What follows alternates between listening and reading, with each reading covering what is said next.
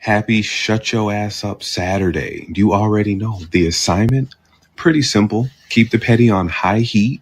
And if somebody starts talking that silly shit, it's shut your ass up. Petty-luya.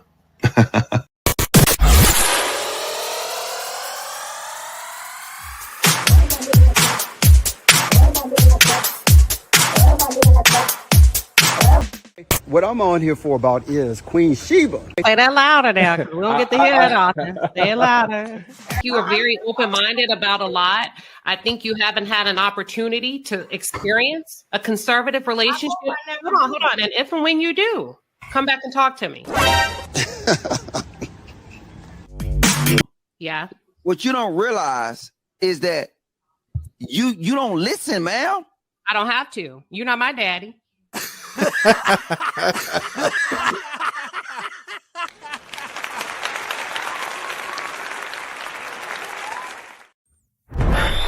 All right, the fellas.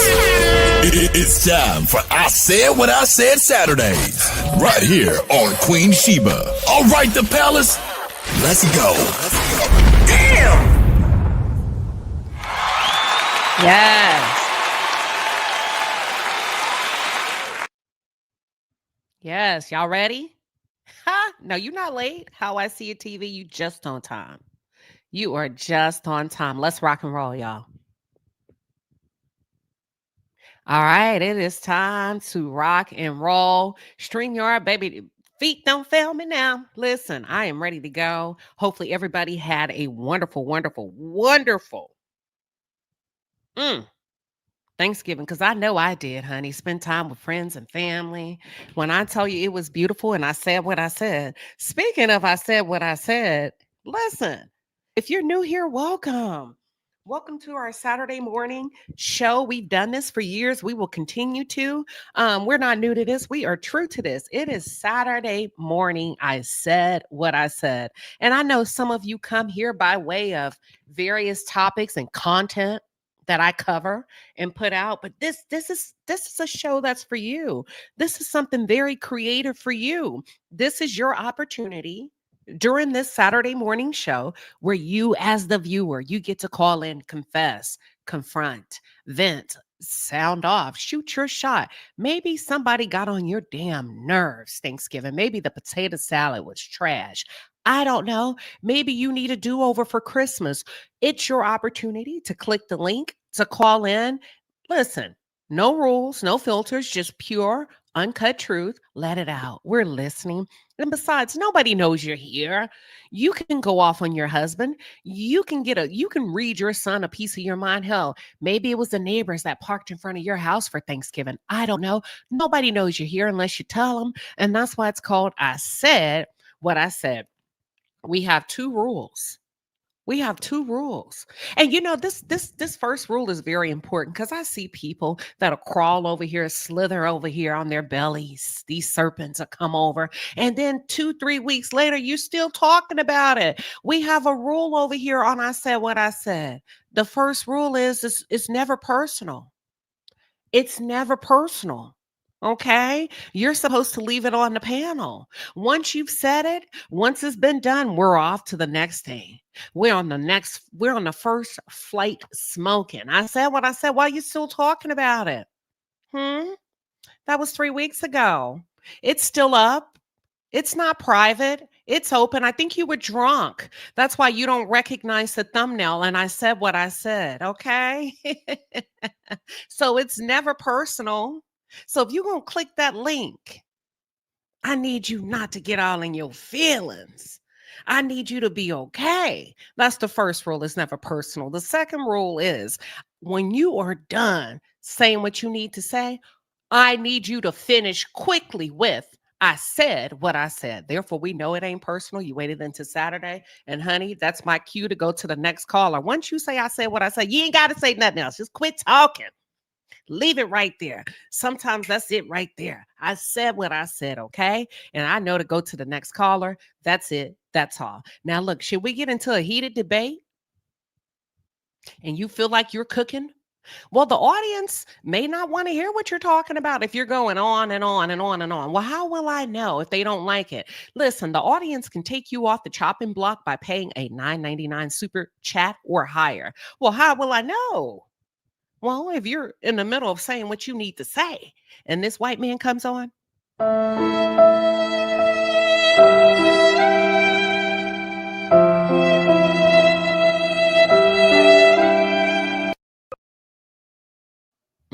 They said what they said. They said what they said. Somebody ain't trying to hear that shit. Okay. And that's fair. But hold on, hold on. You can take them off, but they can put themselves back on. And this is how you put yourself back on. We match energies over here. We match energies over here. You can put yourself back on. And y'all, if they match energy, this is how you know they put themselves back on to finish saying what they need to say. If this white man comes on.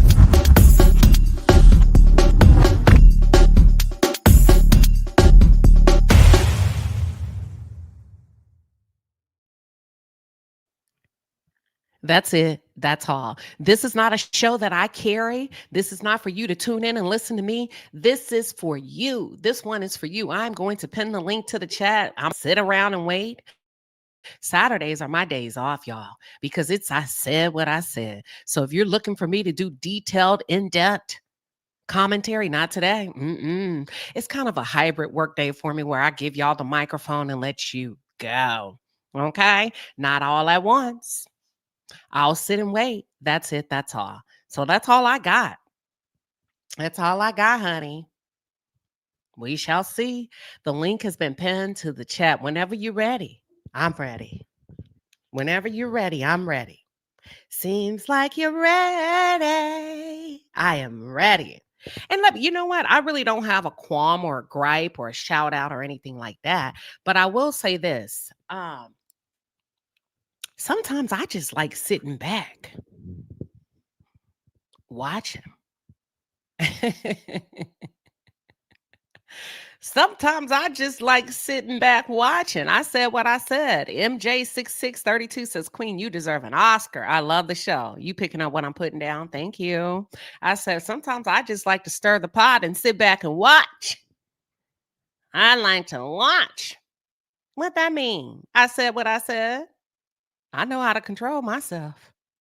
The doors to the palace is now open. This is your opportunity. Maybe you're trying to shoot your shot. Maybe you just need to say something. And it does not have to be about a television show. It doesn't have to be about, listen, it's your moment. It's your time. We got over 300 of you logged in today. Okay? Somebody needs to get it off their chest before the weekend is over. I don't want you carrying anything else until Saturday evening or Saturday afternoon. Get it off your chest. Let it go. In the words of Elsa, let it go. And you can do that now right here in the palace. Okay? That's it. That's all. Yes. How many of you, yes, Mary, you said you'll start a fire. Yes, girl. Yes. Yes, I said what I said. Hey, people are still eating off my plate from 2.5 weeks ago. I don't mind. That's what I do. I'm a creative. I am a creative. People are still eating off my plate. That's what I do. I provide. Where is the content?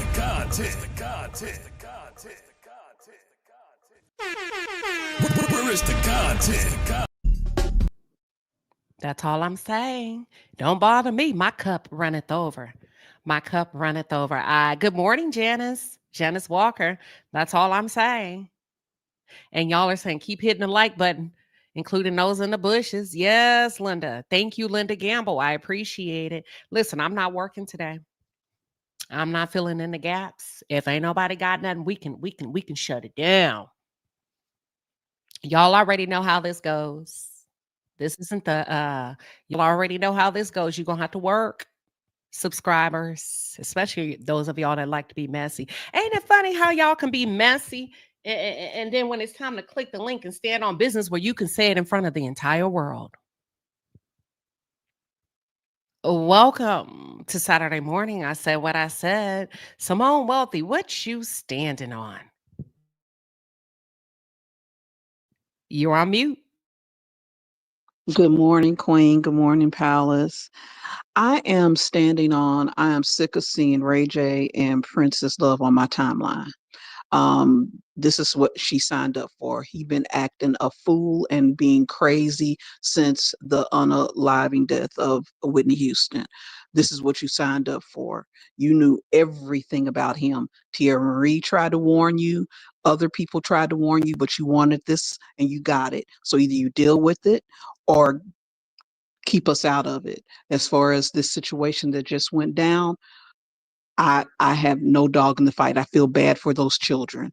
This situation is something that definitely is cause for concern, but leave us out of it. That's all I got to say. I said what I said. I don't care. I don't care. I said what I said. I meant what I said. All right. All right. Ma Mary, welcome to Saturday morning. I said what I said. What you standing on? Hi, Queen. Can you hear me? You got it. Yes, Oh, ma'am. okay. I come up here to talk to my son, Tyrone Jr. I gave you those keys for emergency use only. Emergency mean if you can't get in contact with me, you haven't heard from me, you have a way to come in. Now, I didn't give you those damn keys to walk in here like I'm your woman. You've been walking in here and you've been just not even letting me know you in the house. You scared me in my own house. I'm gonna have to get those keys back. And I'd have said what the hell I'd have said, Tyrone. Thank you.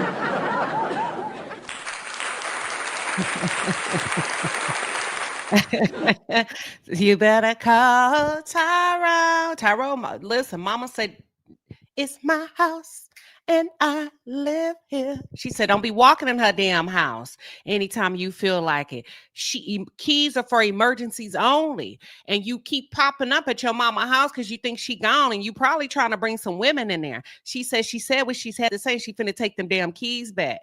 All right, that's Ma Mary. Welcome, Dana, to Saturday morning. I said what I said. Come off mute. What you standing on? Hello, Queen. Hello, chat and mods. This is my first time here. I hope everybody's doing good. I just need to get something off my chest this morning. So my man's going to jail on Monday, you guys, and I'm pissed. And I'm pissed because why couldn't he just do right? This is not the first time that he's had these type of problems. This is not the first time that he's had problems with the law. And I begged him to get to do right, and he just couldn't do right. Now he's going to jail. Now everything for us is getting turned upside down. And you know what? I'm mad. I'm mad that he has caused us this problem. And I just want to say to him, you trifling N-word. Why couldn't you just get it together? Why couldn't you just do the right thing? Now we got to deal with this. Thank you for the headaches. But I'm going to stand by him because I don't know what else to do. Okay. And I said what I said. Thank you, guys. I heard about you. I was waiting on you at the door. Hold on now, Dana. Hold on. Come on back in here. Where Dana I'm here, Queen. I'm here. How long he gonna be locked up? Well, you know, the judge wants him there for 6 months for probation violation on a DUI. It's not his first arrest for a DUI. Mm-hmm. Yeah, you know, other than that, he's a good man. He's a good guy. He really, I promise you he is, but he's struggling with some things and he needs to go to therapy. He really does. Well, It's they hard. said, wait, hold on. Hold on. They say, so you gonna stick beside him? Yeah, I'm gonna stick beside him. I'm not gonna lie to y'all. I need some healing to do. Okay. I got some work to do. So I Well, don't know what else at this point to do you know but to stay you by. can do it by disconnecting, right? Huh? You know you can start your healing journey on your own by disconnecting. I've tried. And I mean, you can't put 2 flat tires on a car and expect it to run and ride. right. Talk about it. Come on. So listen, how long you been with him? We've been together for 4.5 years, going on 5. Mm-hmm. Mm-hmm. It hasn't been easy the whole time. And I'm gonna be honest here. We being honest. I'm not gonna say I didn't notice that, he seemed to be struggling with some things in the beginning. Mm-hmm. But Mm-hmm. I come from a background with an alcoholic father. So I'm probably reliving my childhood, to be honest with you, and I don't know how to get out of it. You choose to not go that route. But look, I said Yeah. what I said, but you ain't got to go that route. You can draw the line in the sand. Yeah. Yeah. You're absolutely You right. need to let that go. Do y'all have cheering together like the old folks say? Y'all got cheering? No kids together. Wait a minute now, Dana. I know. Hell no. What if this is your get out of jail free card? I feel like it is. I Okay, do. what you gonna do? I do feel like it is. I feel like God's opening the door to say, girl, get out. Go. Run. I would run. You already know what that do. You don't know what the running does. You don't know where running would lead. You ain't gotta hold nobody down. That's his mama's job. That's not your husband. Amen. I know that's right. That's not your husband. Do you have a life insurance policy on him? No. See, you ain't even getting them for holding them down. God forbid if the worst were you get what I'm saying? Right. There's no investment Yeah. in it. None. There's nothing that comes out of that for you. Nothing. So listen, hang out in the chat. I want you to think about it. Okay. I want you to think about it. But you said what you said. I appreciate you coming up. Thank you. Thank you so much. I'll hang out. Okay. She's gonna drop down in the chat. That's Dana. Thank you, Dana. Welcome to Saturday morning. I said what I said. Tea talk with your girl. What you standing on? Hey, good morning, Queen. Listen, I wasn't even coming up here. Dana done dragged me out the damn bushes, okay? Dana, as I'm sitting here right now, I'm dealing with the same thing, and I'm gonna tell you right now that that's just what Queen Sheba said. Your goddamn get out of jail free card. So go, don't look back, and keep the fuck going. I said what I said. That's it. I don't want to talk about it. you just said I'm gonna talk about it. I get angry. I don't want to. All right, Dana, you got experience whispering to you. God said go. And then you got experience that came up here. Tea talk with your girl said, listen, been there, done that. This is your get out of jail free card. Run. Order crab legs on Monday.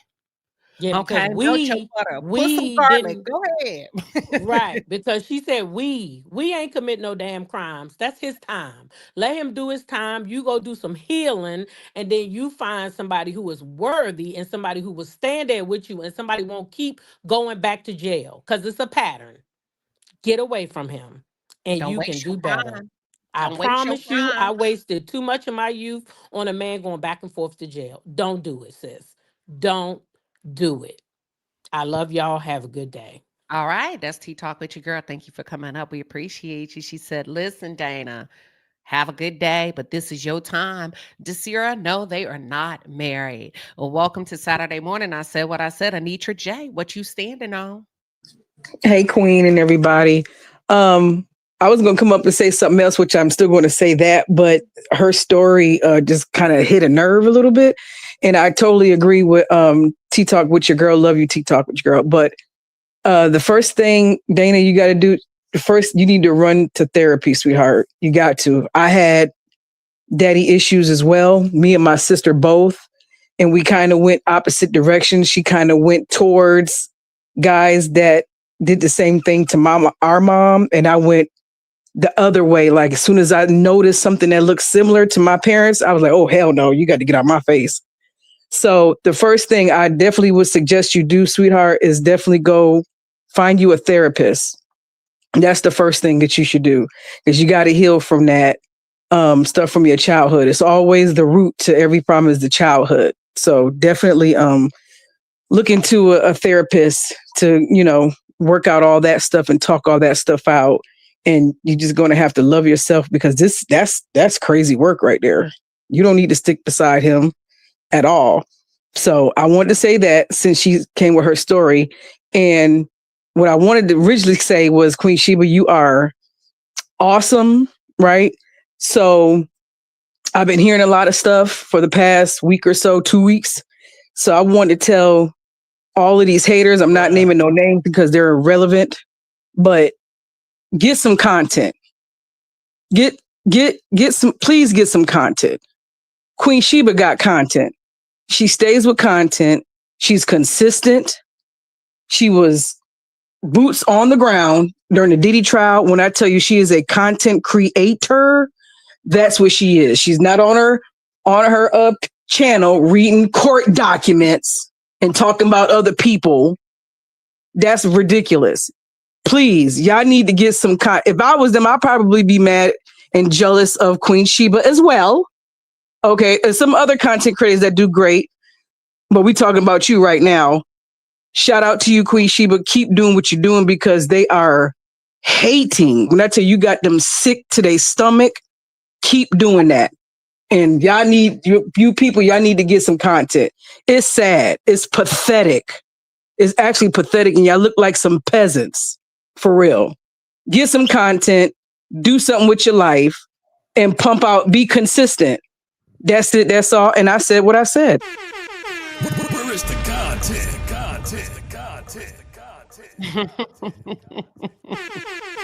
Where is the content? Speaking of content, let's get into it. That's Anitra J. She said, where is the content? I don't know, because I just be focused on mine. That's all I can do. You know what I'm saying? But I will say this, since we are talking about content and being boots on the ground, this is what we're about to do. You see the Cash App. Let's fund the trial. I got a call the other day. Look at Thanksgiving Day. Watch this. I got a call the other day from an individual that have worked with major media outlets and said, listen, I enjoyed covering the Diddy trial for you. Not for you, with you. I need you to come down. I need you to come back to New York. Watch this. That's why I don't go back and forth with nobody. Listen, I need you to come back to New York January 9th. We think you would do a great job covering this Luigi Mangione trial. Y'all, this is what we're going to do. Why they paying for the flight? Because New York is a lot. But listen, if you can go ahead, if y'all want to see me go, I need y'all's help. I need to raise money to be boots on the ground in January in New York for the Luigi, that healthcare trial. I just need lodging.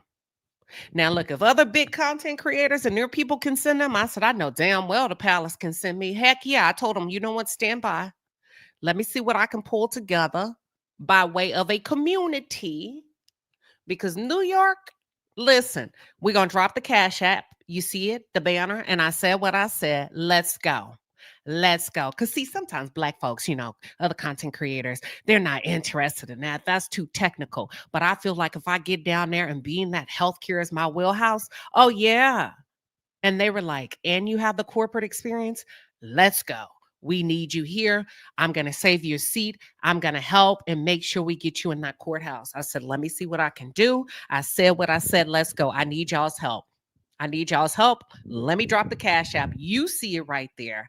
Listen, we need to get the lodging for at least a week to start off with. I don't know how long the trial is going to go. Okay. But if you can help your girl get there, I am there. And I said what I said. Welcome to Saturday morning. I said what I said. Trey, what you standing on? Yes, I just had a quick honest moment that I need to have with all the Black and white and all colors, men and women. If you're going to be a man of your word, be a man of your word. If you're going to be a woman of your word, be a woman of your word. Stand on what you say you're going to do. If you can't do it, let somebody know in advance. And if you can't do it, shut the fuck up when somebody else gets it done. And I said what I said.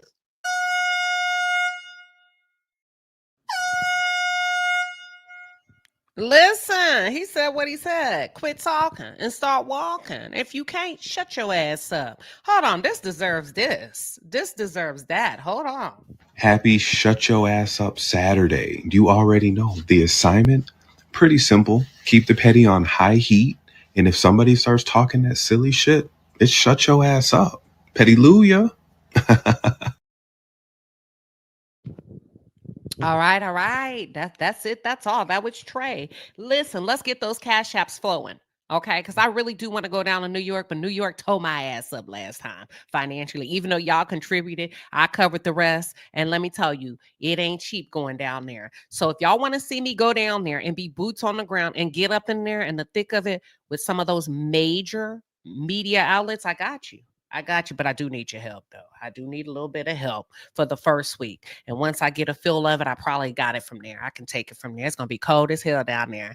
Y'all know these Texas girls ain't ready for that kind of cold. That's another reason I said, hold on, let me think about it. Let me see what kind of jacket I will need. Let me see what kind of gloves. Because I'm not used to that kind of cold weather. Hold on now. Woo, that's gonna require a little bit of effort. Let me see. But listen, y'all, come on, black people. Y'all got to start showing up for us as content creators that are really out. You get what I'm saying? Because I see other platforms don't just eat, contribute to the cause. And I have no problem saying that. Y'all have been over here consistently with me year after year after year. Typically, when we take up something, it's for somebody else. But I really want to go to New York. But I need to make sure I'm straight. You know what I'm saying? That's it. That's all. Dana, did you have anything to say real quick before we jump and move on? Yes, thank you. I just want to say thank you to the people that came up with the encouraging words. It really means a lot. It really means a lot. I've been dealing with this for a long time and it's real tough. And I don't know where to turn sometimes. So hearing the accounts from you guys and telling, sharing you what you've been through, it really is going to help me to make a better decision so I can get my life back. So thank y'all so much. And everybody have a good rest of your Saturday. All right. Well, thank you for coming up. Thank you. And Dana, thank all of you from just just putting that positivity out there. Yes, I do have PayPal. Give me 1 second. I'll get that up on the screen as well. Listen, give me 1 second. Hold on.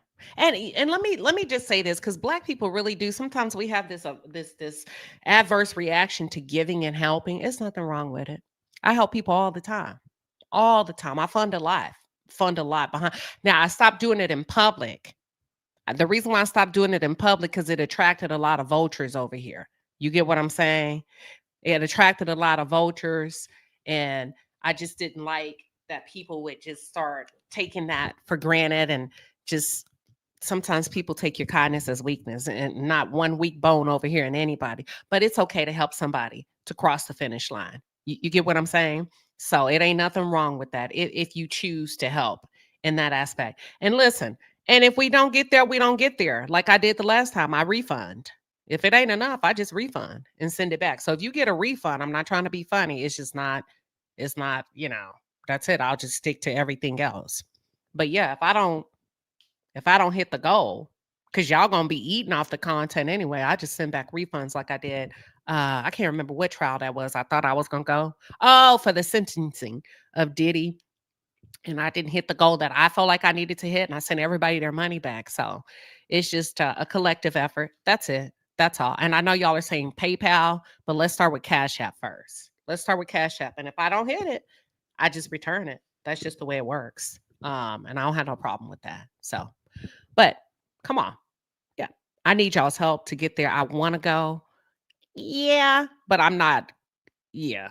New York. Yeah. And then you have to eat out every freaking day in New York. Yeah. ML said, we are our sister's keeper.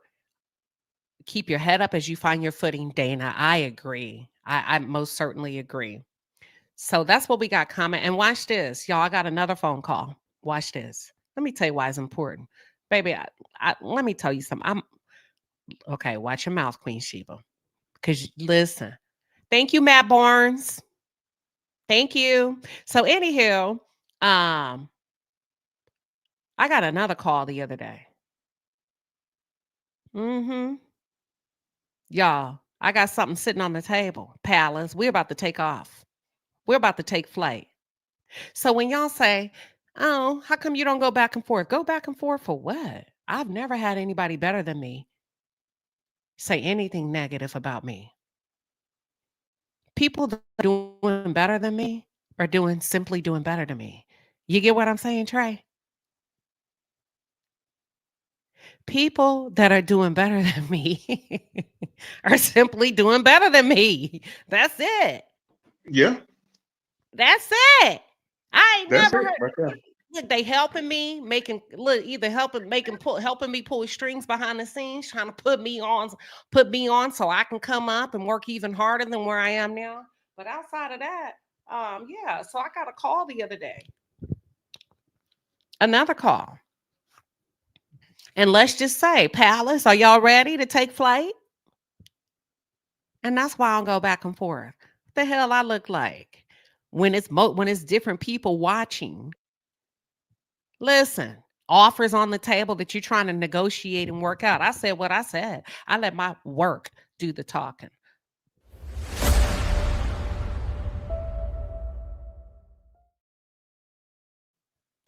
That's it. That's all. Hi, Welcome. Queen. Hey, welcome to Saturday morning. Hey, I said what I said. What you standing on? I just had to call. I came in late, and I always rewind it a little bit because I'd be like, "Oh, child, I need to know what's going on." Okay, if I get in a conversation, but I heard Sister Dana. Okay, I'm gonna call her Sister Dana. And I said I have to call and tell her because I know that she's probably older than me, which is beside the point. But this literally happened to me, and I lost my whole 20s because I was with my quote unquote first love, and this Negro was in prison for 10 years. Okay, 10 years. Oh man, I wrote thousands of letters. I went every single weekend with his mama, with his sister. Oh, it was just all grand. He came home. You would think everything would be great. I went to pick him up. It was all good. We had 2 houses, had a whole plan, everything. Do you know this Nick Nog left me after 10 months for a mail order bride from Iceland? I said, Lord Jesus. I didn't even know that was a real. But I had no other older women in my life that had even told me that. I know now because I'm 40, but at the time when I'm 20, I'm like, oh yeah, it's cool. You know, he in there, whatever, we in love, yada, yada, yada. Nobody ever told me. And it was the biggest waste of my time. And when I looked up and I was 31, I said, man, I could have got married twice. I had gotten proposed to during the course of the time when he was in there. And I was like, oh, whatever, you know, I ain't worried about it because my man locked up. My man, he loved me. Da, da, da, da, da. One of the biggest mistakes that I can say, honestly, that I made in my life, whether I knew or not. But that literally happened to me, and it broke my heart once I realized it, like, got older and understood different things. Like, I was like, dang, I cheated myself, even though I didn't know. Man, I cheated myself in my whole 20s, literally 10 years. And he left me after 10 months. We didn't have an argument or anything. He literally walked in one day. He had bags, and I was like, hey, what's up? He used to go shopping a lot, so I didn't think anything because he had bags. No, he was bringing my bags from our other house to say, hey, I'm good. I don't think I'm going to do this. And I was just looking. I just kind of spaced out. He said, you don't have anything to say? I said, if what I've done up until this point didn't say enough, absolutely not. I don't have anything to say. I wish you the best and whatever. And like a week later, I saw that he was online with a young lady who was from Iceland, came over with a baby and all this. It was just terrible situation. But now he's all fat and out of shape and doing terrible in life. So, you know, it does circle back, right? But at the end of the day, as a woman, as a woman, I'm like, man, sorry. But he's not doing well in life, but that's on him and his choices. But at the end of the day, no, I was like, my God, if I could rewind time, that is one thing that I wish I would have never done. I lost my whole 20s. And I'm talking beautiful body, job, educated, degree. What? Oh, Can you Lord. sign seal it and Ma'am? deliver it? Can you sign it, seal it, and deliver it? Oh, yeah, I said what I said. Period. I said You what I have said. to be patient. You don't gotta make no moves. You ain't playing checkers, you playing chess.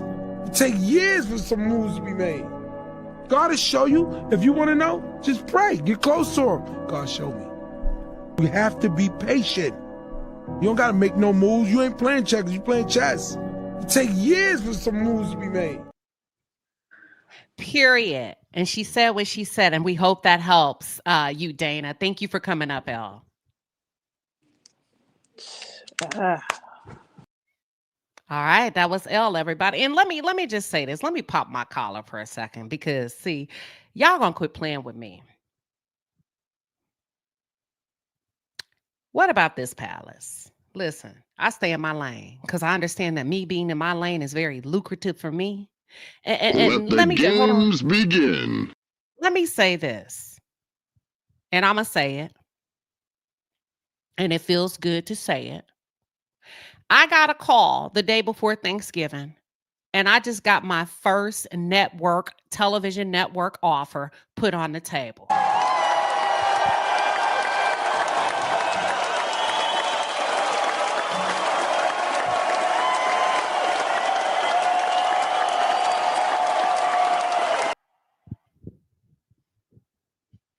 So I ain't got time.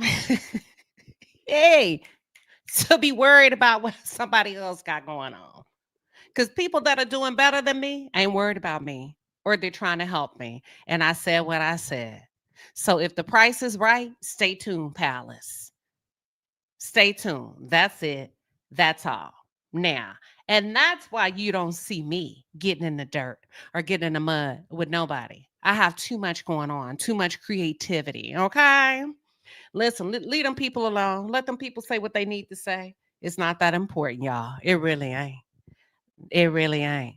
So that's it. That's all. And like I said, working behind the scenes. Thank you, Belinda. Say glory to be. But everything has to be in decency and in order. So if the price is right, we'll move forward. And if not, you keep shopping around. So thank you to the person that's working on my behalf. Yes. I appreciate the people that sees us over here. They know what's up in this community. And I told you when I'm working, I'm always looking for somebody to work with, whether I like you or not. You see what I'm saying? I can work with anybody. But yeah, they're watching. Network offer. Thank you. That's it. And I said what I said in my Steve Urkel voice. That's it. That's all. That's it. That's all. But I'm still need to do what I need to do no matter what's in front of me. And I do want to go to New York, but we just got to make sure we iron that out. So if you can, let's start with Cash Apps, with those donations. If you need my PayPal, inbox me behind the scenes. Elle says, thank you all for listening. I don't even share that story anymore because it was hurtful, but I had to tell Dana. Dana, don't do it. Please don't do it. And that's all we got. That's all we got. The easy way. So the palace is moving on up like Wheezy and George. That's it. That's all. Now, so when you wonder why I don't get out, I don't have to defend nothing. I don't have to say shit because the right people know. If you know, you know. If you don't, you don't. Okay? That's it. That's all. Now, are y'all ready to move on? Are y'all ready to move on?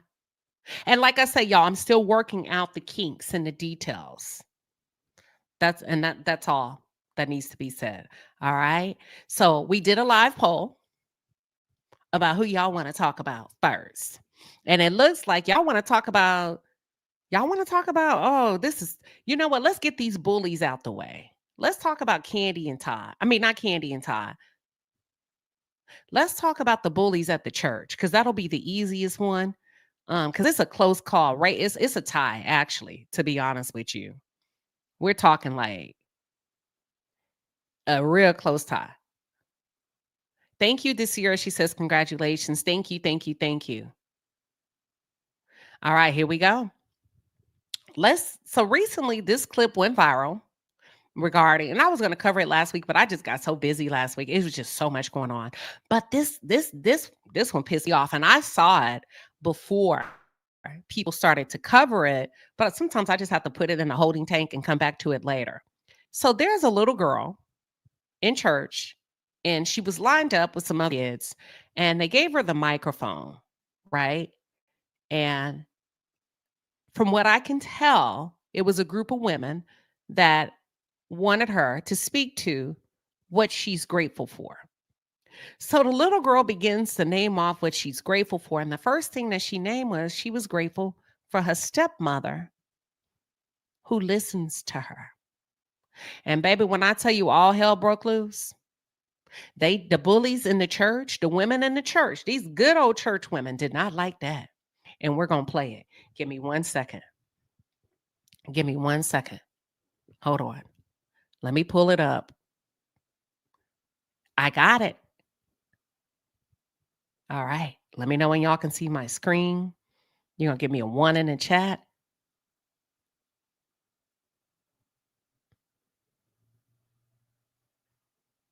I may have to clean out my StreamYard. I think I got too many videos saved on here. And as a result, sometimes it runs a little bit slower than what I needed to. I can see it. Oh, okay. Perfect. Thank you, Trey. Mm-hmm. All right, let's take some of this off. Okay, overlay. Hold on. What is it doing? Okay, here we go. Let's see. No, we can see the screen. Okay, here we go.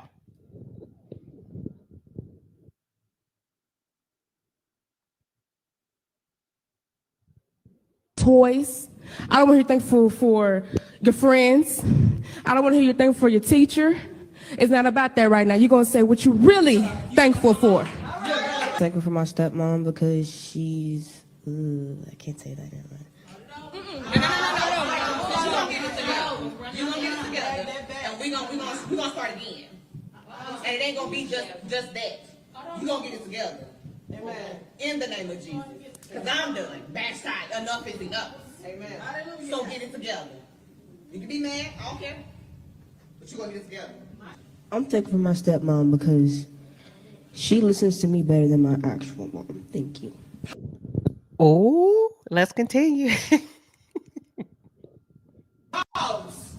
No, pause that. Pause that. No. Right now, in the name of Jesus, I speak to the enemy that's trying to rule and reign in you. The enemy. Right now, open the door. Open the door. See what you will not. Toys.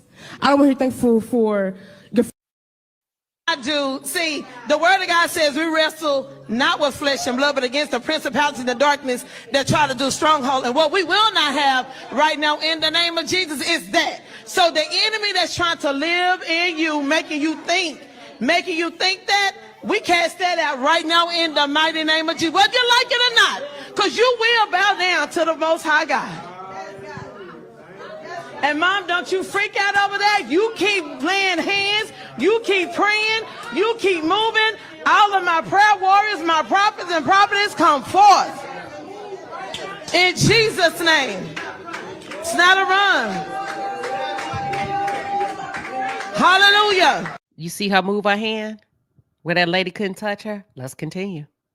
Hallelujah. In the name of Jesus. We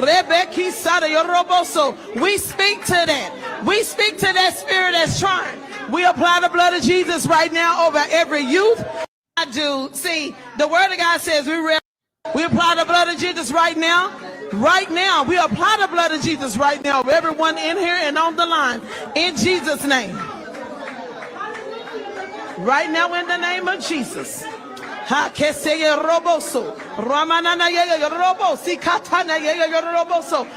you hold your head up. You do everything that the Father has instructed you to do about your child. I don't care what it look like. I don't care what it sound like. But you are going to do what the... We apply the blood of Jesus right now. Right now. We apply the blood of Jesus right now. Everyone in here and on the line. Yeah. In Jesus' name. Hold on. Right now, y'all, hold on. This thing. This was a mess. This was a hot, funky, nasty, weaponized, religious, spiritual mess. The little girl expressed gratitude for her stepmom who listens to her. The mother said, oh, we not doing that. You gonna name some. First of all, it started off wrong with whomever the other lady is, depicting and telling children, you can't say your friends, you can't say this, you can't say, you gonna give us something. Ma'am, you can't play God. You can't play God. They are children. They are going to be thankful for their friends. But the spirit, y'all, what they did to that little girl, I don't know. Maybe I'm off. Trey, what's your thoughts?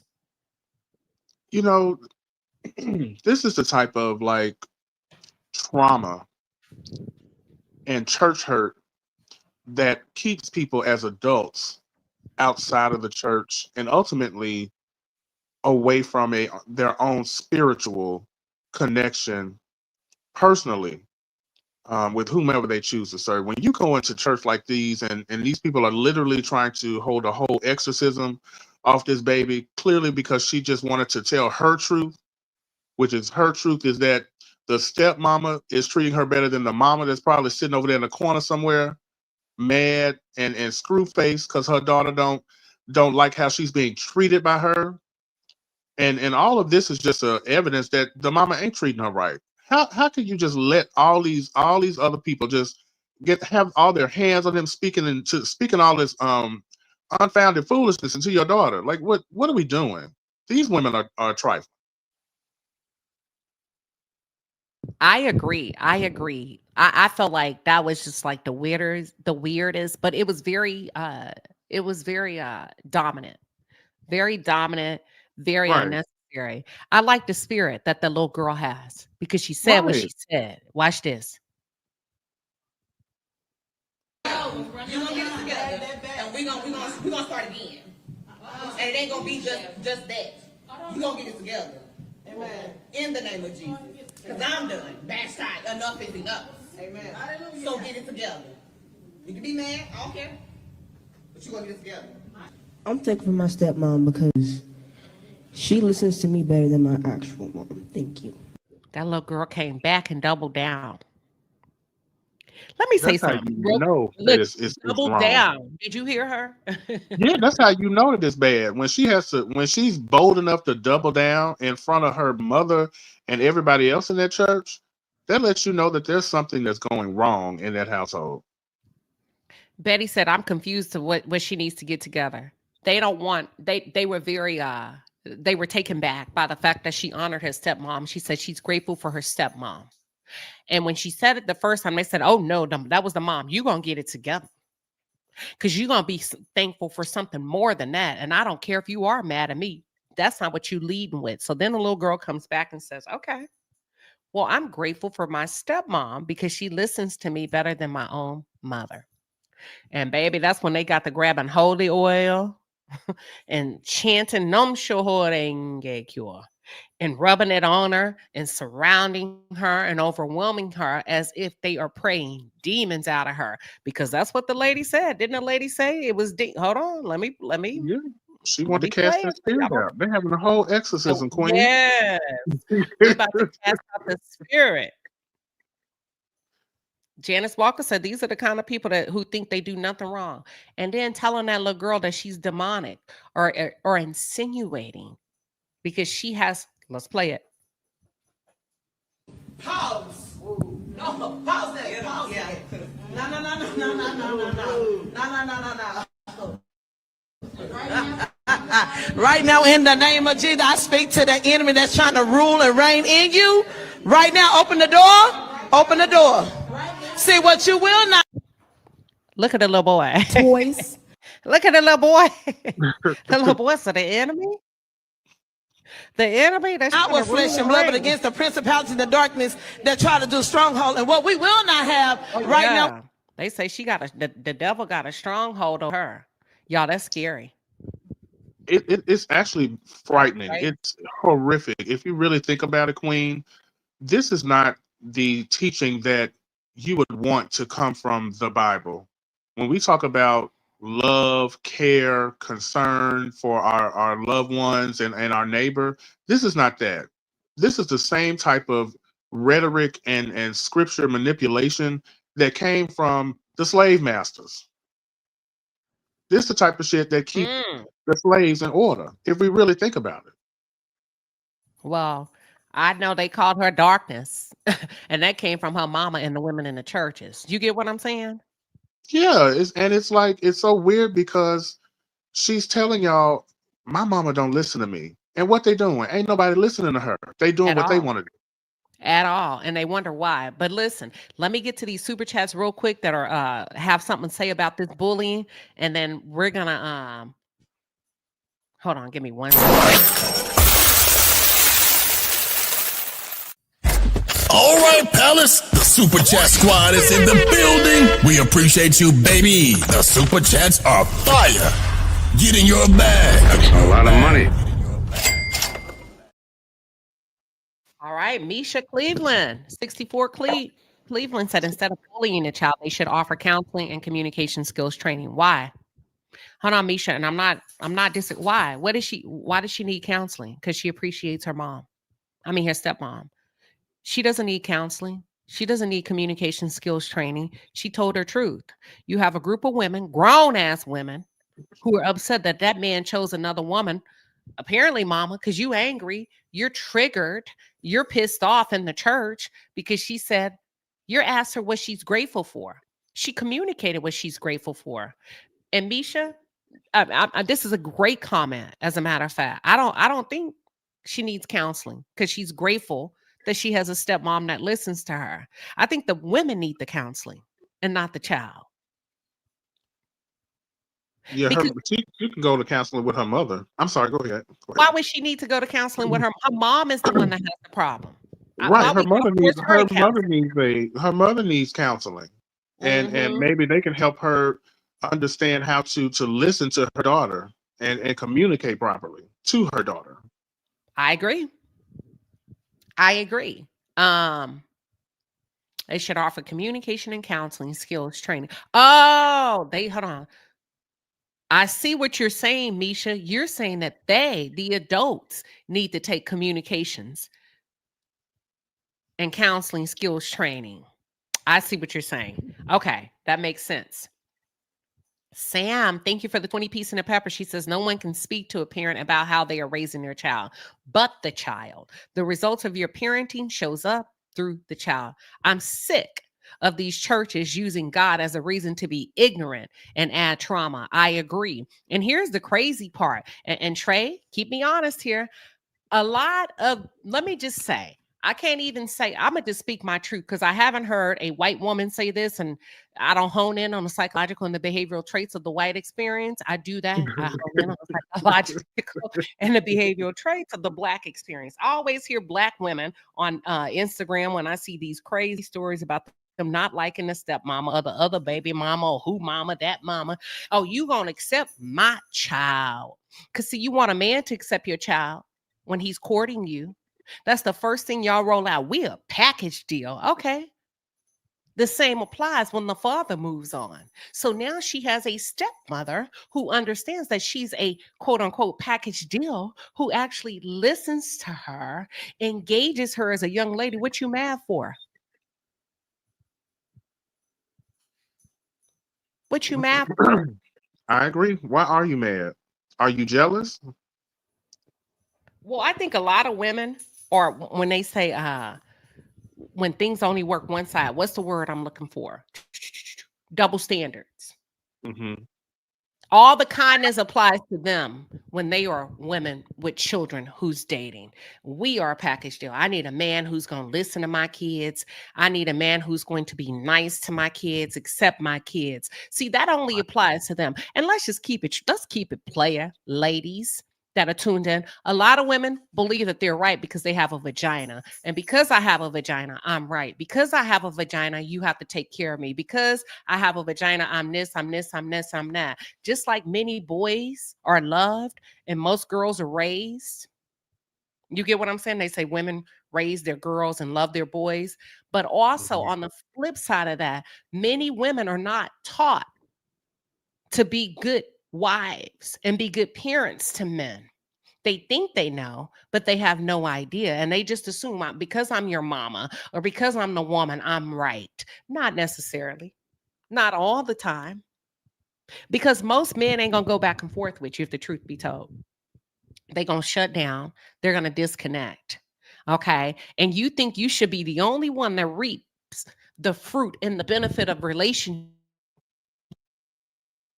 That she's expressing gratitude for having a healthy connection with her father and her stepmother, you pissed off in the church. Ain't that what you want? Isn't that what you would want if you got married? Why are you mad because he moved on first? Would you be mad if you had a man in your life that was loving you and your children? Would it even be a problem? Which leads me to believe you out there by yourself. I mean, And that man, Queen, I agree. Can we take a step further? Because sure. I'm not a woman, but I would have to imagine that it hurts like hell if my man left me, and not only did he leave, the woman that he's with now, that he married, is coming off as a better person or individual to my daughter. Mm-hmm. So now I'm sitting over here like, well, damn. But at the same time, is it right for me to lay out my frustrations about that on my daughter? No, and a lot of women are hard-headed. They're not going to listen anyway Right, because they're just not going to listen. You get what I'm saying?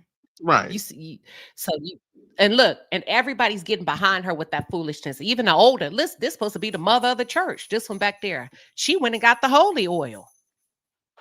The wisest woman in the church got the oil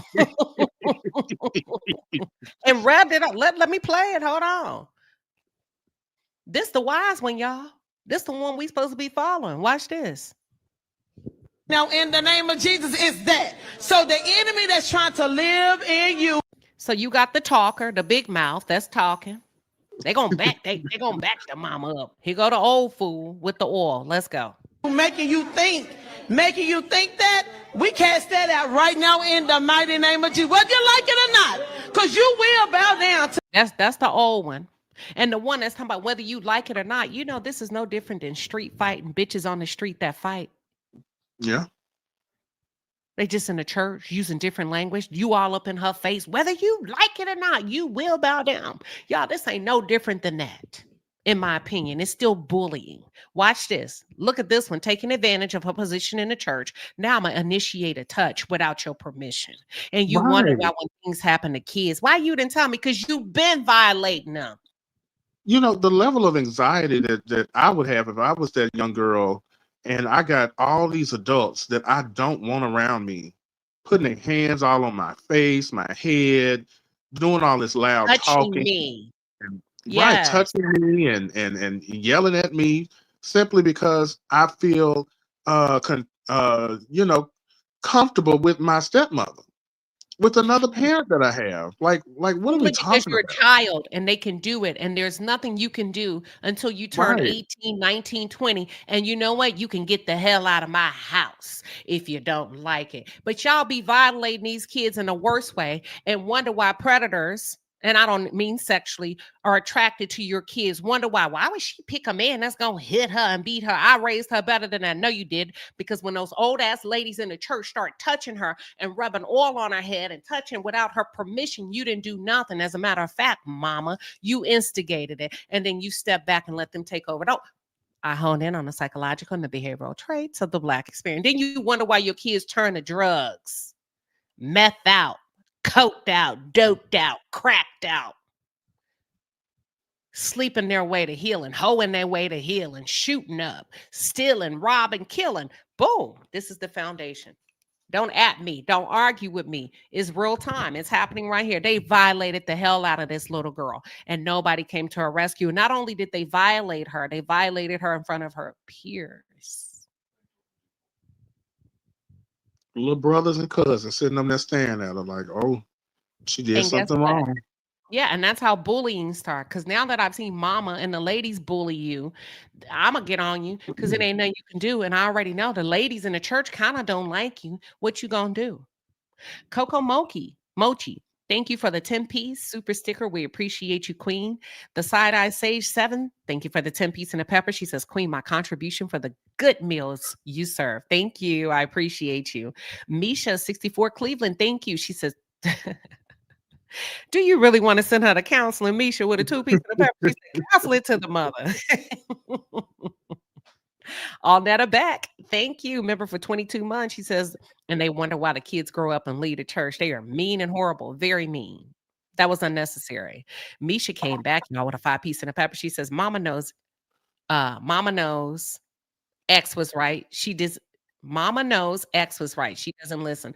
Mom had already told these women what was going on. I don't know. That's just crazy how they picked on that little girl. You know what I'm saying? Yeah. And I slightly agree. And I really want to say, I just feel like there's a high probability that all of these other women that's praying or got their hands on her, this church of women, they have all more than likely felt that same type of hurt or felt like they have, as far as not the young girl, but the mama. It's a bunch of groupthink. Some I man that agree. did them wrong, and now they've turned to doing this type of stuff in the I church. agree. I agree. And let's see. Let me read this one. Hold on. Side eye sage is 7. Side eye, come back up, wisdom. You got to be more patient. Okay. So the side eye sage 7 came back with a 5-piece and a pepper. She says, I am worried about the mental health of that baby. She will never forget this trauma ever. Well, see, this is how mother and daughters get into a place where they don't like you. Where they don't like you. Where your kids don't like you. That's all I'm going to say. Wisdom, you're more than welcome to come back up before we go to the next topic. Listen, if you click the link, y'all, you got to be patient. You got to be patient. All right. I'll give it 5. Abandonment is real in our community. I don't know if it's abandonment. I'm going to say disrespect. Black people love bullying. Black people love to bully. When it comes to bullying, they get a kick out of it. And it's some of the most wicked, evil behavior, very dangerous behavior.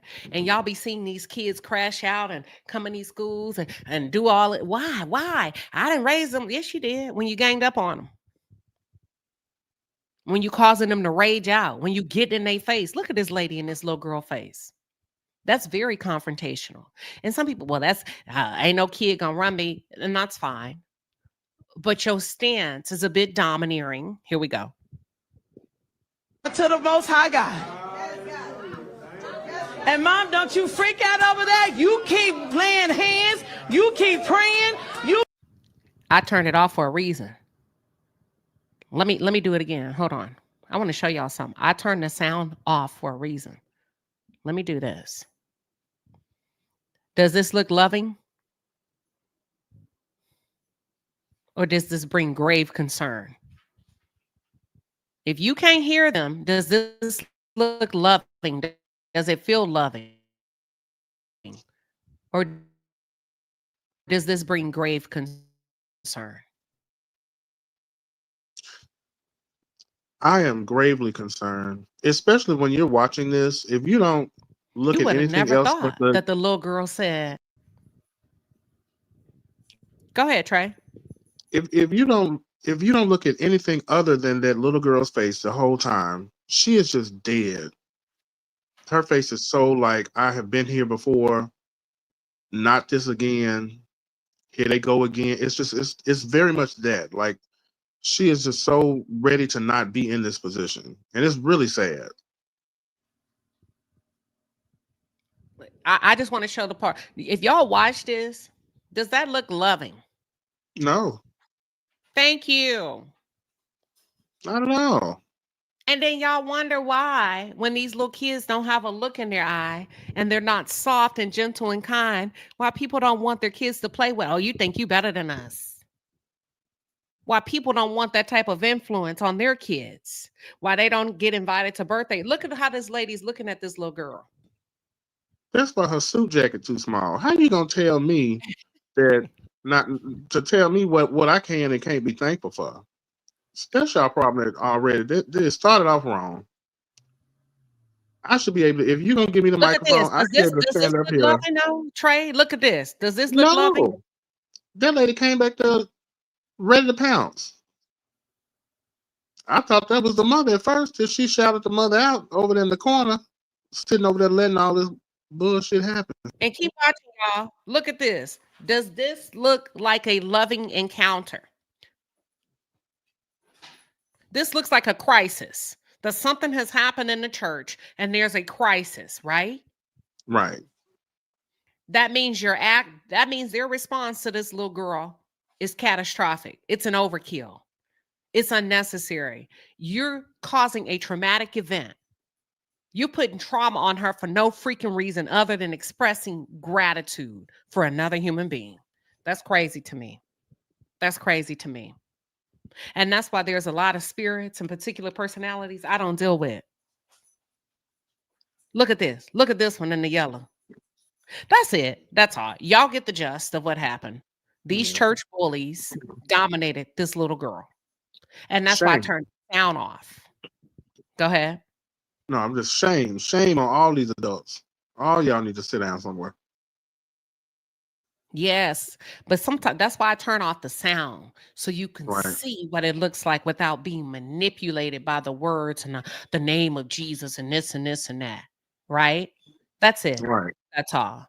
But I do want to show y'all something. Give me 1 second. Hold on. Hold on. So next we're going to go to hold on, give me 1 second. Let me put on my thumbnail until I can get all. Well, yeah, let me put on my thumbnail until I can get everything I need. Well, actually, we're going to get to Kandi and Todd. Y'all said get to Kandi and Todd. Y'all, look at this.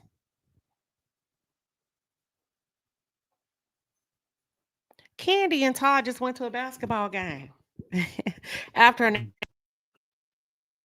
filing for divorce after 11 years of marriage.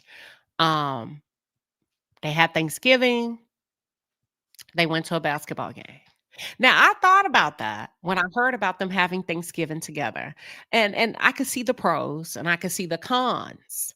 And technically, the con is still a pro. I can see the pro and I can see the pro.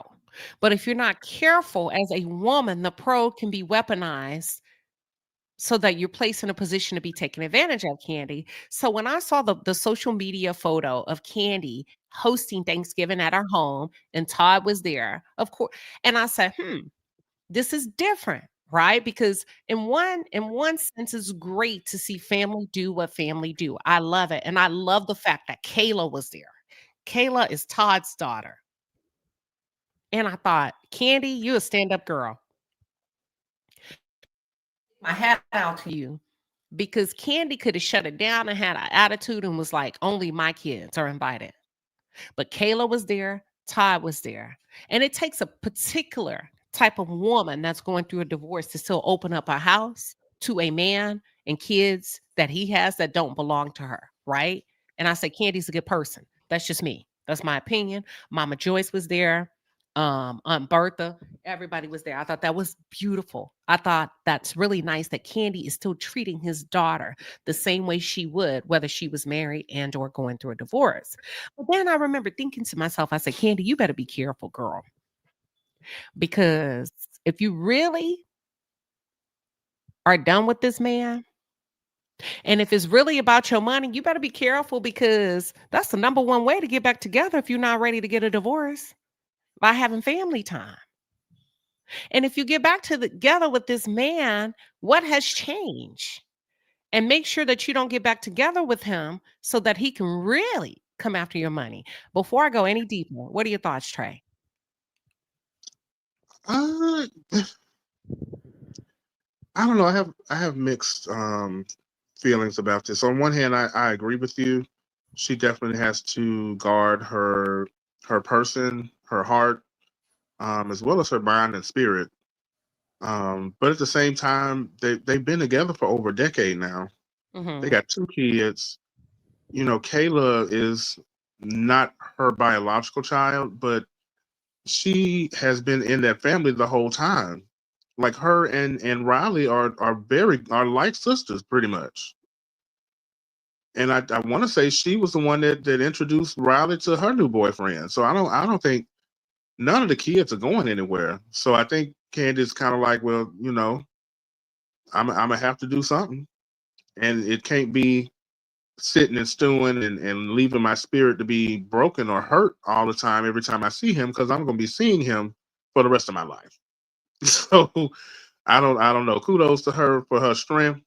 Okay. Maybe she's finding a way to maybe she's found a way to understand that this is going to still be a for life situation, whether or not it's on paper or they sleeping in the bed together. They still gonna be around each other for life.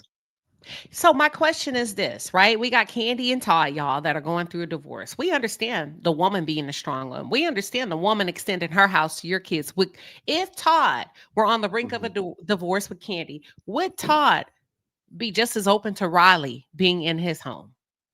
For those of you in the chat, would he welcome her with open arms? Because I mean, women, a good woman is going to be a good woman no matter what. A good woman is going to allow that's how women get ran over. And that's why Kandi's in the position that she is. And initially I was sad, like I said, when they announced divorce, because I really, it seems like they have a lot going, but I'm not in that marriage. But then when you are reminded at the lack of thought and some of the disrespect that he's publicly displayed. And listen, we played those clips about him hitting and knocking her friends off that they got a divorce. My nigga, no, you cannot be speaking like that.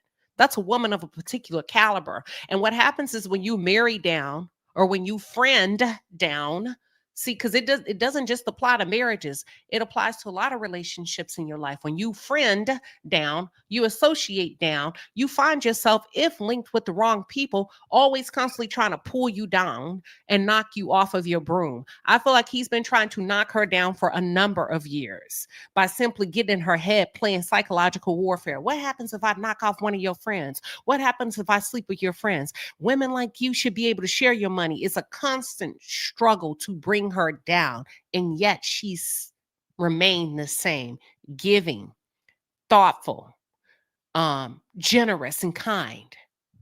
But what about him? What's his responsibility? Because according to the reports, he left her house a little bit early. You get what I'm saying? With his kids still there. So where in the hell did you go? You get what I'm saying, Trey? I understand what you're saying. He went wherever he was wanting to go. I can tell you that much. Probably some other family dinner. Okay, After the so strip you think he club. got something on the side? Probably went to the strip club, something like that, Or he may be hurting. I don't know. I don't know Todd like that. But I do agree with you, though. When you are someone of a certain status and you decide to date, marry, or friend down, psychologically, that kind of puts you in that same status as the person that you're around. Okay. So it may be like you may think, or factually you may be above them in certain aspects, but once you go down there with the pigs, you might as well be a pig too, because you're gonna have dirt and mud all over your ass. So it's kind of one of those situations. So I don't know. Todd and Kandi's relationship, to me, it always spoke to like a power couple thing, not necessarily on her end, but on his end. He just always gave me, I want to be a power couple, but I need what you have in order to create that power couple for the both of us. Is that the worst thing in the world? No. Is it like true love? I'm not sure. I think it was a marriage of convenience. Like Kandi said, and I had a clip. I need to go find my damn clips. What Kandi said, and she was kind of upset, right? As she and Todd were kind of going back and forth. I always feel like he keeps her in this steady state of panic. Not all the time, but right when things are like good, he challenges the finances. He challenges the projects. And I had a clip, and I need to find it, where she's saying, don't say you do stuff for me when you're getting paid for it and I'm helping to pay for it. You're not doing it for me if you're getting paid from putting together a play. That's not for me. That's not for me if my money goes into it. You're not doing that for me. You're doing it for you. You get what I'm saying? Oh yeah, I understand. I think with that, it also kind of comes into the psychological of him being the first man that she had been with for years. Because I want to say in one of those lives, she admitted that, he was the first guy that she had been around or had sex with or anything like that for at least half a decade. Well, she had AJ before him. Right. But what I'm saying is before him, there was a very long period of time before she dated anyone or had sex with anyone or anything of that nature, from what she said. Okay. So I think when he, Todd being that New York opportunist as he is, I think once he figured out that he was able to get in, it was just, it was his show from there. Okay. If that makes Misha sense. says, neither one of them love the other more. I'm gonna say I disagree. But let's take a look. I want to take a look at when Kandi and Todd got married, and they almost didn't get married because the prenup, almost, I think it's either the day before the wedding or the night before the wedding, Todd had yet to sign the prenup. And then we're going to talk about it. Let's showcase it. Here we go. Give me 1 second. Hold on. Oh, if I can get to it.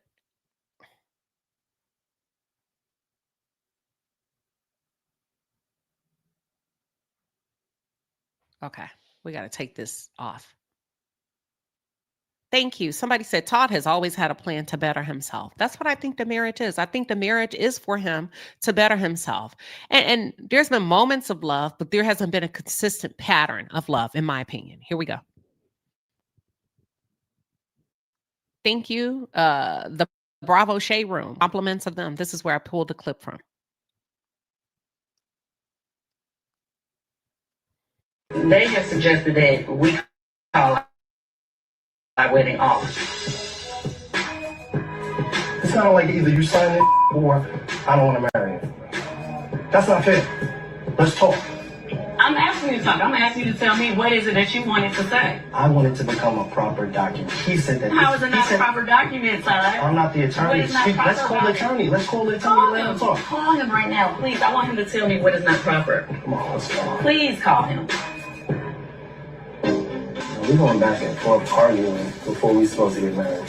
Exactly, because we're not going to get married if we don't have no prenup. And we sit up here arguing about that. I don't even understand why we're arguing, because if you work, I work.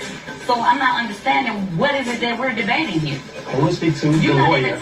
You ain't even telling me what it is that he feel like you should get there, because when I look at his notes, he's talking about you doing all this work for me. And it's like, you ain't worked on that for me, but stuff that you're also getting a percentage. They have suggested that stuff that you're also getting a percentage of. So it's not like you just working for me. I don't think that's. Ooh, I love it. She's saying, wait a minute, because you telling me that this is not a proper document. This prenup isn't proper, but you can't name off what your qualms are. You're trying to get an attorney on the phone, but his concerns are not what you're reciting. It seems like y'all aren't on the same page. Your attorney is saying that you've done all of this work for me. She said, how is it that that's for me when you get a percentage of it? You're being paid. How are you doing work for me that you're receiving pay for, Trey? Business relationship. This is what this is, with a little sex in the middle. And, this is all I see. And this is why Kandi allowed Mama Joyce to rain hell on Todd. This is exactly why. She needed Mama Joyce. What about? Mm-hmm. Go ahead. No, you good. What about him saying, or quote his attorney saying, my client has done a lot of work for you, but now Kandi saying, no, you getting paid for that. He's citing that he's doing things for her that he's actually getting paid for. What are your thoughts on that? It's once again, Todd is an opportunist. And this was the beginning, or what we saw from the start, as far as him trying to weasel his way into this marriage and make sure that he had some type of standing as to when they divorced.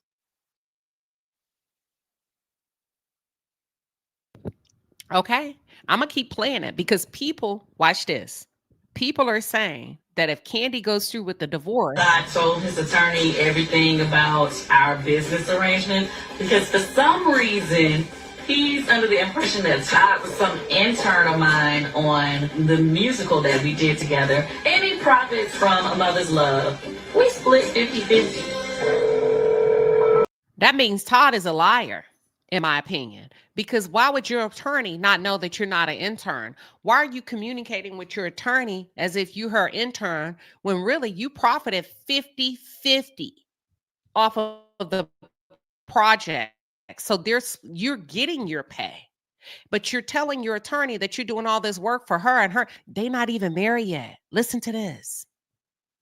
Y'all, do y'all not see? Mama Joyce may have had a point. I know she was rude about it. Her delivery was shit. It was horrible, right? But at the same time, this man that Kandi's only, how long did they date? 3 years? 2 years? Yeah, I think it was like 2. How long did they date? It wasn't 3 that years? long. Yeah, it's about 2, It 2.5. long. And he's already reaping 50% of the proceeds from things that she's doing. Trina says at least he had a legal job. He did. Okay. Yes, he did. He was a production assistant at first. But then he started to depend on her brand and her likeness to generate more revenue. That's it. Okay, Theme said, but remember, marriage is a financial institution. They weren't married yet. And he's already reaping 50% of her brand. They weren't married here. They were dating. But not only I'm was gonna let he that marinate reaping because that 50%, he was also with this foolishness, with this prenup, trying to set up his future. Almost as if he was going in it knowing that it wasn't going to last. I agree. And and was already getting paid for. Y'all, let me tell you, quit playing with me. Y'all in these comments shucking and jiving. Quit playing with me. Because some of you got boyfriends right now you wouldn't give 50% of your t-shirt sales to. Quit playing with me. Even if he said, why don't you make this color green and not pink? And and green was a hit. Are you going to give him 50%? Hell no. Some of you got cupcakes that you sell and you bake. And he said, oh, have you ever thought about a lemon? Oh, I ain't never tried. No, not really. And lemon is a hit. Are you giving him 50%? Because he said do a lemon flavored cupcake. And then you sold $1,500 worth of cupcakes last Saturday. You finna give him half of 15? No. Because you just thought he was giving you an idea because what? He loved you. He wanted to see you. Ooh, if this cupcake blow up, if this daycare blow up, or if she, whatever, she gonna have to give me 50% of that. Let's see, when we take it from a big number to a smaller number, it makes more sense. So I have to bring it down to make it more relevant to your day-to-day life. Then you'd be like, oh yeah, you right. Shit. Yeah. I didn't know you were giving me ideas because you wanted 50% of my output. Now, does that sound opportunistic? It does. Thank you. Thank And you. yes, I understand, and I think we all can agree that marriage is a financial institution as well.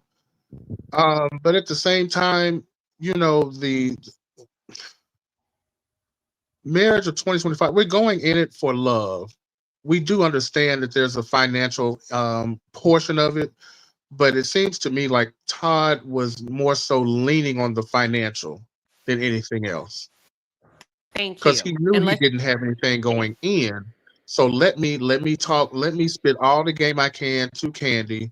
So when I get in this, I can use all of her ends and her capital to put up all these failed restaurants, these shows that maybe had a season or two, a few movies here and there on the side. Let me do everything that I want to do in my career rather than in my marriage. Yeah, I'm gonna give you a few kids. We can chill, we can hang, we can have a little girlfriend on the side for both of us to share. We can do all of that freaky stuff that we don't have to tell nobody about. But I'm in it here for the money. and the capital gain that I can get for myself. Thames 308 said all marriages are not premised or premised on love. Let us be real, and they're not. As long as we both have a meeting of the mind, as long as we both have that understanding. They both did not have that understanding. You can clearly see there's a disconnect the day of the wedding or the night before the wedding. I think this was like the whatever, right? There was a clear disconnect. He's taking note from day one. He came in accepting 50-50. 50-50 while he was a boyfriend. Shit. Damn. Hold up, bro. Let me see. Look, Trey. I ain't too far. Look, you know that's predatory. It is. And I don't blame Mama Joyce for nothing. You keep your foot on his neck, Mama Joyce, from day one. Uh-oh. Here we go.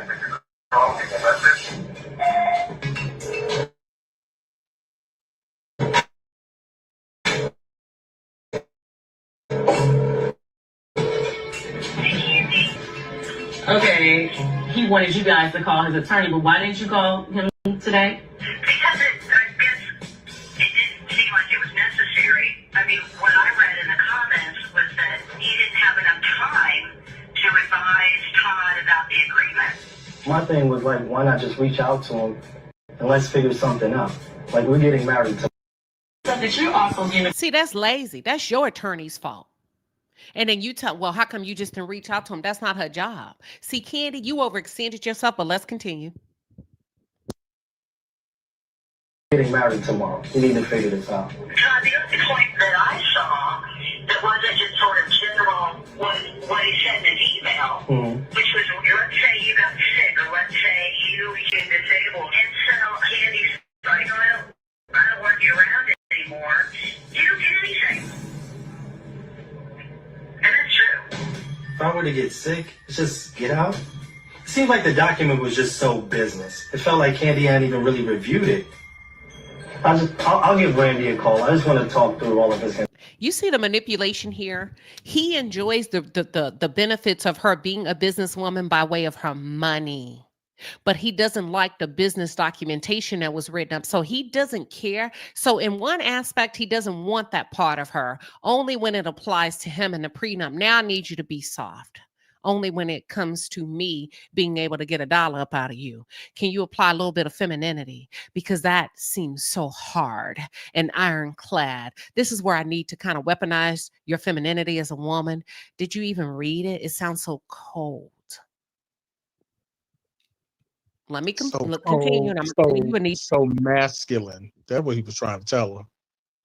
What he's saying that the prenup, yeah. Yeah. It's very cold. It's very strong, very masculine. That's what he was low key trying to tell her.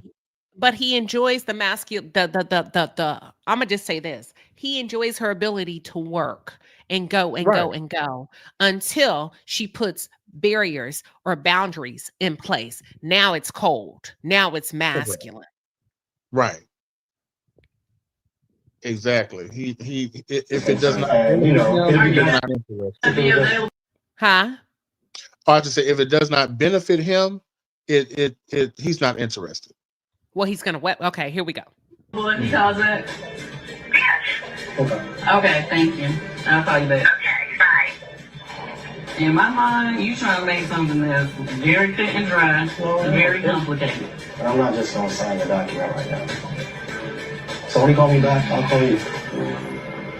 Okay? That man was not worried about getting married in that moment. Can't nobody tell me that. It was like, either you gonna get this straight, well, my money gonna be right, or shit, it is what it is. That he had money on the mind, not love. I don't give a damn what y'all say in that chat. He had money on his mind, with my mind on my money and my money on my mind. Let me let it play out.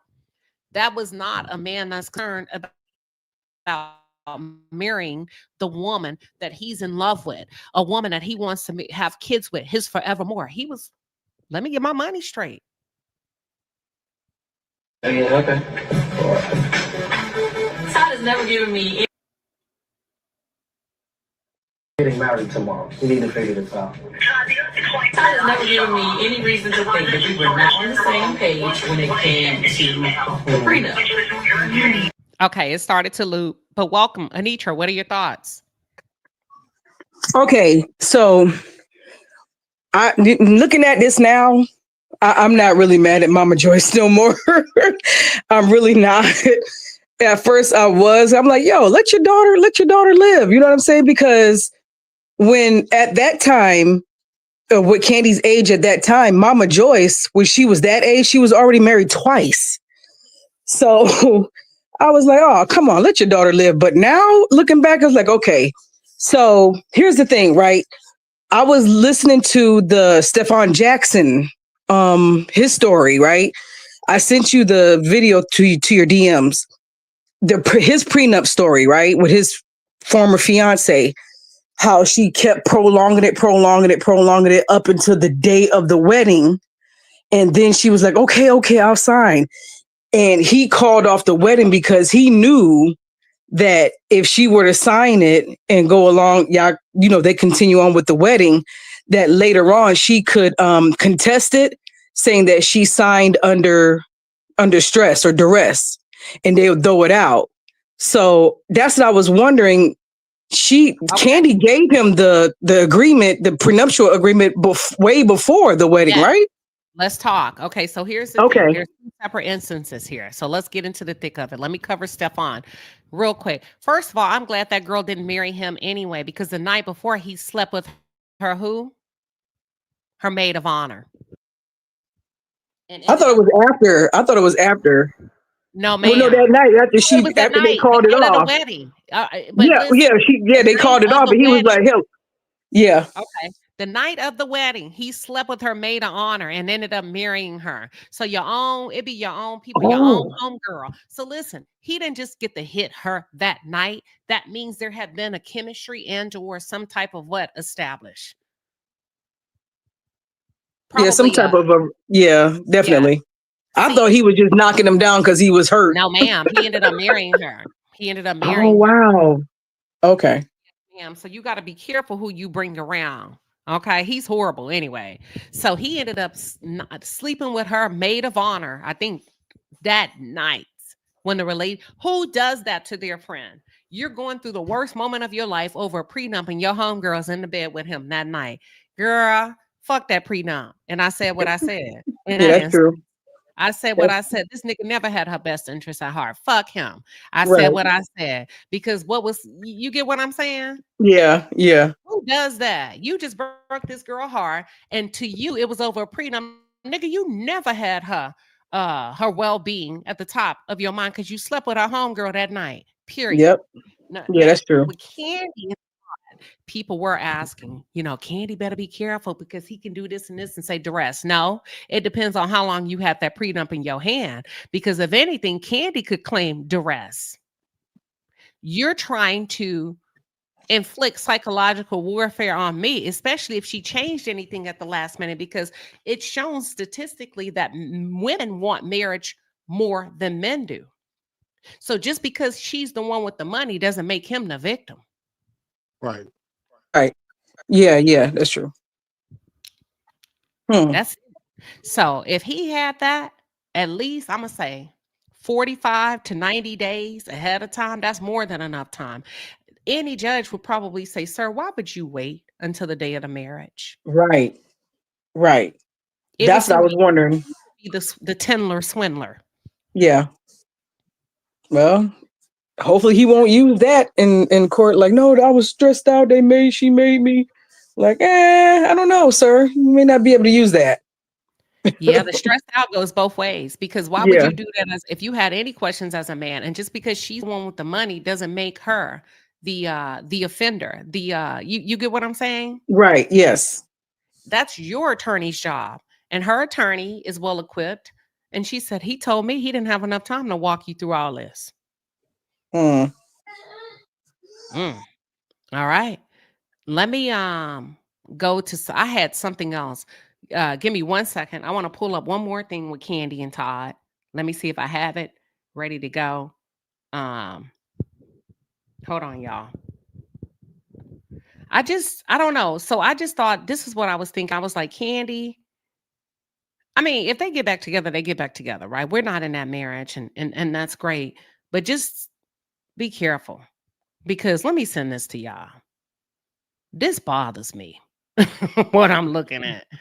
This really bothers me what I'm looking at. I'm finna show it to y'all.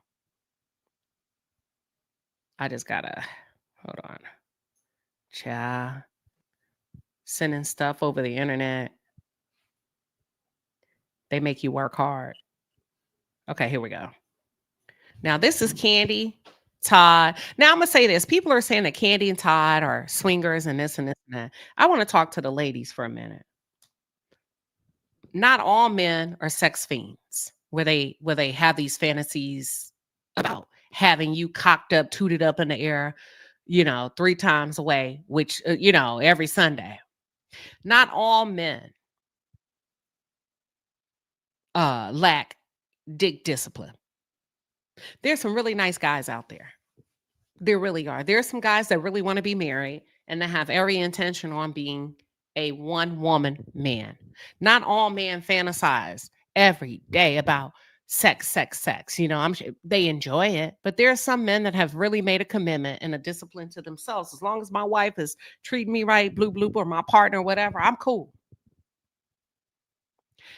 Kandi, you messed up when you did them threesomes. And I'm going to say that to any other woman. Most men don't want to share their women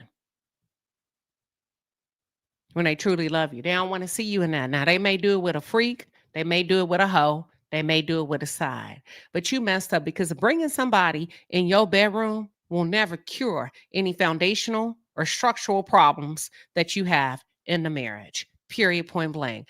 I don't care what you thought, what you think. There's nothing new under the sun, including you bringing another woman in the bedroom, including threesomes, okay?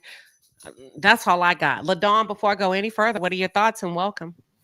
Hey, Queen Sheba. Yeah, I agree about the threesome thing. Don't invite it. Anyways, I want to say about Todd. In my opinion, I think Todd knew Kandi. He found out real quick her weaknesses, her insecurities, and stuff like that. And I think because Mama Joyce was so vocal about what she felt, he used that as an excuse to kind of back Kandi in the corner to have to overly prove that she loves him and want to be fair and not treat him as she got more money than him. And I think Kandi went into the marriage desperate, meaning wanting a relationship real bad just for her and, to share life with. And I think Todd was an opportunist. The way he's moved from the beginning is the way he moved now. The only difference, he's more brass with it. He's more out in the opening with it. He's always been a jerk. He's always, even the way he talked about how he felt, how Kandi took care of her daughter was a problem. I think he waited around until that 10-year mark to make sure that he has his little stuff in order. And I think right now, Kandi is playing her cards right. I think she's keeping it cool because she wants this smooth as possible, and she know who she laid up with. She know he's petty, just like the hotels of the world and the Drew's husbands of the world. She knows that he's petty like that. He hangs with them. So I think Kandi's just trying to play it close to keep her eye on them while they're going through this. At the same time, trying to, keep her assets intact because he's a slick one. He's a slick one. And I think he knew what he was doing from day one. Kandi, I think, really did love him and really did want to make a life with him. And I think he's an opportunist. He's just like the other men in the manosphere that think even if you don't make money, you still should treat him like a king. He said it. He said women when we played it last week, women like you with that kind of money who don't want to share end up by yourself. You want to scare a woman who's not really confident? Tell her she's going to end up by herself. Tell her that's why you're not married. Tell her that's why she don't have a man. You know how many women use that as an insult to other women? Come a little bit closer. Let me explain to y'all why they do it. Listen very closely. The reason why a woman would insult you or think that talking about you having a man, not having a man, your man leaving you, your man don't want you, the reason why she will say it to you is because people say to you what would break them down. They say it to you because they know if somebody said it to them, that's what will put them in a mental health hospital. That's what will cause them to cry their eyes out all night. So when you listen to people that hurl insults about you as a woman or you as a man, they're only doing to you or saying to you what would break them if somebody said it to them. I agree. Todd says shit, and he said it, and we played it last week about women who don't. If y'all better, because there ain't nobody want, and you're gonna be by yourself. Because there's a lot of women that are afraid of not having a man, especially Black women, because they didn't condition y'all to feel like don't nobody want y'all. And y'all are outnumbered, and it's 8 men and 1 woman, and we can have, and what you won't do another. Well, then let her, bitch. I said what I said. Let her. Go ahead. And Kandi had that type of energy the night before the wedding. He thought that coming up in there, flexing, how you gonna flex about somebody else's shit? How you gonna flex about her money? That ain't your money. That's her money. Now, me personally, I wouldn't sign a prenup back then. You see what I'm saying? Older age, yes. They're too. I would at a younger age, I ain't signing no prenup. You see what I'm saying? But I would have had that straightened out the day before the marriage. But you're not gonna flex me about it neither, about something that's mine. How you gonna debo me about my money? And make her feel guilty for having it. Thank you. Period, point blank. I believe Todd used what most Black women are afraid of. Let me just say, you're going to be by yourself. Ain't no man going to put up with this and that. You don't know what a man going to put up. You may not put up with it, but don't come over here with all of that. That shit work on weak bitches. And I said what I said. And you know what, too, Queen? Kandi should have paid attention, and women pay attention.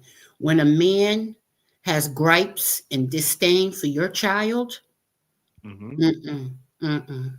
Well, he had it for his own. And the way he treats his own, yeah, also should be a red flag to you guys. Yep. You know, it should be a red flag.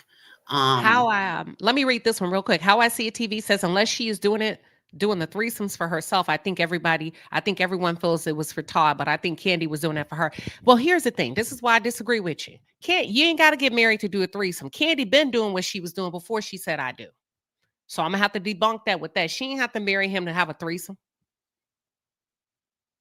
We're talking about his intent for marrying her. We're talking about his intent. I don't believe Todd has ever been in a marriage since day one.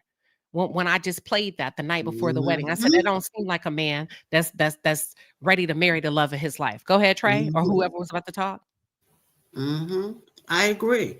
And somebody said Riley's ass is too spoiled. I don't care. My child can be spoiled all I want, but you better not say nothing to my child or treat my child a certain way. Let me deal with my spoiled child.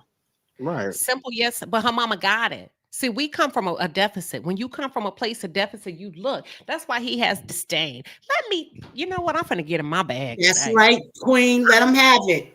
Bag today. See, people hurl at you. You're a mirror to people. 95%, 99% of the time when people are talking that shit, it ain't got nothing to do. You are a mirror that's reflecting everything that they're not. So instead of them working and doing that shadow work, they want to destroy the mirror, which is you. Todd had a problem with what Kandi was doing for Riley because he couldn't do shit for Kayla. That's right. Right. Kandi's a millionaire. He was jealous of the way she treated her daughter. She can do he that. Could never. On his best day. So let me bring you down. Remember, I said a lot of motherfuckers want to bring you down to their level, and you got to refuse to go there, even if it means you doing too much for your son. Just because you came up in lack. Don't come over here with that spirit of fear. Your child spoiled. It's not spoiled over here. It's called blessed. It's called a provision. It's called hard work. And if I got it, they got it. So he was coming in there on some bullshit because he's never been able to provide like that. And maybe Kayla wasn't born out of love. Maybe Kayla was a one-hit wonder. And that's not the crap on Kayla. But see, when niggas are not attached the way they should be, they want to come in and switch up the whole program. And I'm glad Kandi stood 10 toes down. Well, you know what? Kandi didn't argue about what she's doing for Raleigh. She challenged him on why he's not doing more for Kayla. Did you see how she did that? I love how she didn't defend what she has and what she's earned. She didn't defend it. You ain't got to defend none of that. But how come you don't do more for yours while we talking about it? How come you won't get her ABC? Weekends welcome. What are your thoughts? Hey, Queen. Hey, Palace. I was thinking about a clip I saw, and Todd's ex-girlfriend, the lady he was living with prior to dating Kandi, exposed his whole game plan. She talked about how Todd made comments about Kandi's reputation, about her being a paymaster, about the different people she had dated in the industry. And when we saw him signing that prenup, he was frustrated because he never got the outcome he expected. He had to work too hard to get to the money. And in the last few months, blogs have been saying that Kandi was in a bad financial situation because she left Roa. But in other clips, she made it very clear when divorcing somebody or leaving a relationship, you need to separate all of those assets so that you're not dealing with the person years down the line and having all of these commingled funds and commingled businesses. So she has been separating herself from Todd this entire time. But I think had that woman not come out and expose his plan, she would not have stood on business the way that she did with everything dealing with Todd. And I said what I said. Wow. That was good. And hold on, you said the woman he was what? Living with Yes. before Kandi. Yes. He was living with her and they were in a relationship. And in that prenup, it talked about he had to be out in 30 days. And there was a comment made about it. And, somebody just made the comment, well, if you did it before, you could do it again.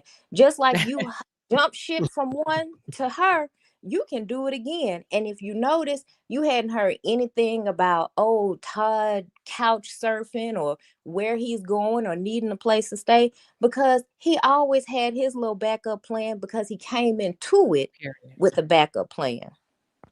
Simple, yes, Alice says, say it louder, Queen. So many marriages have failed because they brought someone else into the bedroom. It never works. And sorry to be old school, it goes against the sanctity of marriage, especially if you get married, especially if you have the audacity to get your ass married in the church. Stay out them church houses, saying vows if you know you want to go do some freaky stuff. Get married on the beach. Go ahead, Trey. Go ahead, Trey. No, I'm listening, baby. Y'all are not saying anything. I have not heard one lie. That man is an opportunist. And another thing, when it comes to the whole child thing, I think another part of that jealousy is that he's not the child. So he's trying to do every manipulative thing he can to Kandi to be treated like a spoiled child. Mm-hmm. So it may go past. Let me read. I don't think it's him. I don't think it's him being jealous or mad because he couldn't treat Kayla that way. He's mad because he can't be treated like that. Period. And he's a grown man. Right. And Hershey says, well, Kandi's bisexual. Kandi got more pleasure from their threesomes. How you know that, though? Hershey, that's an assumption. How you know that? You said, and Todd just double dipped backward. How you know she got more pleasure from it? See, because I think y'all are confused. Here's the thing. Can a woman get tired of it after she want to settle down? And can a woman get tired of the threesomes? Hold on. Here's the thing that you have to be able to do when we do critical thinking. Why would Kandi need to get married to have a threesome? Why would Kandi need to get married to get pleasure from having? You can bring any man in the bedroom. So what? I don't think that's why I'm pushing back. When you say Kandi got more pleasure and he would probably be the one to get more pleasure.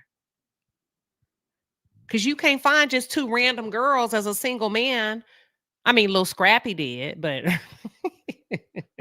You can't find a millionaire and her homegirl as a single man, right? You would think the benefactor of that would be him. I don't think Kandi needed him to do any of that because she was doing it before him. He's the one. Come on, y'all. He was on the friends and family plan, sleeping on people's couches. He was a hobosexual. Okay, y'all can disagree. And it still can be wrong, even if she did get pleasure out of it. If she stuck to the rules and didn't double back and he did, he's still wrong. He's still wrong. Well, okay, he's wrong about what, LaDawn? Meaning if me and my man has an agreement, okay, we're going to do threesomes, but we're going to do it only together and we're not messing with the people separately. Todd allegedly kept going back without Kandi dipping. So he's still wrong. Whether Kandi got pleasure when they was all doing it, then him sneaking behind her back, messing with people. Yes, I agree. He was still wrong. However, here's where the brunt of the accountability comes in. You wouldn't have had to see what he was made of if you had never agreed to it. So you don't ever put yourself in a position to see if somebody's going to betray you. You don't trust nobody in that capacity. You see what I'm saying? Because there's a part of having a threesome is that your partner, man or woman, could end up making more of a sexual connection with the other person. And if you ever really want to see what a man is made of, for those of you that agree to threesomes and where he benefits from it, I mean, unless you just really like women like that, and I think Kandi does, right? And I think that's what is that what you're saying? Where Kandi really, really enjoys women, and she's been very open about that. But for you regular schmegglers that have these men that are testing you, the next time he asks you for a threesome, and you want to see where his mind is, say, yeah, let me pick him. Huh? What? Let me pick him. Let me pick the other man I want to do in front of you. And see what he say. That's right.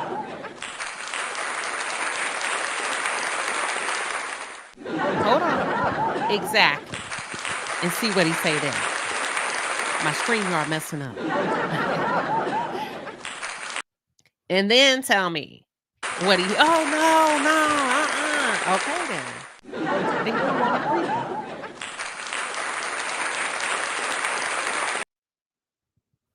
And I'm being funny and sarcastic, and that's when you realize, oh, he's selfish. Because this ain't really about me. This is about you. That's all. I'm being facetious and I'm being funny. But at the same time, that'll give you, you want the benefit of that. Clock it. Thank you. Yeah, let me pick him. Yeah, I got somebody you been what? I got somebody I've been thinking about. Yeah. I bet you won't hear nothing else about no threesome. Hold on. Let me share this. Watch this, y'all. I want y'all to watch Todd very, very carefully. Here we go. Let me take this off. Oh, that's the wrong one. First, let me mention what they wanted in the prenup. Let me talk about Kandi Burris's request for prenup enforcement, which also includes joint custody and child support in divorce filing. Now, here's the thing. You, Trey, me, LaDawn, everybody that's tuned in, y'all know damn well she don't need child support, but it's the principality of it, Smokey. You name it anyway. Does that make sense? That's called best practices in a divorce filing. Now, before I get into the prenup and all of that, do y'all feel like they're actually going to move forward with the divorce now that we spotted them out at a game? Well, I will hope so. I will hope so, only because what I've been seeing, how he just disrespects her. Kandi's loose. The things that he says about her, to the world and the way he treats her. If she don't realize by now that Todd don't respect her and he's only there for the ride, I just hope she don't let him fool her and she continues on with the divorce. But why would she go to a game? See, a woman that's sick and tired of being sick and tired ain't going to no basketball game. I don't know. You asked me what I hope. Okay. Hershey, welcome real quick before I get into the prenup. I see you popped up. Yeah, because I just wanted to clear myself up. I'm not saying that I just absolutely know she had more pleasure, which I feel like she did because she is bisexual. She likes women. Candy loves women as well, and I'm not saying she had to get married to him to have those things, but women can want what they want just as much as men. I mean, I might love you, but I still love what I like. If I'm bisexual, yeah, I love you enough to marry you, just like a man can love you enough to marry you, but I like what I like on the side. And if I want, and you can take part of it too, I'm going to pick the woman. I'm going to, because I know what I like in a woman, and that's what we want to enjoy. I feel Ty's mistake was he was double dipping back without Candy. That is cheating to me. And I think that's cheating to Candy. Yes, I brought them in because this is what I wanted to enjoy. And I wanted you to enjoy it with me. And I was honest with you about that. But if I feel like you're dubbing dipping and y'all having sessions without me, now that's a problem. And I think that's some of the problem. But you know how some men want to act retarded and be like, I thought it was okay because you brought her in here. So I thought that was for me and you. Yeah, together, Negro, not by yourself. So I think that's what kind of probably happened in that. And that's what some of the disagreement came in. All Because right, I that's didn't, fair. you know. That's fair. Well, listen, I'm gonna run down this prenup and what's going on in the divorce real quick, and then we're gonna slide on into Ray J and Princess. It says Candy Burrs. Of course, y'all we know she filed for divorce, right? Friday, a few Fridays ago in Fulton County, Georgia. And according to the court documents, she and her husband married in April 2014 and separated July, watch this, 15th, 2025.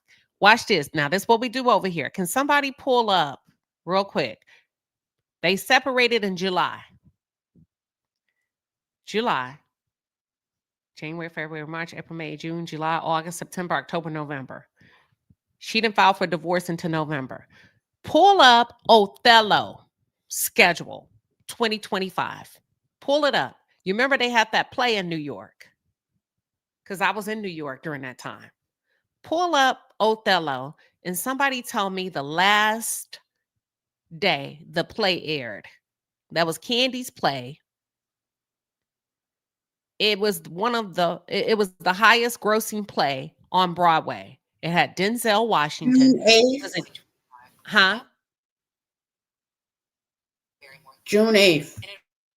That was the last play? That was the last one?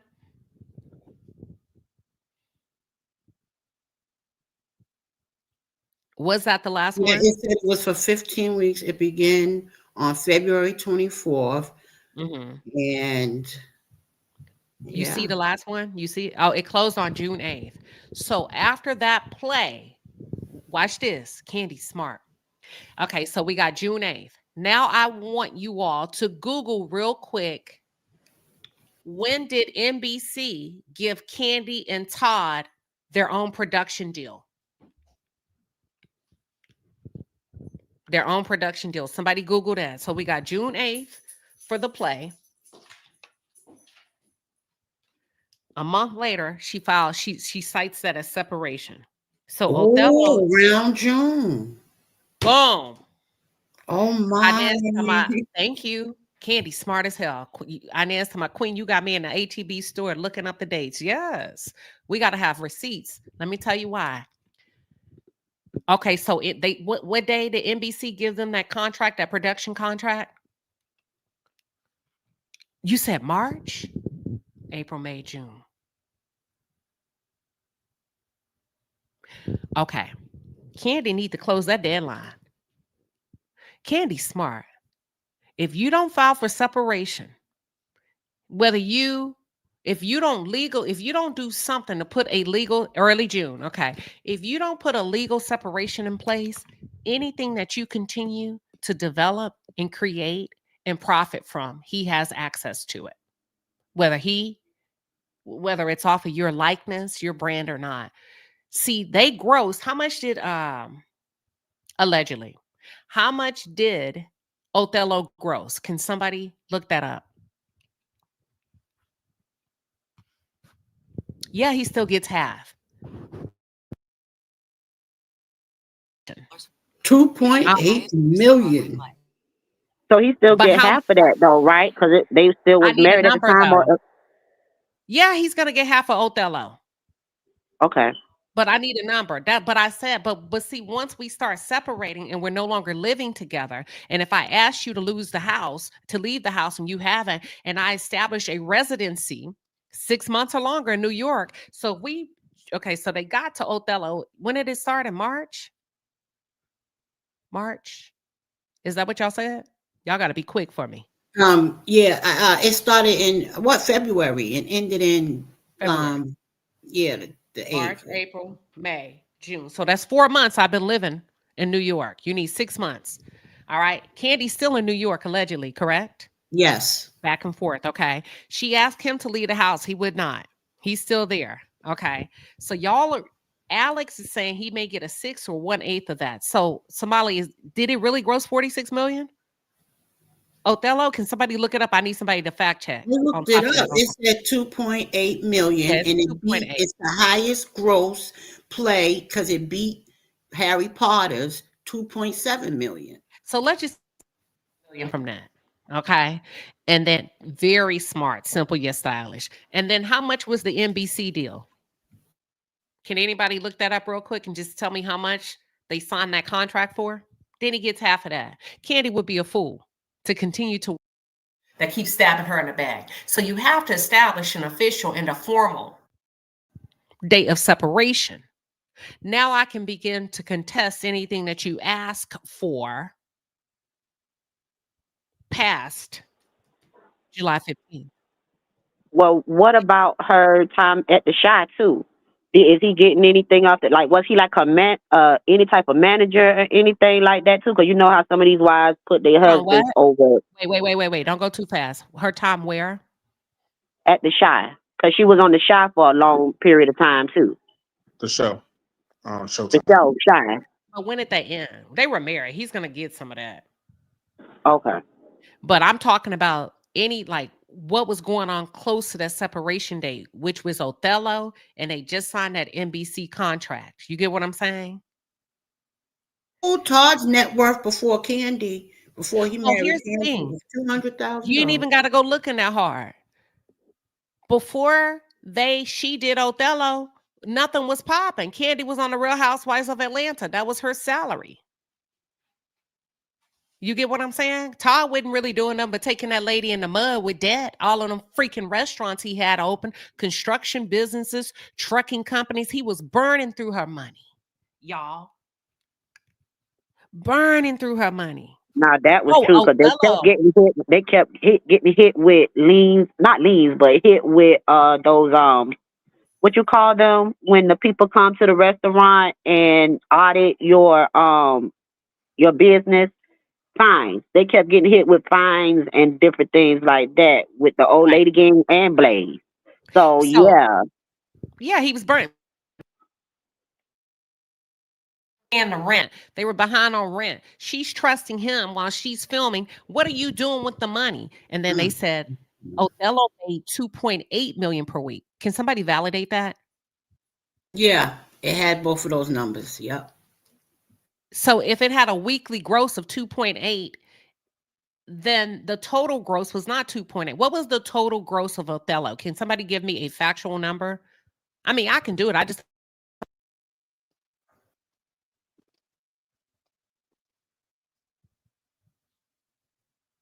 Girl, 40. How much? It was at 46 million that Molly was right. Yeah. Okay. So Todd is going. Listen, Kandi ain't no damn dummy. They got to pay Denzel. They had to pay Jake. Wasn't Jake? They had to pay Jake. They got to pay all of that.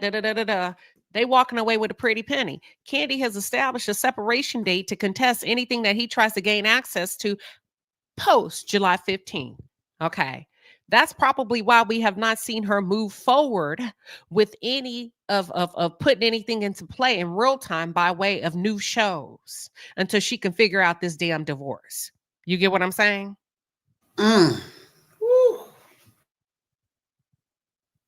That's it. That's all. This is going to be messy.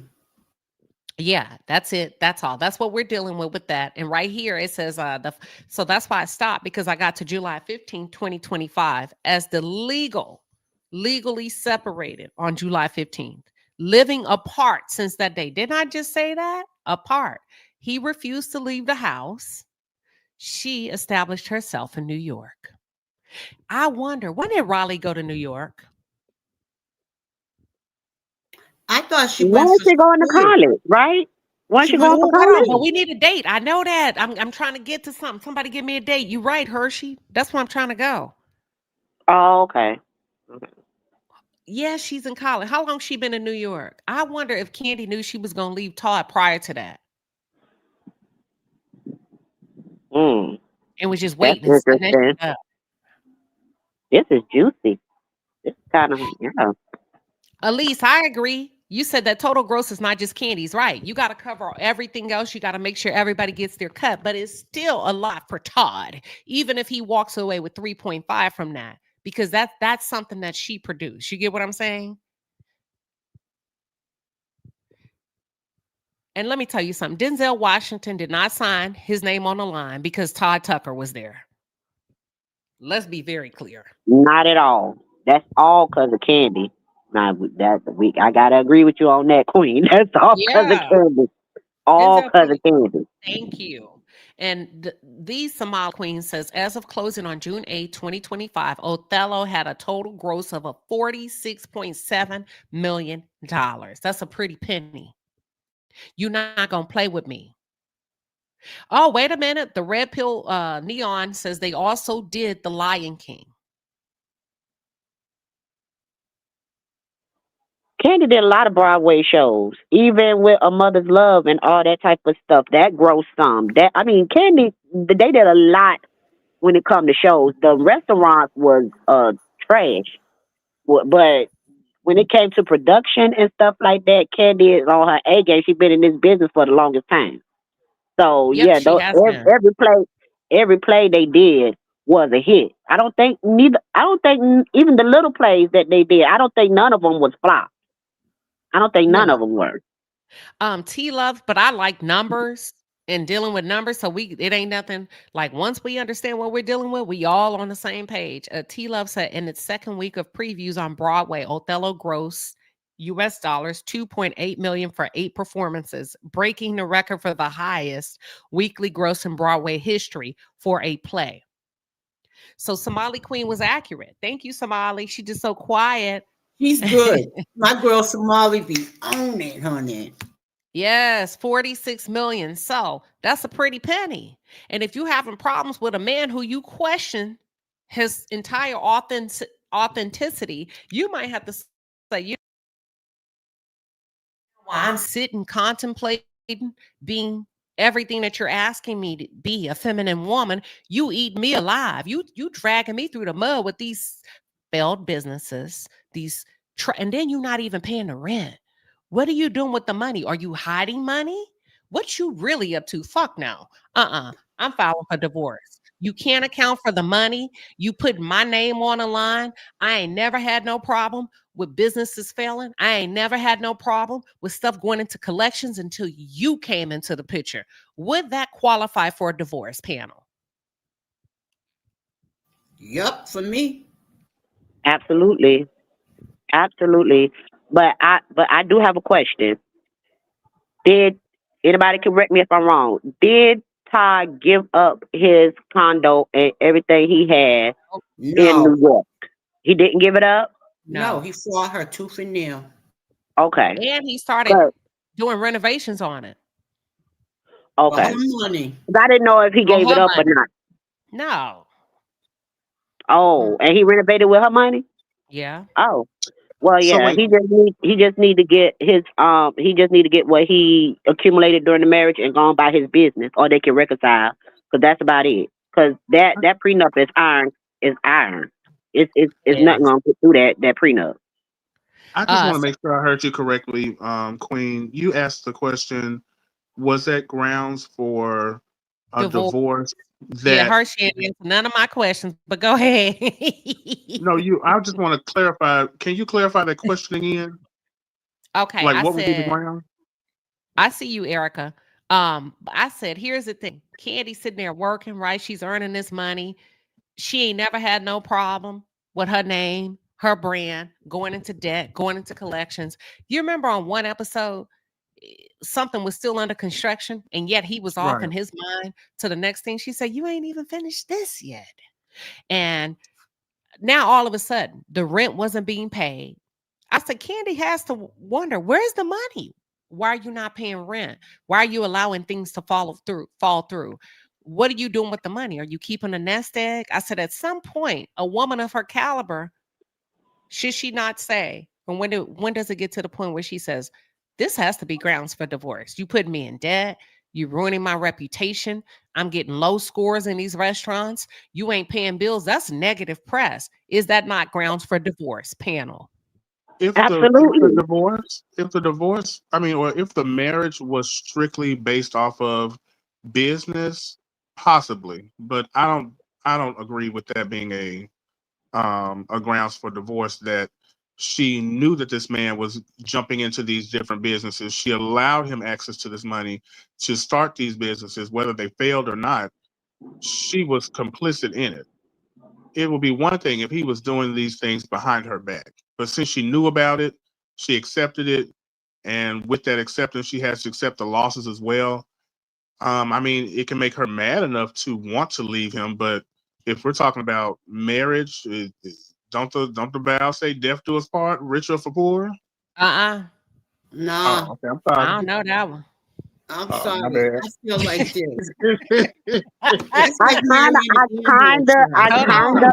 kind of agree with that, depending on, like you said, if it's something that they went in together. But I think Todd was doing some stuff behind her back, and I think he was hiding money. So yeah, I do think he was hiding. So now that goes into the realm of being deceived. Yeah, I think he hiding money too. Erica, what are your thoughts? Welcome to the conversation. Hey, I wanted to say this, Queen, when you were talking about the prenup, right? So I had to get in here and win with me up on my girl Kandi. First, y'all know she ATL all day, so y'all know Kandi is on top of everything. One thing she is don't play about is her money. You know, one thing when I was doing the cake, because I did her wedding, actually, I did the treat table. Lamika did the cake, right? The way she even handled that was all business. But one thing she said to me is, Erica, you got to always have several streams of income for everything to make sense. She said, everything I got, a business pays for it at a minimum of 7 streams. So I just want to say that first. Now, Todd, I don't want to be negative because I love Kandi, but at the end of the day, y'all, are you aware of that clause? Because they've been married for 11 years, so that's why he coming in with that. It's like a clause on their prenup at a 10-year sweet spot. Okay, let me see if I have it. What is it? What's the And, clause? and so I don't know if they call it a sweetheart clause because I was listening to the attorney this morning, and her and what's the lady who was Simon's lawyer was covering it live, and she spoke on that clause in that prenup, and she said because so maybe he waited to that time because remember it's their 11-year anniversary, so that's why I came on here to say that to you. So like he is opportunist all day, you know. That's Yep. Let me read it. I kind of figured that because I was like, ain't it a clause in 10 years and they've been together for 11? It is. So I kind of And so figured that's he why was when going to try to contest that prenup. Hold on. I Let me want to read. say that. I'm It mute. says, hold on. It says the filing confirms that Kandi and her husband have 2 minor children together. Kandi is requesting joint physical and legal custody, stating that she believes this arrangement is in the best interest of the children. That means she wants both parents to share decision-making responsibilities, legal custody, and time with the children. physical custody. The divorce petition also references the couple's prenuptial agreement, with Kandi asking the court to enforce its terms. The documents note that both parties have accumulated debts during the marriage, which would be addressed in line with the prenup. Regarding child support, the filing specifies that obligations for the children will be determined by the court under Georgia's child support guidelines, leaving the financial arrangements to the legal process. The petition cites that the marriage is irretrievably broken, providing the legal grounds for divorce under Georgia law. Now, let me look at my other documents to see if I can see anything about that clause. But okay, so you said they have a 10-year clause that's supposed to be They in said the that lady was prenup? saying I'm not sure if it's in that specific one, but that is what she was speaking on this morning and saying that normally when you get to that point, that is what the issue, and that's why he's at this, pressing it now type thing. That's why but just know that just like you spoke on her, she very strategic and she in front of everything. She has so many different things, different businesses that people not even counting. You got to remember, she got so much money before any of this money just on her publishing alone. And she's also a writer with her BMI. You get me? And did So she you write got a to think song? about that. That's what I'm saying. Her publishing, not just what she earns from what she does with a state, but the fact that BMI is her publishing, where she get a whole nother, that adds to her publishing with just what comes. Like, let me explain what I'm saying. When we, like, say for example, when we play a song, it don't matter. When my children's father would get a statement from BMI, which they publishing, it's broke down so much, y'all, that it'll say, "Don't go chasing waterfalls for 30 seconds." Jimmy Kimmel live band. It's broke down like that. That's how they get paid. Oh, I And got that you. money come every 90 days. It don't matter what happens. You gonna see that check come. You see And what I'm Kandi, saying? and And Kandi And that's just also, imagine she did Beyonce. She done wrote for so right. many people, And so that's many. So where, she got that on hold on, top of Erica. group. Hold Hmm. on. I want to, because we got to make sure the audience follow. And that's the Okay. part where she was telling him, in that video where he was saying he need access to the money, she said, I don't mind. I want to be fair. The stuff we made together as a married couple, but the stuff that I did before you, nah, because that means for the rest of his life, he would never have to work again if she was stupid enough to agree to allow him to come into this marriage and reap the royalties off of everything she's created, correct? Absolutely. Okay. Absolutely. Hold Okay. on though, but what we really need to look at is he going to try to file for full custody? Because Todd has been positioning Would himself at you? like he's daddy's daycare, like he's Would been the you? one that's taking care of those Hold kids. on. You ain't even got to say all that, would you? No, I wouldn't. Hold on. If you was If you were married to fine. if you was, If hold on. I'm really Wait. If you were a woman married to a man like Kandi and he had all this money, you wouldn't try to file for full custody? I mean, if I was the main person taking care of the child and it made No. sense, You fighting in a maybe. divorce. You just gonna But come in, you gonna be fair? if he's a good father, yes, I would. But that's just me. Todd ain't. Again. I would. Okay. But Well I then know maybe it. I know it's smart. I know it's smart to go for full custody. But if we have a good, if we good if we still in a good place and we just grew apart, why try to do that when I just want to be fair? But your Just question give me is, what. would he? Your question is, would he? My question is, we need to see if he's really an opportunist, because a lot of this word Hold opportunist on, and Hershey. he's there for the I think money you answered your own question. Your question is, would Todd file for full custody? What you think? I believe he probably is. If he's an opportunist like Oh, everybody say he yeah. is, he's going to file for full custody because he's been positioning himself as daddy daycare. Like, Right. I'm the one that's the sole caretaker of the kids. Kandi is busy. Kandi is always on the road. Kandi don't have no time for the kids like that. There you I go. really believe he positioned himself to see it like that, for the courts to see it like that. That's why I asked you, if you were him, would you? And that's why I said, would you? And you were like, no. So yes, you would if you were Todd. Not as Hershey, but if you were Todd. You get what I'm saying? And Hershey, I don't mean to bust your bubble, but Child, Hershey, drop I down. remember Kandi saying that wherever she went in the beginning, up until like last year, Todd was on every road trip, every concert, everything with her. She said, and then when he got his own office, that's when he started separating himself. I remember that. Different. Yep. Kandi said She that. said all of a sudden he wanted to be separate, but she never said why. Yep. Yep. Okay, Hershey, you heard that? So he wasn't the only one taking care of them kids all the time while Kandi was on the road. Maybe now because she's in New York doing the play and they're being separated, but they usually a couple. They usually together with everything. So, I mean, I think he will try though, Queen. My answer is yes, he will, because he's already shown that he is an opportunist, in my opinion. I agree. Hershey, you hear that? You're on mute. Hershey, her device may be frozen. But yeah, I agree. Okay, so y'all are okay. So a bulk of the majority of the audience that are tuned in, they feel like he's been plotting. They saying he's been saying she ain't been home. So is he laying the groundwork? He trying to. I agree. Okay. She just 10 steps ahead, though. That's all I wanted to He say. has the right to, just like Hotel did, but didn't win. He has a right to.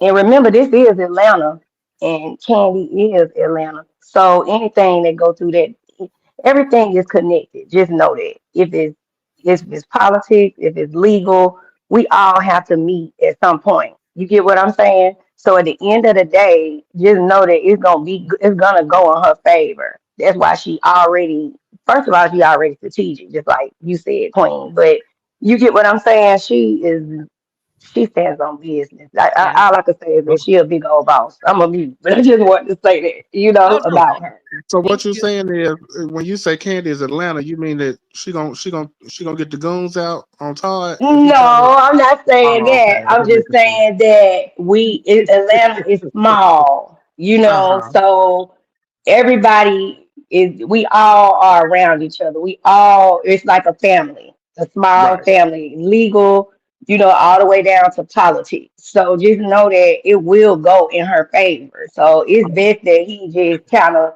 do whatever he need to do and move on around. That's all. And I'm a mute.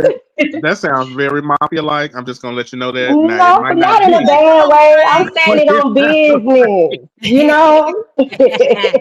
I think we scaring Trey. No, not in that way. I'm not saying it like that, but you get what I mean. You know what I'm gonna say though? I think she's being fair because she said, I don't mind splitting we made together. But let's be clear. It ain't like you were doing me favors because everything I did with you, I had to pay you. You was on a payroll. Who pays their husband or wife? I'm not saying you should or shouldn't, but if he capitalized and he made a profit off of everything he quote unquote did to her, sir, when have you ever been a husband? Thank you. Hershey came back. Hershey, you got to unmute. It won't let you unmute. Yeah. Okay, go ahead, Hershey.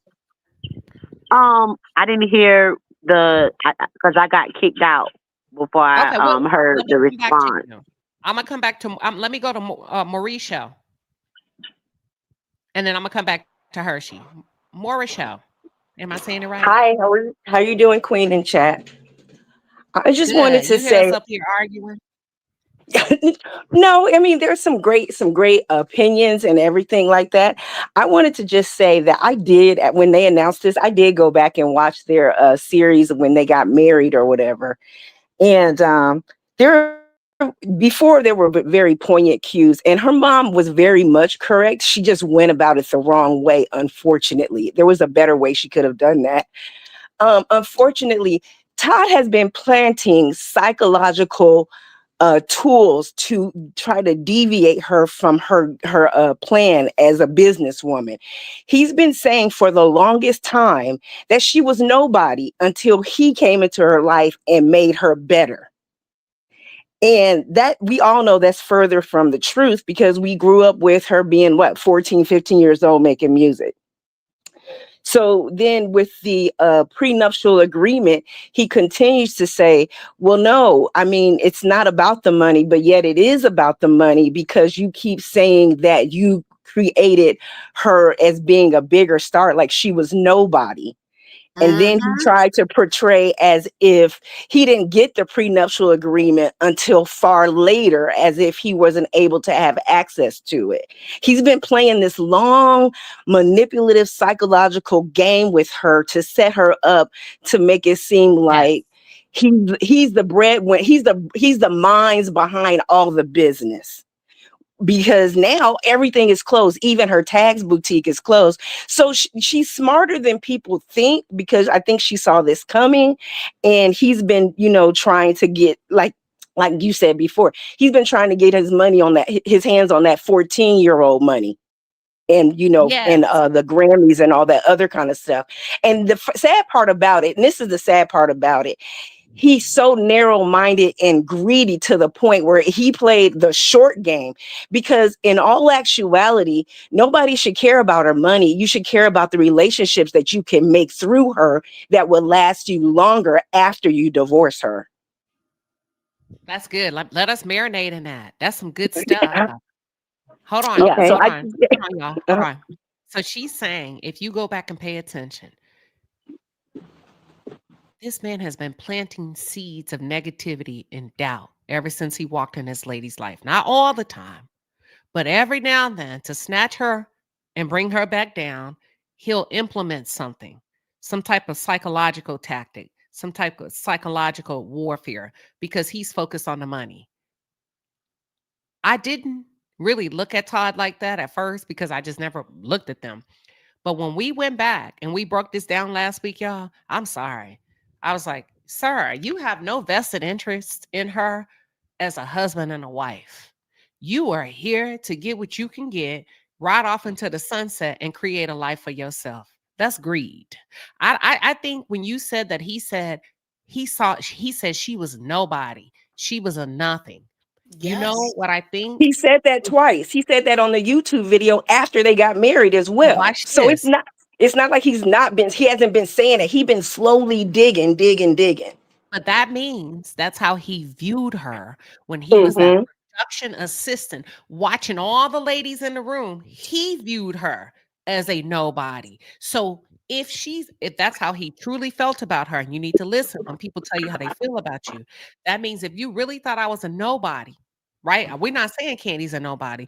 He went for the lowest hanging fruit. Right. But how could he have done that when she has always, even when she stepped foot on Real Housewives of Atlanta, she was the highest, not highest grossing on the show, but she had more money than all of them on there, including He wasn't Kandi looking at her money. at He the wasn't time. looking at her money. He was looking at her hurt and her trauma and her pain, because the last guy she was with died. So she's banking on her psychological pain and her grief that he can overcome her mentally and take her money. It had nothing that's why he kept saying, I don't want your money. He's trying to get her soul, then take her money. So in other words, he was preying on her self-esteem at the time. Yes. And also, let me add, not only was he playing on her self-esteem, he also, I think he looked at her as not popular with money, meaning she wasn't with the group again. Remember, she was still on the outs with the group. They didn't come back together until after the marriage. So she was only basically having her businesses and doing the Housewives show. So he probably looked at her as, she got money, but she ain't really popping out here. And he really and they talk bad about the house that she bought. Remember, all the ladies on the show was talking about how that house she bought, it's this, that, and the third. So he probably really thinking she don't have nothing, like she's saying, she not popping. Well, so can we say he has the same behavior as some women that target certain men and know that they're a little bit more pretty and they can target certain men that have money, that's on the football team, pro football, or whatever businesses they have, and they target those men and get married to those men and plotting on those men. Are we saying he having the same like gold digging behavior? Yeah. No, I'm gonna say no. Who say yeah? I think he is a gold digger. Hold on, wait. I need to know y'all's voices. Who said yeah? Queen. That's LaDon? Yes. Okay, hold your thought, LaDon. I want to hear you fully so I can come back to you. That's why I say who said. Let me tell you something now. I think a beautiful woman is not targeting a football player. I think if a football player marries a beautiful woman, it's because he wants a beautiful woman to marry. He wants a beautiful woman at his game. He wants a beautiful woman on the field, and he wants a beautiful woman to bore his children. He wants a beautiful woman to sleep with. I think when women get into the target, see, a woman can't target a man just because she's beautiful. He has to want her. For me, psychologically, when women start targeting men, I start to get into the Anna Nicole of it all with that old white man. Helen of Troy is what I always reference with that That's kind of what stuff. I'm looking for. I want to be in the call. I want a sugar daddy or old. So you don't think certain women target men? Because let's be clear, there's some women that know they're fine, just like there's some men that know they're fine, and you might. And I mean, they know when they walk in the room, it's gonna be 3 or 4, 5, or the whole room gonna want them. So they do have their sights, on certain men. So I'm just saying, is it the same? Hold No. on. Good questions, y'all. This is good. Hold on. I'm just being real. There's some women that know they bad, and they know when they walk in the room, they finna have a good half of this I don't room think coming she's after them. Okay, let me ask you this: Did Ruth target Boaz, or did she just put herself in his line of sight? She put his that's a whole different. So she put his No, it's not. It's the I don't same think thing. she targeted Boaz. No, I'm just God saying put her women with in his that line of sight. mindset. I'm coming with the mindset of Todd. Is Todd have a gold digging mindset? And then he set his sights on Kandi. I think no, he didn't. Let me tell you why. I think he had a predatory mindset because the woman before Kandi the woman before Kandi was not Kandi, but he still took advantage of her. He still moved in like a homosexual. He still had the next one lined up and lived with her and utilized her, not gold digging, predatory. He's disconnected. Now with Kandi, there's more benefit that comes with the package. But he didn't see Kandi. He saw an opportunity for him to come in and take advantage of her mental state, like Mauricio was trying to say. He saw her as a low-hanging fruit. He saw the Nini's better than Kandi. If he wanted to go dig, he could have picked anybody. He didn't know what Kandi had because she came in lowly. She came in with that red wig. She probably came in unattractive. Everybody else was adorning labels and coming in like that. She had the smallest house, but he didn't know she was playing chess and not checkers. Well, I was agreeing with you at first. Hold on, everybody, one at a time. Go ahead, Trey. I was agreeing with you at first. I do believe that there's a subtle difference between certain types of gold digging, because you have your gold diggers who are wanting to find the gold and then just sit around while the gold is piling up, and then you have opportunists. I think he is specifically an opportunist. I do believe that he knew who Kandi was when he met her. If he didn't, he researched her while he was on the set of Housewives, because at some point you have to understand that you're gonna know who Kandi Burruss is. If you're working for Bravo and you're working for that show, you're gonna understand who Kandi Burruss is and what she's possibly has in her bank account. So I don't believe he just went in totally blind. I do believe that it was a calculated move, and I firmly believe that he was opportunistic, not to the point where he wanted to take her money and just sit down. I just think he wanted to use her money, her access, and her network to build himself up. All right, let me go to the next person. Dora, welcome. What are your thoughts? Can you hear me, Queen? Yes, ma'am. Okay. I'm coming in as a Kandi coded nights or whatever she call her fan base. I've been watching Kandi when at the age of 14 all the way through. And I never hardly ever missed anything that she put on. Now, my viewpoint was that Todd was seeking her out. He looked at the girl like she's, like he said, low vibrations or whatever y'all call it nowadays. And he took advantage of that. And I was looking at a TV show the other day that somebody was saying that Todd was living a double life. He had another whole woman living somewhere else. And when he would disappear from Kandi like 6 or 7 days at a time, he was with a whole nother family. Now, I don't know how true that is, but I definitely saw that on TV the other night when I was watching. It was late at night, and it came on and said that she, and then after that, Kandi was talking and she didn't deny it, So it's just so confusing to me because I know what a gold digger looks like, and I know what it looks like to walk into a room and everybody turn their heads because I was one of those girls, and it's like you latch onto a guy with a lot of money, then everybody think, oh, well, she's just in it for the money. Look at him, he's fat and bald, and what does she want with him, Mm-hmm. And so my point of view is, Todd knew exactly what he was going into from the beginning. He came in there thinking he was going to bogart his way around. And do you remember the time when he was not having sex with Kandi, and she on TV asked him, well, when are we going to start working on making the babies? It's been a while since we tried. Mm-hmm. I mean, he did all kinds of things to come in and dominate over her, taking sex away from her, talking about, how she wouldn't be doing this and wouldn't be doing that, it wasn't him, and making differences within how he was raising Kayla to Riley. Well, like you say, Riley was just blessed and thought that Kandi thought that she would bring in, wrap her arms around Kayla and let Kayla have the same thing that Riley had. But Todd wouldn't let her. He said, she's not gonna do this. She's gonna do this. She gotta get out and get a job and work and do this and do that. I'm not raising my child to be spoiled and unappreciative of what I do.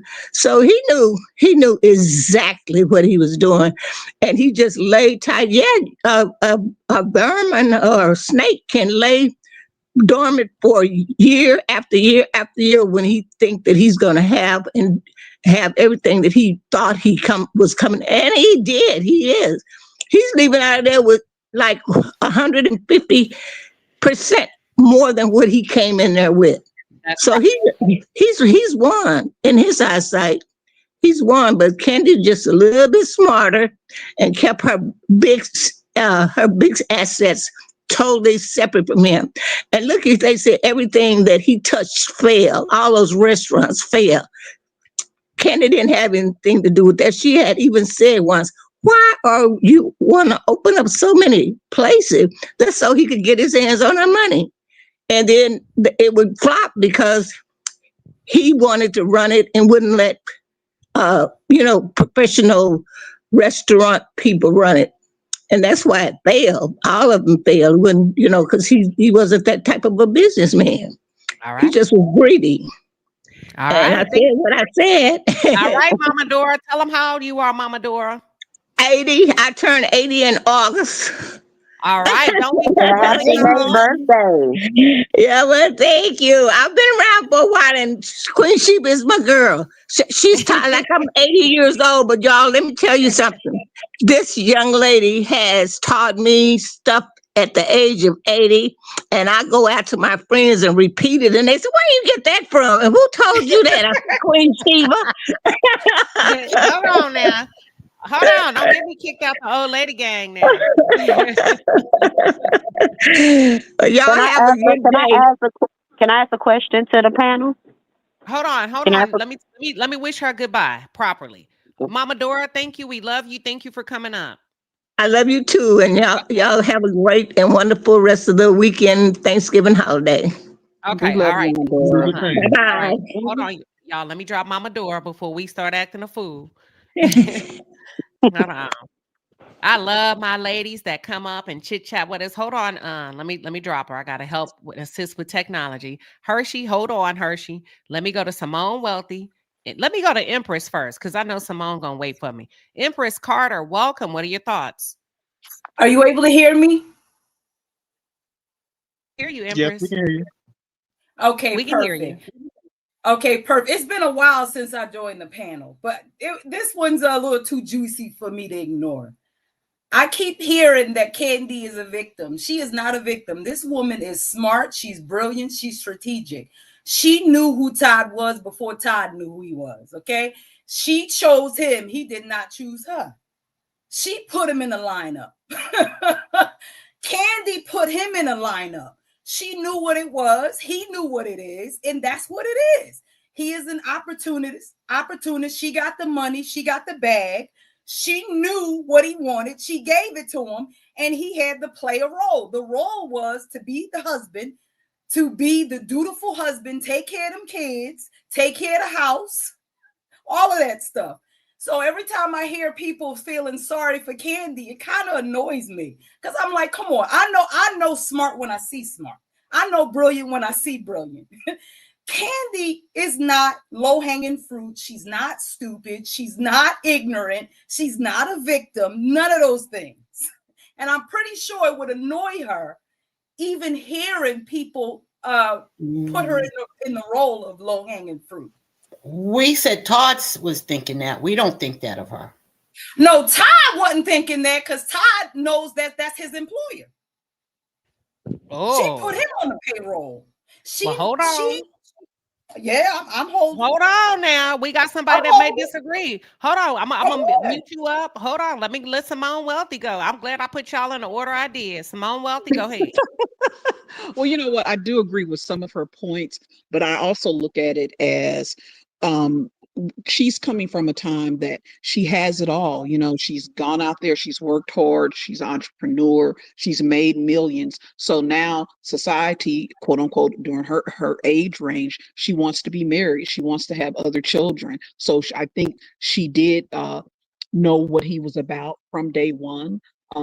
I think she thought she could navigate it and hold on to this quote unquote perfect family for as long as she has. But I think at this point she's had enough. But I don't think she just went into it blind. I do think she knew that he probably had some opportunistic ways about him. That's why she made his ass sign that ironclad prenup. But I do agree with the young lady who was just speaking to a point. But I do feel bad for her because I think she wanted the perfect situation. You know, the husband, she's made millions, live a good life, have these beautiful children. I think she wanted, and that's what was pressed to us. You know, women our age, we were pressed after the civil rights movement. Go to college, get your education, find your husband, get married, have the picket fence, the two kids, and all that stuff. I think she just wanted that. She came from a broken home. He came from I think his father passed away. So I think she wanted that. But now I think she sees that, hey, it ain't worth all this. It's a lot of stuff, embarrassment, disrespect that he's done towards her. And it's just gotten too much. So I'm glad she's cutting her losses right now and moving on. All right. Wait. Hershey, don't go nowhere because I still want to come back to your question. Queen Tulsa, welcome. Everybody mute up for me real quick. Welcome, Queen Tulsa. What are your thoughts? Thank you. Greetings for having me. I was just going to say, do y'all remember when Portia told us about Marvin? When allegedly Todd was using a different name and he was doing his thing. Yeah. And I have to look at Kandi and her friends. You got Tiny and T.I. We know that they've been publicly they do what they do, but they're grown consensual adults. I feel like when she got married to her husband, it should not have been an open situation. It should not have been publicized. Oh, me and my husband, we get down, because as a celebrity, we already know the thoughts. They're going straight after him because they're like, okay, I'm going to spend her money because I know it's her money. But then we got to think about this too.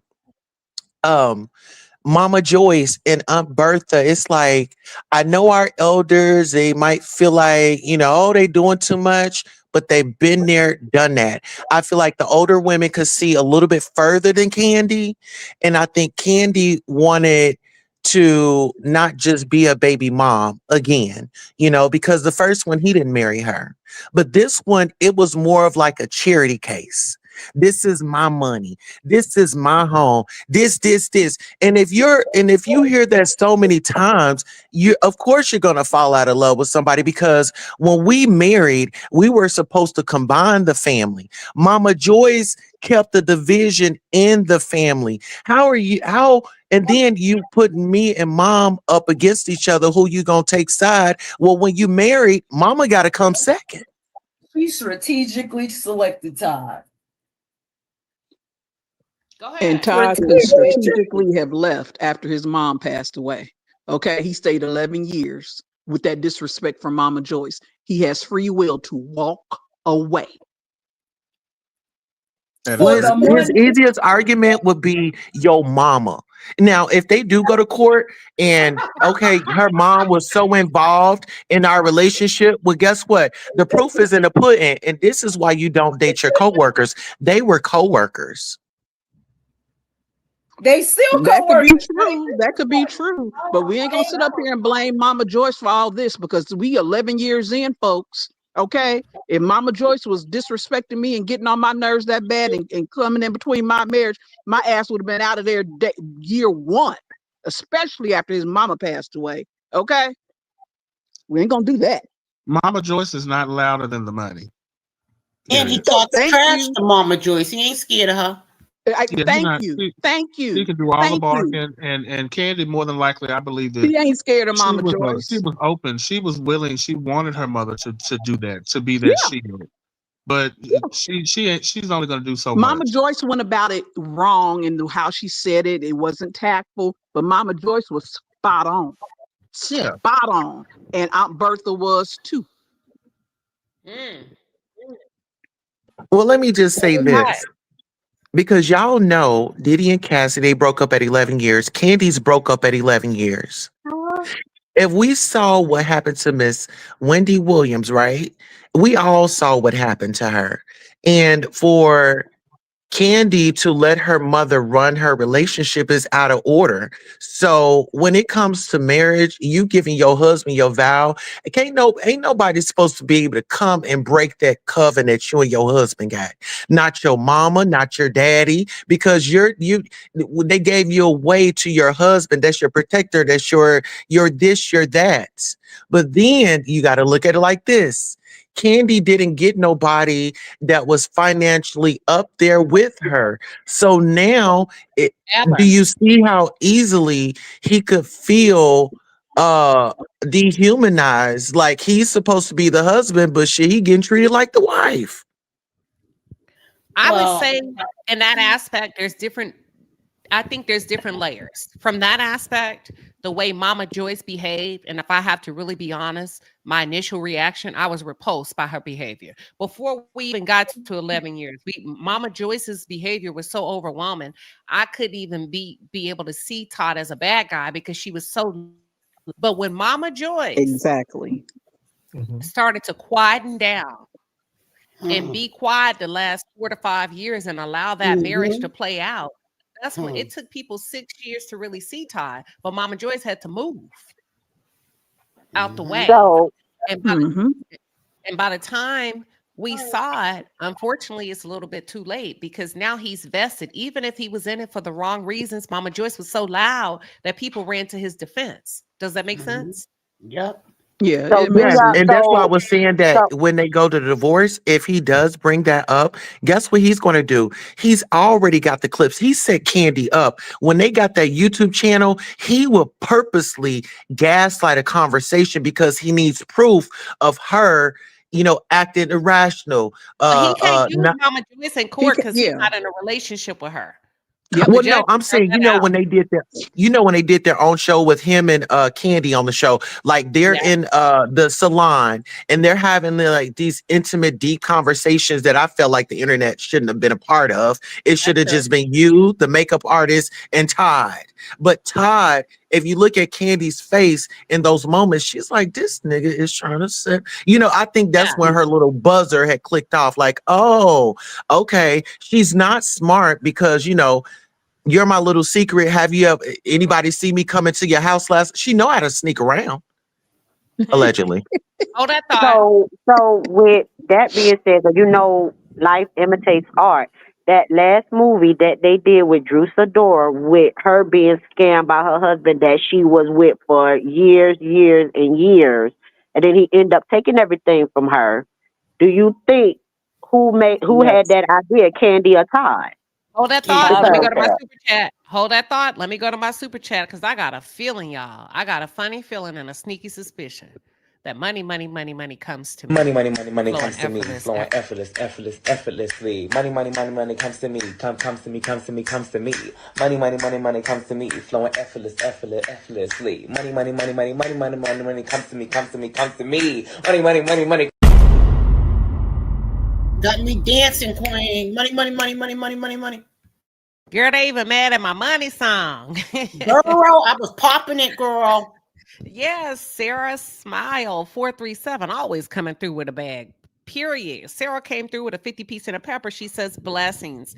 Thank you, Sarah. We appreciate you, Queen, and your continued support and everybody else's support of the palace. We appreciate you. Weekends with Winnie. Thank you for the 2 piece and a pepper. She said they are splitting the debts in the divorce. Whew. All right. Who was up next? I'm sorry I interrupted somebody. I had to get to the money.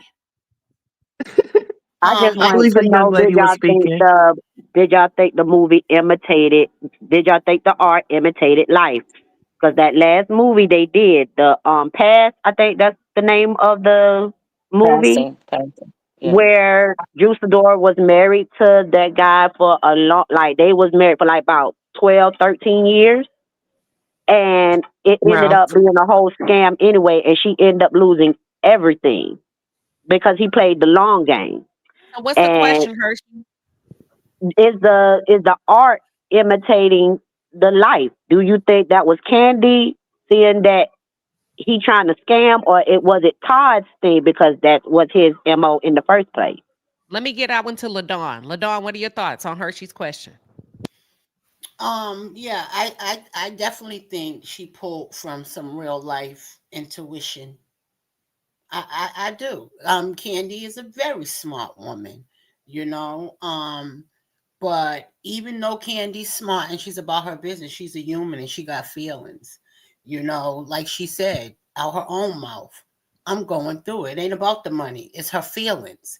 You know, so I don't think she's a victim, but I do think she's human, and anybody going through a divorce is going to be feeling something. But I definitely think Kandi wrote that from experience or intuition because it's now unfolding. Okay. All right. I got another one. So we're going to go through the comments. This panel, y'all are pretty good. And normally I don't do this unless I really know everybody on the panel. But because y'all are so good and have such strong arguments, I would normally answer the comments, but I'm going to filter them out to people on the panel. So get ready. You never know what I'm going to throw at you. I'm going to put it on the screen. The network specialist says Todd's ex, Mila, said that Todd told her he was using Kandi to make connections in ATL. I'm going to throw that your way, Empress Carter. What are your thoughts?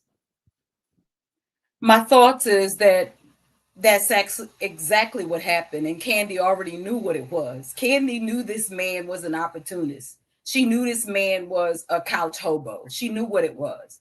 That's why she demanded for him to quit his job and come work for her, come join her team. And that's exactly what he did. All right, let's go to the next one. Let me throw one up. Deity to Supreme says Kandi is not a dummy. Trust me, she has been planning to file for divorce for a while. Most smart people get all of their ducks in a row before they move. Trey, this one's for you.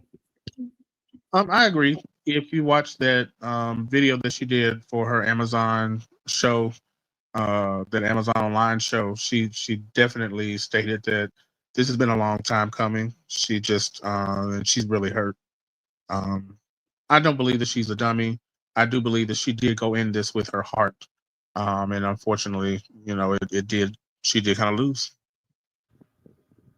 I agree with you. I think she did go in with her heart. Let's Zipper Bleen says Todd gonna try to get paid because he has been setting her up for 11 years with all these lives, meaning the lives he's been doing, documentation, digital documentation, referencing. You can use that in court, by the way. He's talking, she's responding. He has been getting evidence for court. Randy, Nene's lawyer, is his lawyer too. Simone Wealthy, what are your thoughts? Oh, most definitely. He's definitely going to strike back whenever he files a retort to her initial filing. I think he's going to file for full custody and child support. I agree with that wholeheartedly. He's been plotting and planning this for a while. That's why he's been doing all these. And I don't know why she continued to be part of that, because those are just, I think, Instagram lives or TikTok lives. But he's been asking those quote unquote hypothetical questions for quite some time and trying to get her set up for that. But I still think that she'll come out, ahead, and she's going to be fair as far as the divorce. But he's definitely going to try to get as much and milk as much out of her as he can. All right. That's fair. Let's go to T-Love. T-Love says, I agree, Queen. A predator is someone who seeks out vulnerable people to use, control, manipulate, or exploit. Their goal is power, control, or taking advantage of weakness. Morisho, that's for you. She's talking about Todd. Predatory-like behavior, even from the beginning as a production assistant, when he said Kandi had no flair. She had no motion. She was the low-hanging fruit. What are your thoughts? I personally totally agree with that, just because when you look at the things that he says, and even like that, what she was saying before, that YouTube channel trying to establish him another stream of income so that he could go on and get his own platform with those crazy questions and conversations. It was just, he was always, like I said before, always planting that seed to show that he was basically the wizard behind the whole production. And that's basically it. He'd been trying, and that's my personal opinion. That's fair. All right, I got this one's for you. Earlier, I said Todd came in my opinion. I said I never saw him as an opportunist because Mother Joyce overshadowed. She was so in my face that I couldn't even think straight. And I didn't necessarily agree or disagree, but I was like, wow, she's coming in hot. And then when she got out the way and I'm able to see this thing in real time in 2025, I said, now it's looking like Todd never came in as a husband. To which Thames replied, Queen, we need to define husband and wife. Trey, did I go to Trey yet? Yes, you did. Okay, thank you. Let me give this one to, hold on. Let me get this one to Tulsa. This one's for you. Well, I'm glad they asked that question. A husband and wife is definitely not Rashida and Kirk, not T.I. and Tiny. I think that a husband is, going to be the provider. The woman, she's also going to be the provider as well, but the woman is going to carry herself in a certain way. And it's a balance. When you're married, it becomes a partnership. You're not just one. Like, if you have a situation, y'all should be there to nurture and care for each other rather than going to the internet.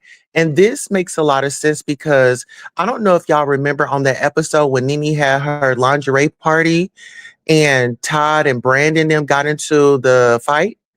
It was Apollo and Brandon.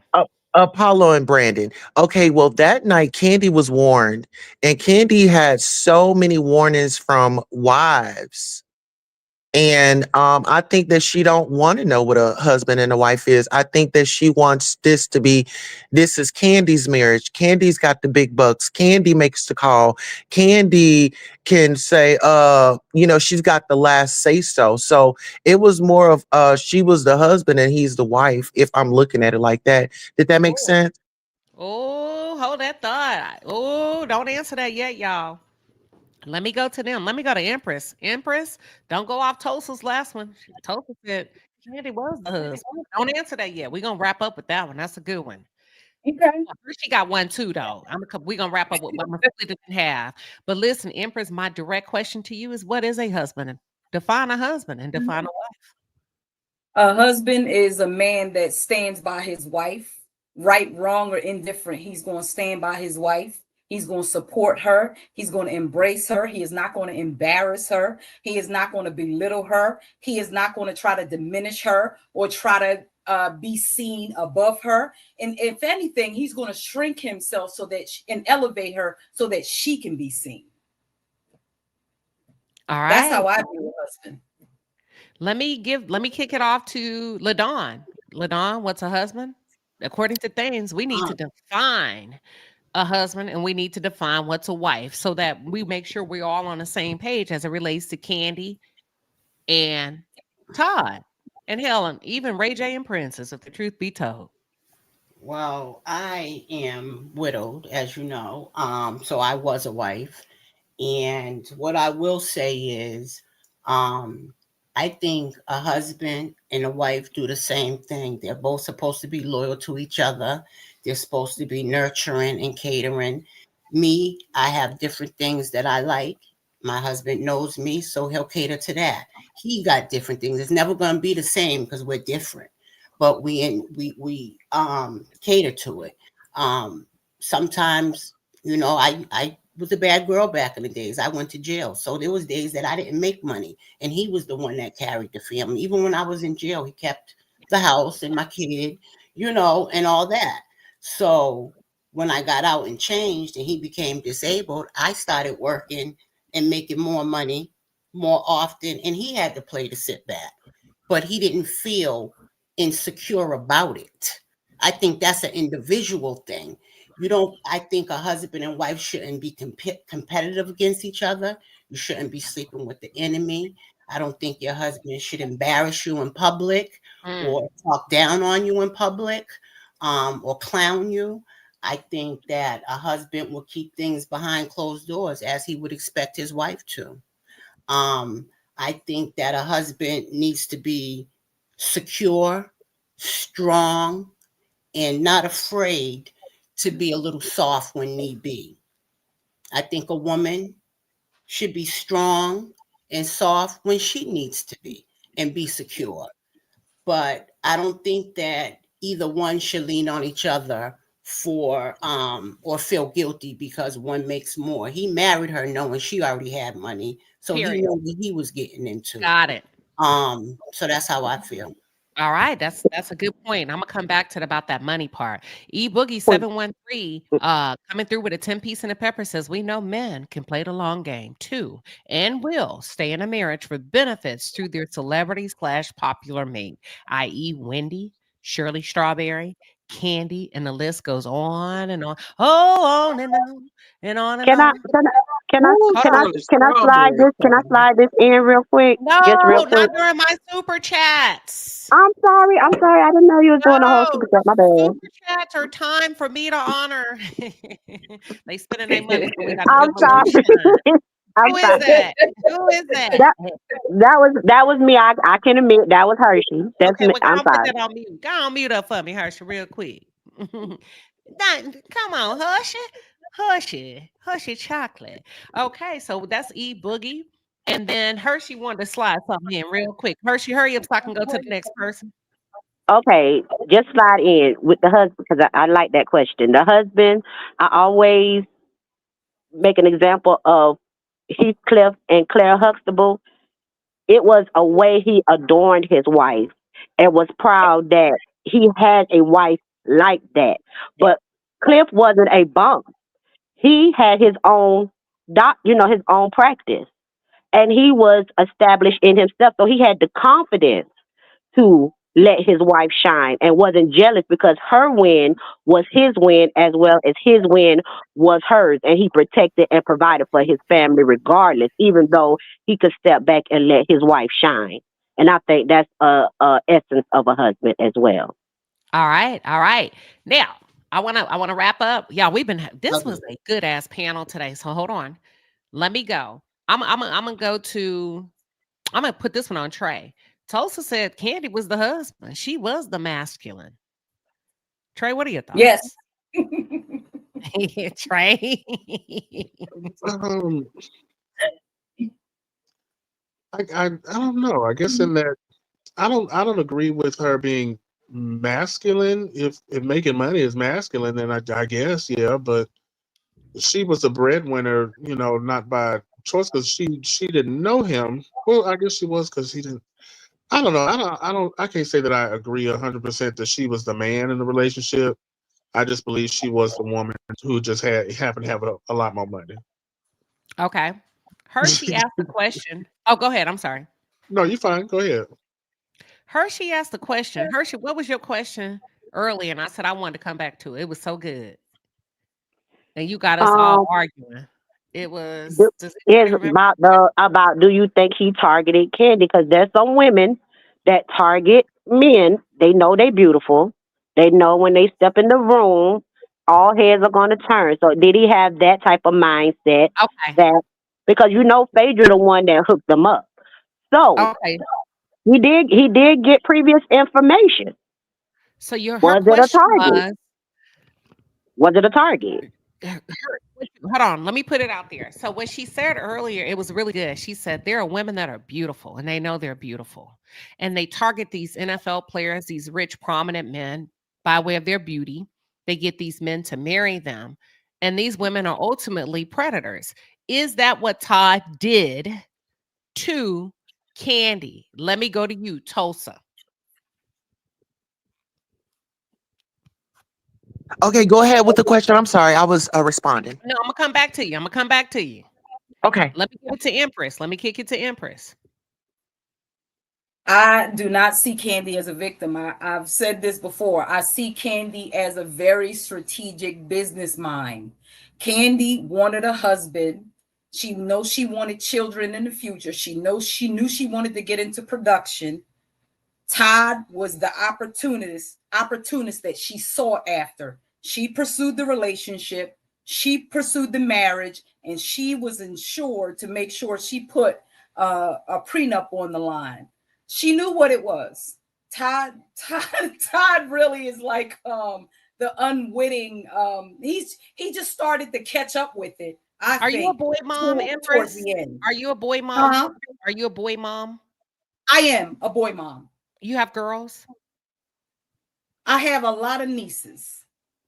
Oh, but no girls of your own. No girls. No, that's not a negative because you have such a sweetheart. Oh, you see that? I do. Oh, thank you. You're welcome. Definitely. But I definitely don't see Kandi in any negative light. And to be honest, if I were in her position and I had that kind of money and I had a goal to get into movie production and I wanted to do certain things and still have a family and still have the freedom to tour and do whatever I wanted to do, I would have chosen a Todd too. So I see things differently than most people. Kandi is not a victim. She's not low-hanging fruit. She is a shrewd, wise businesswoman. Okay. And I actually respect her. Okay, let's pause there. Let me kick it off to Simone Wealthy. Hershey said, listen, could it be Todd just did to Kandi what most beautiful women do? They use their beauty to get married higher up when they don't qualify, but all they have is beauty. What are your thoughts, Simone? I think he's just the ultimate opportunist. This was an opportunity for him to get into a higher part of the entertainment business. He wants the production company. He wants to produce. They're really good friends with Will Packer. So I think he was an opportunist. I mean, we can say gold digger, put that term on him, sure, because I do think he was bleeding her with these businesses as far as that trucking company and these restaurants and how, bad they went. So I think he's hiding some money. I think he was using whatever funds she was putting into that and tunneling them to his own private accounts. But opportunities all the way. I don't know if you want to call that a gold digger. I don't know, but definitely opportunist. He is an opportunist, yes. All right, that's Simone. Hold on, Erica, what are your thoughts? No, I was just saying I totally agree with her about saying several things. She said Kandi was masculine. Yes, she's a natural masculine. She's a Taurus sun, guys. And she's a true Taurus because she's in the house of its home. Her Jupiter is there. That's her wealth and her blessings. as well as Venus, and that rules that house. So what I mean by that is her money gonna continue to soar even after this divorce is over. That's just her birthright in his lifetime. Taurus, also Todd, yes, very much an opportunist. Leo sun, but a Libra moon. So that's the opportunistic that's hidden that he tried to play the game with her. But just like she just said, she a boss, she stand on business, she's a shrewd businesswoman, and she already can see it coming. So that's it. I just think that she's gonna be just fine, personally. All right. No All victim, right. no victim, just a boss. I'm muting. That's fair. Let me ask y'all something before we get off of here. Because this been a good ass panel, and I ain't gonna lie. Any other time I would have ended it, but y'all been so strong and good. Listen, let me ask y'all something, and I'm gonna just come and we really gonna end it here. I keep saying that, but we keep coming up with more questions, and I'm gonna start with LaDon. Oh, Queen, you told me I can answer. Okay. What'd you say, Tosa? You said I can answer that question because you had to come back to me. Go ahead. I'm sorry. Okay. So what I was going to say about Kandi and this whole situation is that she's got a toxic camp, and it starts with Tiny because she was the breadwinner when T.I. had first started getting out. Rashida, she had met Kirk, and she was the one that had the talent. He didn't really have the talent. And then you got Toya, that was with Memphis Bleak and all that. So when I'm looking at Kandi as a whole, I'm looking at her as her friends that are surrounding her. What are their relationships like? Because let's just say Todd went out and cheated. Oh, well, Kirk, Rashida, she forgave him. So it's like, that because he said that he was friends with her friends, right? I also want to say that I don't know who's her therapist, but if she's calling Tiny Dan for advice, she needs to hang up because, as we can see, she's at a dead road. I want to say that Kandi got greedy because, like I said, fraternizing with employees on the job, technically, Todd was an employee of that organization or that business. But what Todd did, he saw Bravo, he saw Kandi, and he saw a coin. I said what the fuck I said.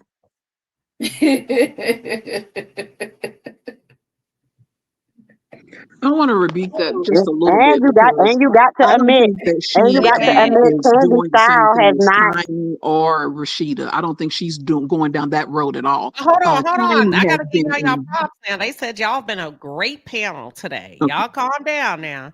They say y'all are on fire. Listen, they've been with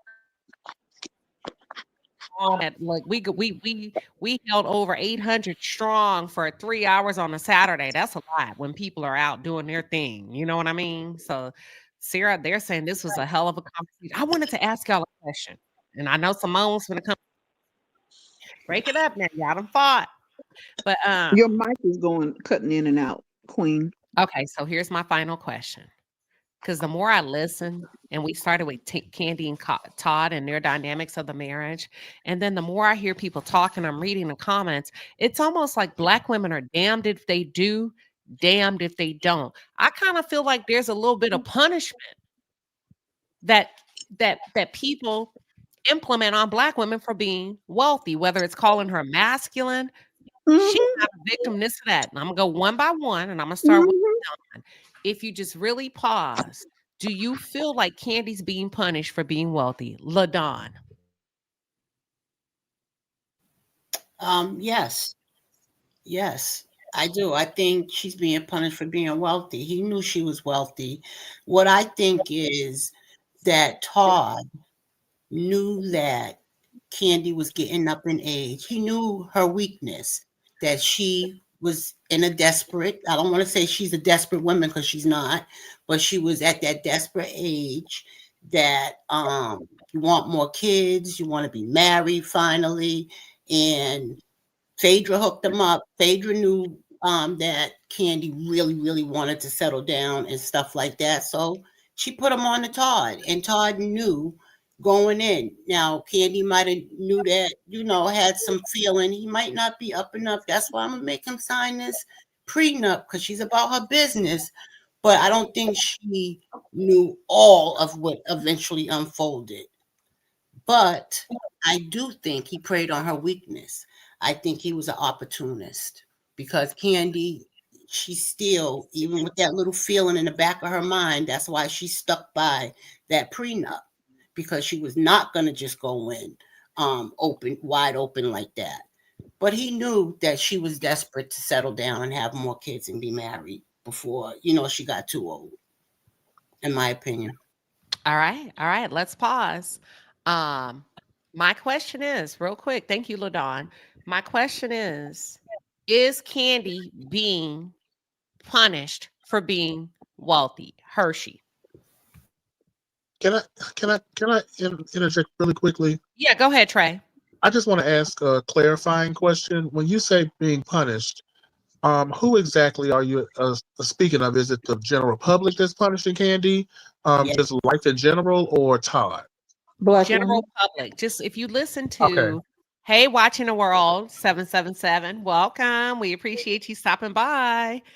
I'm speaking of the general public. If you really look, let me ask you this. If Kandi were a regular Black woman, would this even be an issue today? No. Thank you. No. I feel like most Black women, if they stand stern in what they, look, this is what I accumulated, this is what, I had before you. Anytime we display strength, it's always seen as masculine. It's never seen as a woman standing on business. Well, It's see, always this is about Hershey. We can talk about it. You can actually say, because strength is different than having money. Because there's one punishment for displaying strength. Now, strength and money. It's being punished for being wealthy. Y'all keep it real, whether you feel like she is or not. I do think she's being punished in a way, because even she's getting scrutinized for even how she even looked in the beginning, because we can all agree that her fashion and her look has came a long way.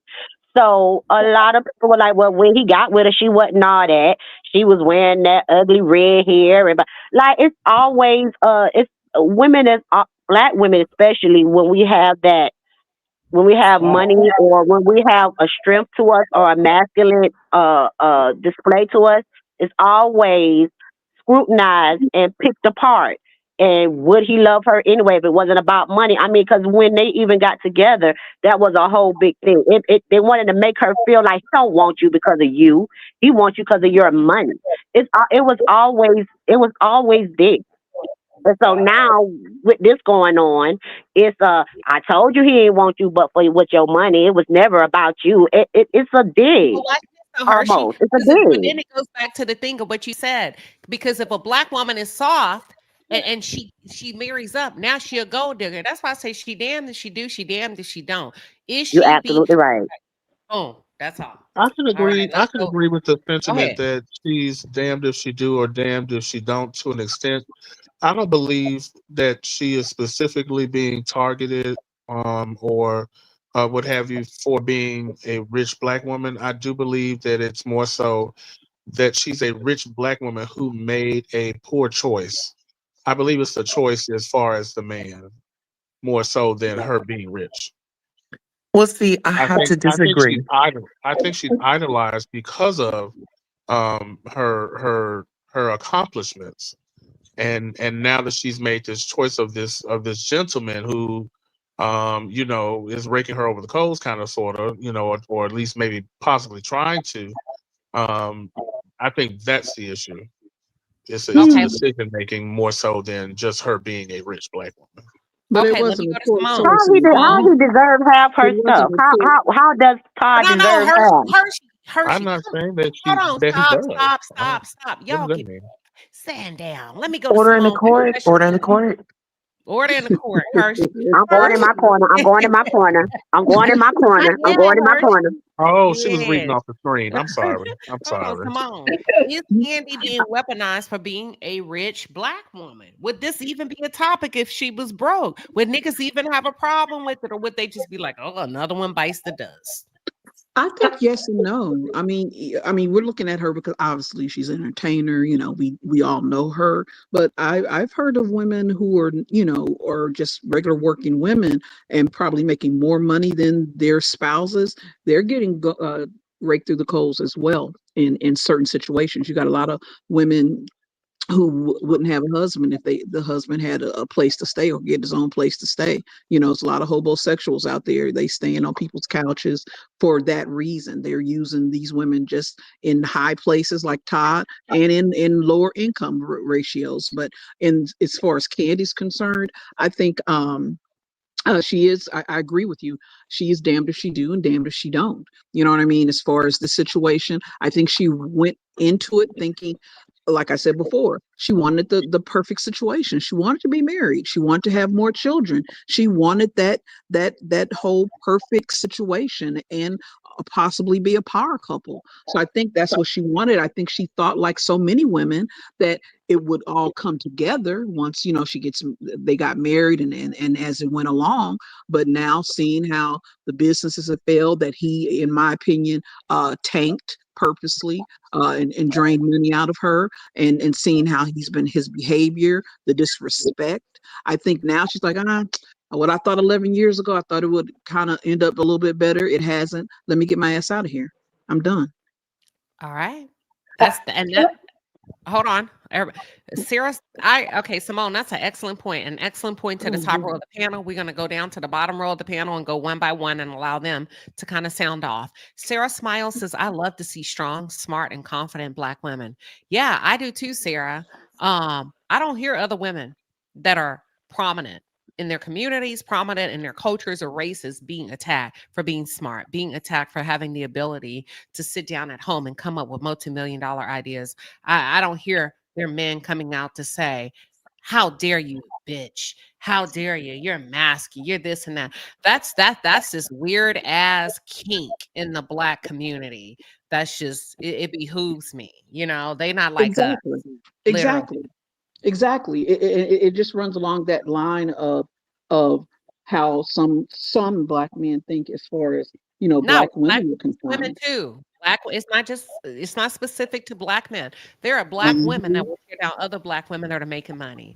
There are Black women that have a problem because they look at these Black women that have superseded them in life, that are younger than them, that are doing things, minding their businesses, happily married, happily single, happily widowed, happily whatever, traveling the world. And they got something to say. They focus on everybody but themselves. Exactly. So, Queen, can I say something? Having success in the Black community is almost like the scarlet letter. And it doesn't have to mean money. It's almost like a scarlet letter. Go ahead. Before I go to the next. It's prominent in our community. It is prominent. You don't hear other cultures, other races having these sorts of discussions. It is so prominent in our community, tearing successful Black women down who gone out and really made something of themselves and their family and community. And when I hear it and when I see it, I move far away, quick, fast, and in a hurry. Tosa, is Kandi. Empress, you were on a phone call, so I muted you up so we wouldn't eavesdrop. Just give me, no, you good. You can say I muted you. Empress, you see, we wanted to be nosy now. I could have let it play, girl. We could have got some content. Oh, Queen, really quickly, can you provide the link for this Mr. Mastodon? I want him to come up here and tell us what he thinks. Is he here? That man, whoever that said he really felt like Todd is a victim. That Todd, and I just wanted to add y'all taking me too fast. Pause. Order in the court. Hold on. Let me see the man's comment. Is that the one that say he deserves half? Right. Okay, first of all, hold on. Not one person. Okay, hold on, Master. Let me answer. Master. Hold on, Master. He said not one person said what Todd did to deserve this. What is this, Master? See, y'all gotta have a sense of humor. God, no. Y'all finna tear the man up. He deserves no, because he's just like I want to hear what he got to say. He deserves half. I want to hear this too. Split the half of the OLG. Order in the court. Order in the court. Order in the court. Don't wanna, hold on, Master. What did Todd? You say what did Todd do to deserve? Y'all want me to drop the link?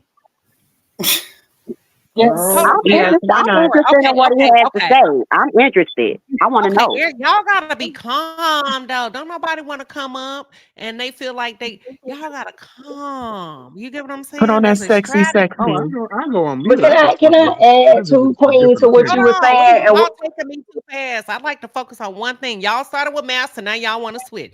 Master said he's talking about the divorce. Okay, Master. He said, what did Todd do to deserve this? Why is okay? That's what we talked about, Master. And you probably just came in. That's fine. You could do replay. We're trying to figure out what he did in the marriage. How did he contribute? That's what we're trying to figure out. What did he do? I can answer that, Queen, if you'd let me. We being Oh, funny, Tulsa. okay. No, I was gonna lay it on thick. You know it. Y'all pause. Let Master get a chance because they can't keep up with us when we're talking. So he's saying Master is saying Todd deserves half of her shit. Those were his words. Now they're saying drop the link. That ain't how this works. Let him explain himself. Let's see if he got time today. Let's see if he got time. The man may be scared to come up. Yeah, and we I know welcome you with peace. We come in peace. I Mr. didn't feel no peace on that. They was like, get him up here. Okay, come on, Master. Hold on, let me drop the link down. Y'all know how this works. Y'all acting brand new. Come on, Master. Don't let them scare you. Now y'all mute up. He coming. Come on, Master. I dropped it. Come on. Don't nobody click it. Now, Master, you're gonna have to follow my lead. All right, you gotta follow my lead. I'm gonna set you up for success. All right, and the panel will stay on mute. Go ahead. Thank you. Now, panel, chill. No matter what comes out of his mouth, trust my leadership. And Master Don, I'm gonna give you a second. He's here. Everybody mute up. Welcome, Master Don. How you doing? Thank you for having me.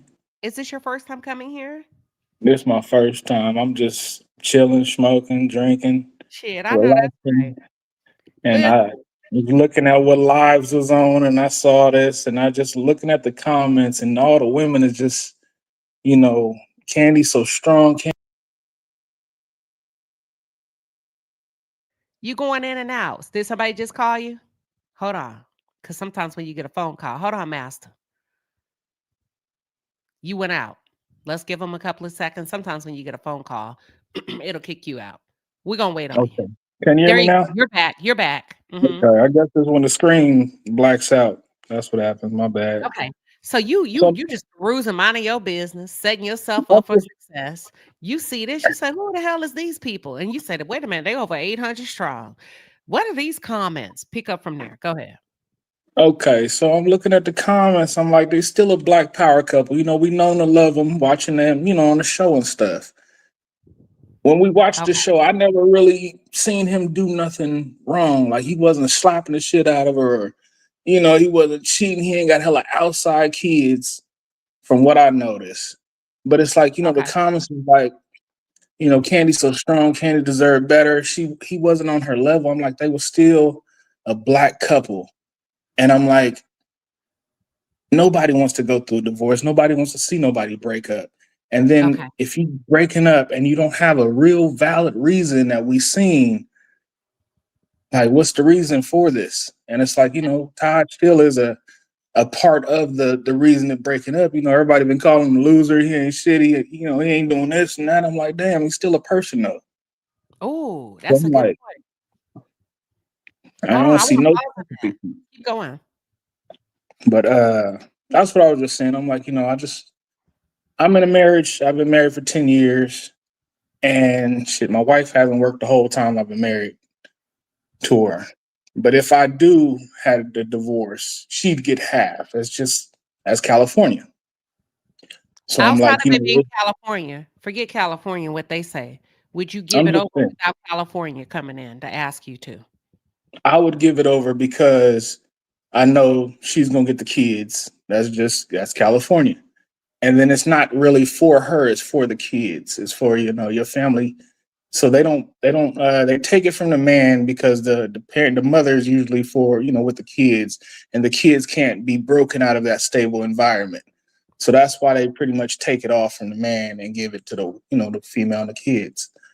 But I wouldn't be mad because I would want my kids and my family to still be okay. I'd be mad if, she didn't took everything from me, then she got old, Pookie in there walking around like he the shit. That's when I'd get mad. What if you didn't have kids with her and y'all went through a divorce? Would you still have the same sentiments? It'd be hard for the kids, and then yeah. No, if you and your wife didn't have kids and y'all were married 10 years, and for whatever just didn't work, would you still be willing to give her half? Yes, if she was there building with me, then yes.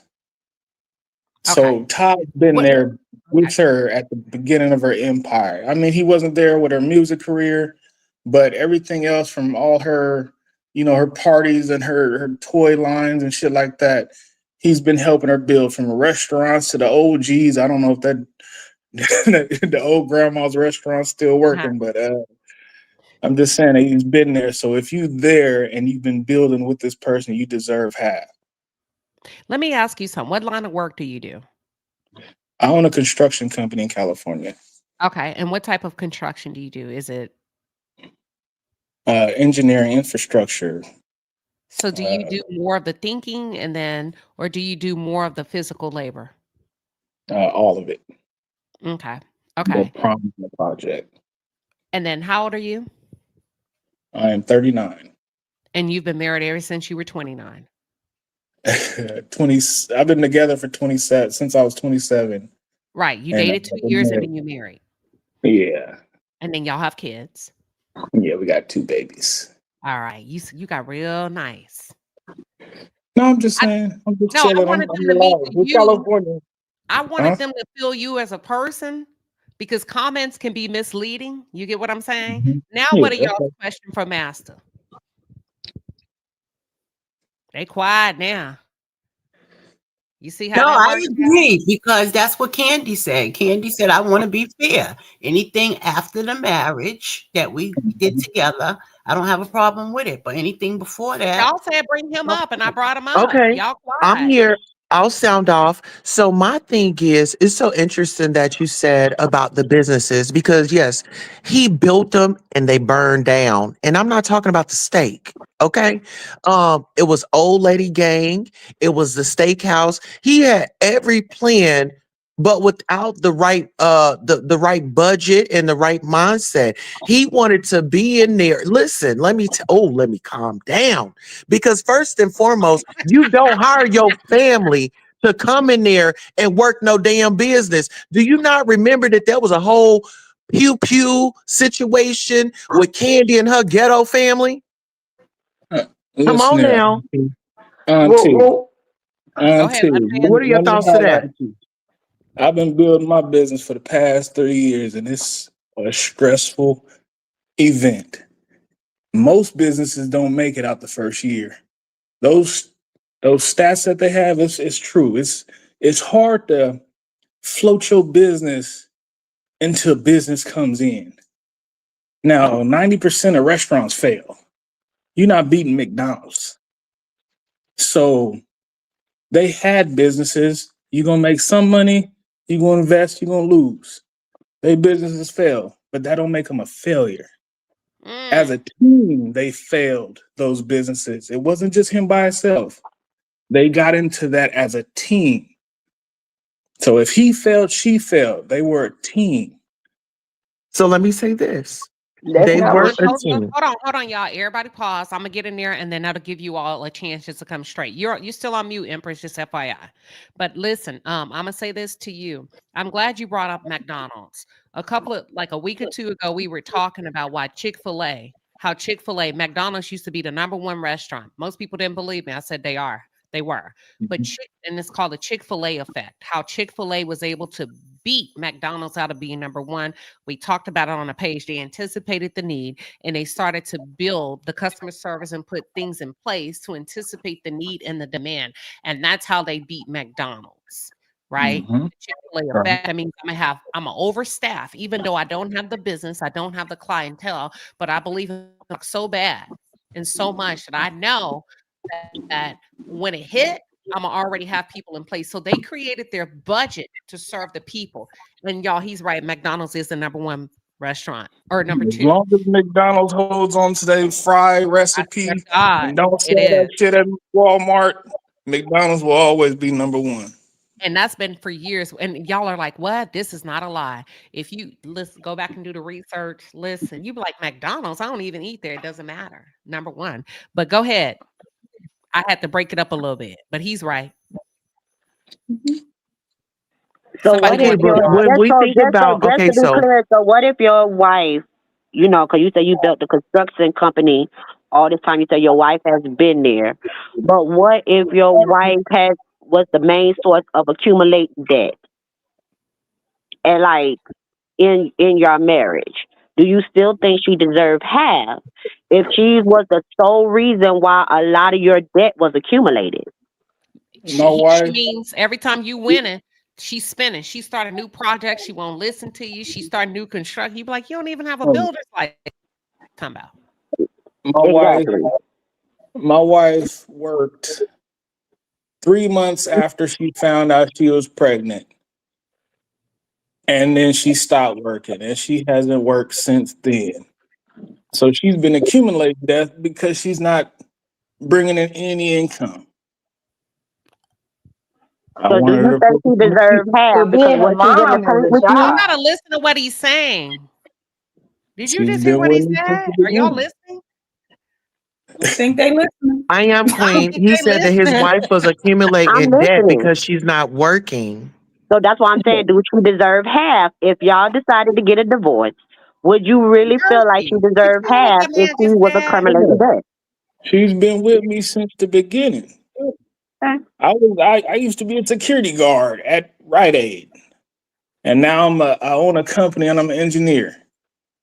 She's been with me through the grind. I remember we had our power off for 4 weeks.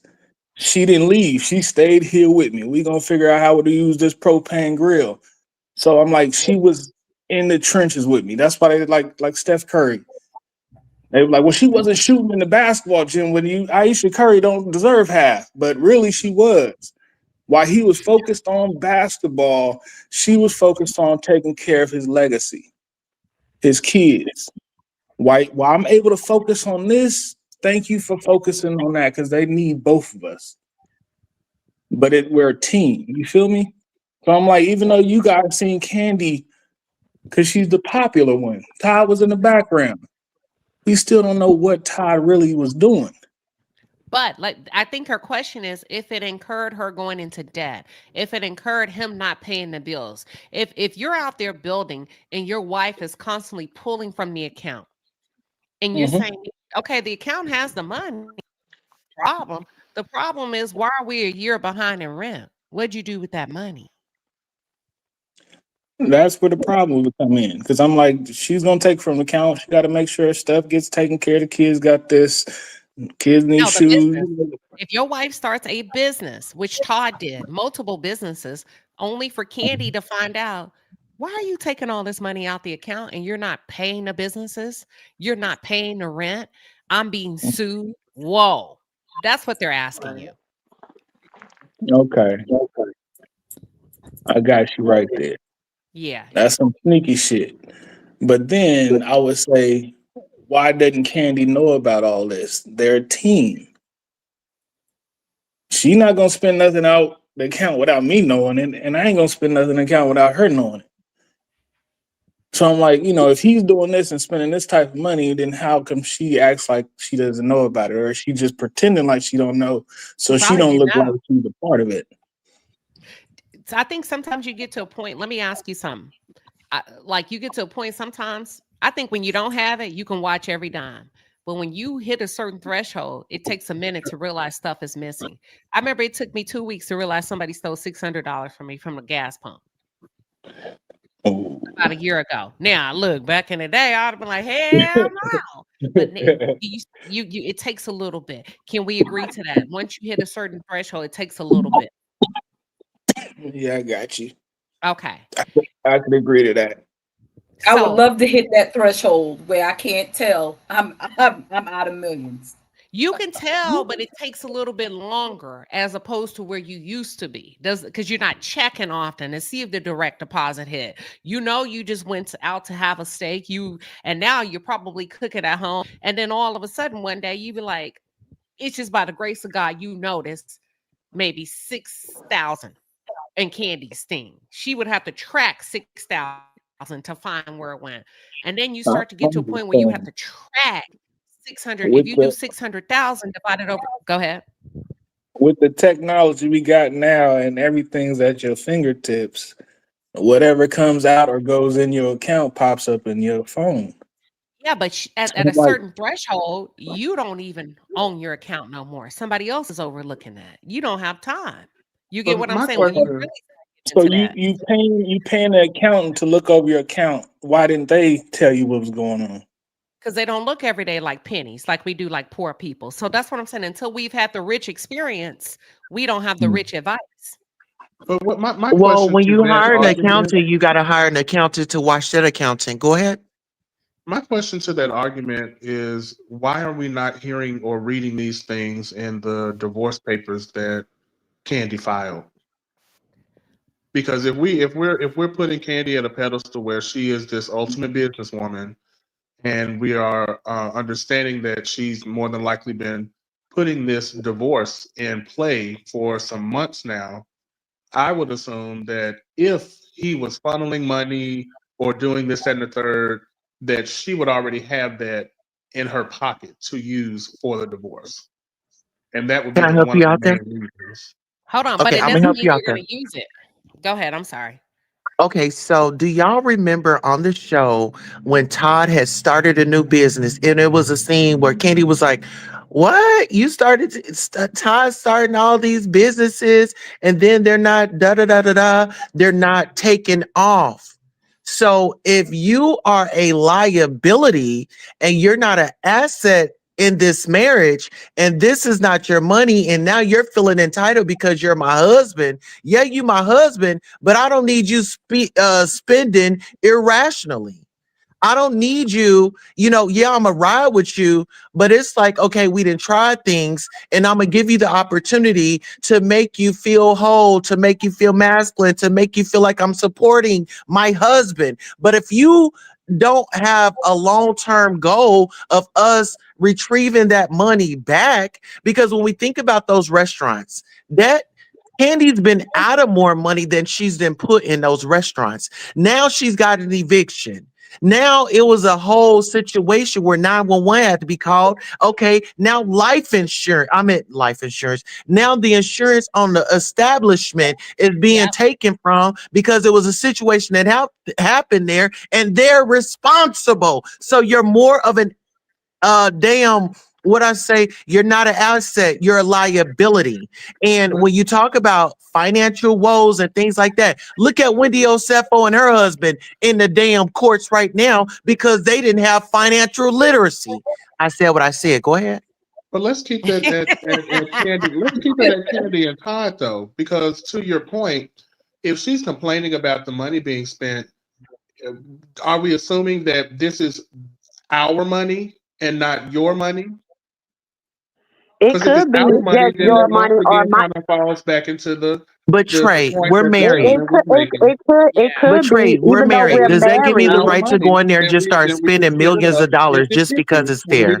Y'all, But when there's Trey, a lot of money in a marriage, there's multiple accounts. Let me just say at least 6, 7 accounts. That's not including investments. Whether you're like, I invest heavily in medicinal marijuana. I've been doing that before I met my husband. Now that I'm gonna consider mine. No, bro, I had this account set up before I met you. I have hemp, cannabis, like ever since like almost 20 years now. But then you get together, and at first you may have one account, and then as you are more responsible as a partnership. And I'm just gonna say, if you're really disciplined, most people say, well, what's the key to success and money? Consistency. That's it. Doing the same shit over and over and over. It ain't necessarily losing sleep like these people try to tell you, but just doing it over. Whatever you do over and over. And then you hit this threshold one day and you wake up and you be like, okay. And you're comfortable, not necessarily rich, but you're comfortable where you're not always checking your balance.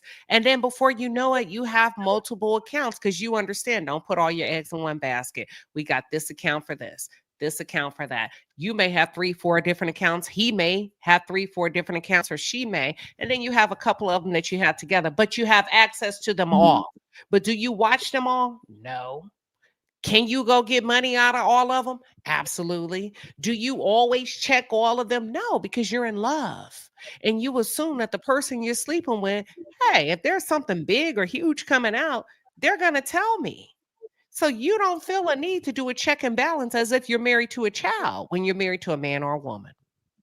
And that's why Kandi is going to come out on top, because whatever is in that prenup, she protected herself. Listen here. She had 2 attorneys on the damn case. First of all, she had Mama Joyce in her ear. She didn't want that disappointment. So this is going to be, I mean, you know what? Todd thought that he was setting her up, but he really set himself up because he was disparaging her and putting her into a mood while she was on that live, asking her damn disturbing questions while she's over here getting her hair and makeup done. And then, oh, well, what if a man, like, trying to trigger her? So what I want to say is he thought that she was a country bumpkin, but listen here, that woman loved women, and lesbians is smart as hit. Lesbians. Oh, now. I said what I said. Allegedly. I thought you was going somewhere.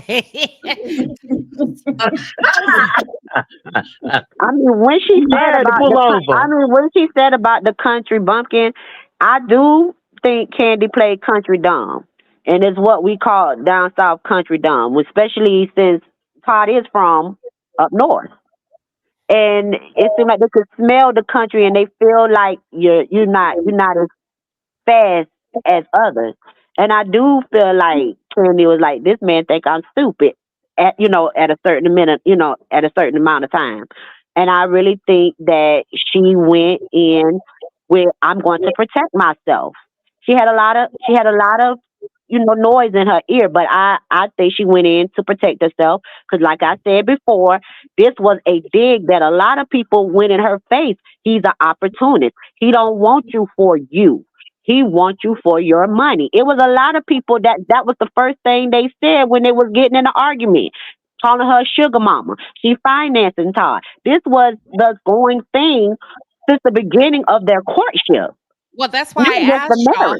Hold on. That's why I said she damned if she do, she damned if you don't. If you're a black woman sharing, you're a sugar mama. You pay for that mother. You pay for your husband. If you're a beautiful black woman, you're a gold digger. If you're one that want to protect your money, you're masculine. Like, you cannot. Black people are the biggest fucking bullies on this earth. On this earth, they get off of saying things that are just either not true or vile. And I'm sorry. And the rest of the world look at all of us. You be like, that's not true. I'm talking about as a whole, y'all. Mute up for me. We've got a little bit of echo. As a whole, I'm not talking about what you do in your day-to-day or what your friends do or this. But when they look at us, they see us as a bunch of people that don't like ourselves. They see us as a bunch of people that cannot connect even on the most fundamental baseline, which is family. They don't even want to be with their families. Their men don't even want to take care of their children. Y'all, we are the most broken, decrepit. Listen, I don't give a damn if you like it or not. Statistics say it. And then that spills over into attacking and attacking and attacking and attacking and attacking. Let me tell you something. When you see some people get online and attack and tear people down, you ain't really got too much going on in your house, because happy people, they turn the channel. They're not going to stay too long in places that don't feed them. So with Kandi, she damned if she do, she damned if she don't. I do believe there were some decent moments with Todd, but I think at the end of the day, the money and the number and the dollar sound outgrew the marriage. And it's like, it is what it is. But I also believe Kandi opened the door to that when she became reckless sexually. Now, Because if you Queen, want a man to respect you, you got to carry yourself in that way. Does that make Welcome to sense? the dungeon. it makes Boom. sense. I do have to ask a question though, Lord which have kind mercy. of Not ties welcome to the into. dungeon. I do have to make sure though, because it kind of ties into what the other gentleman was saying. So, in that same speak that you said about Kandi, damned if she do, damned if she don't. Can you agree that that also applies to Todd? While No. we sit here and we call him all No. types of brokies and trifling and all this, that, and the Because he third. never loved her. Well, Do we know that? we Do don't we know Yes. know that. that he never loved her? Yes. Let, Okay, let me tell you how. Hold Allegedly, on, hold on. Todd Everybody got. pause. Y'all got to Okay. pause. Let me close my door. Hold on. My office door. Hold on. Let me know when I can go.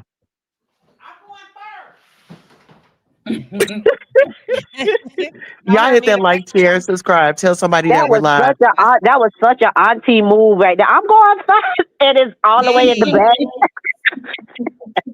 But y'all notice the Welcome to double the standard. palace. Listen, It's the double when standard. you understand what love is, love, listen, when you truly understand what love is, you're going to get why I say he didn't love her initially. He may have grown to love her.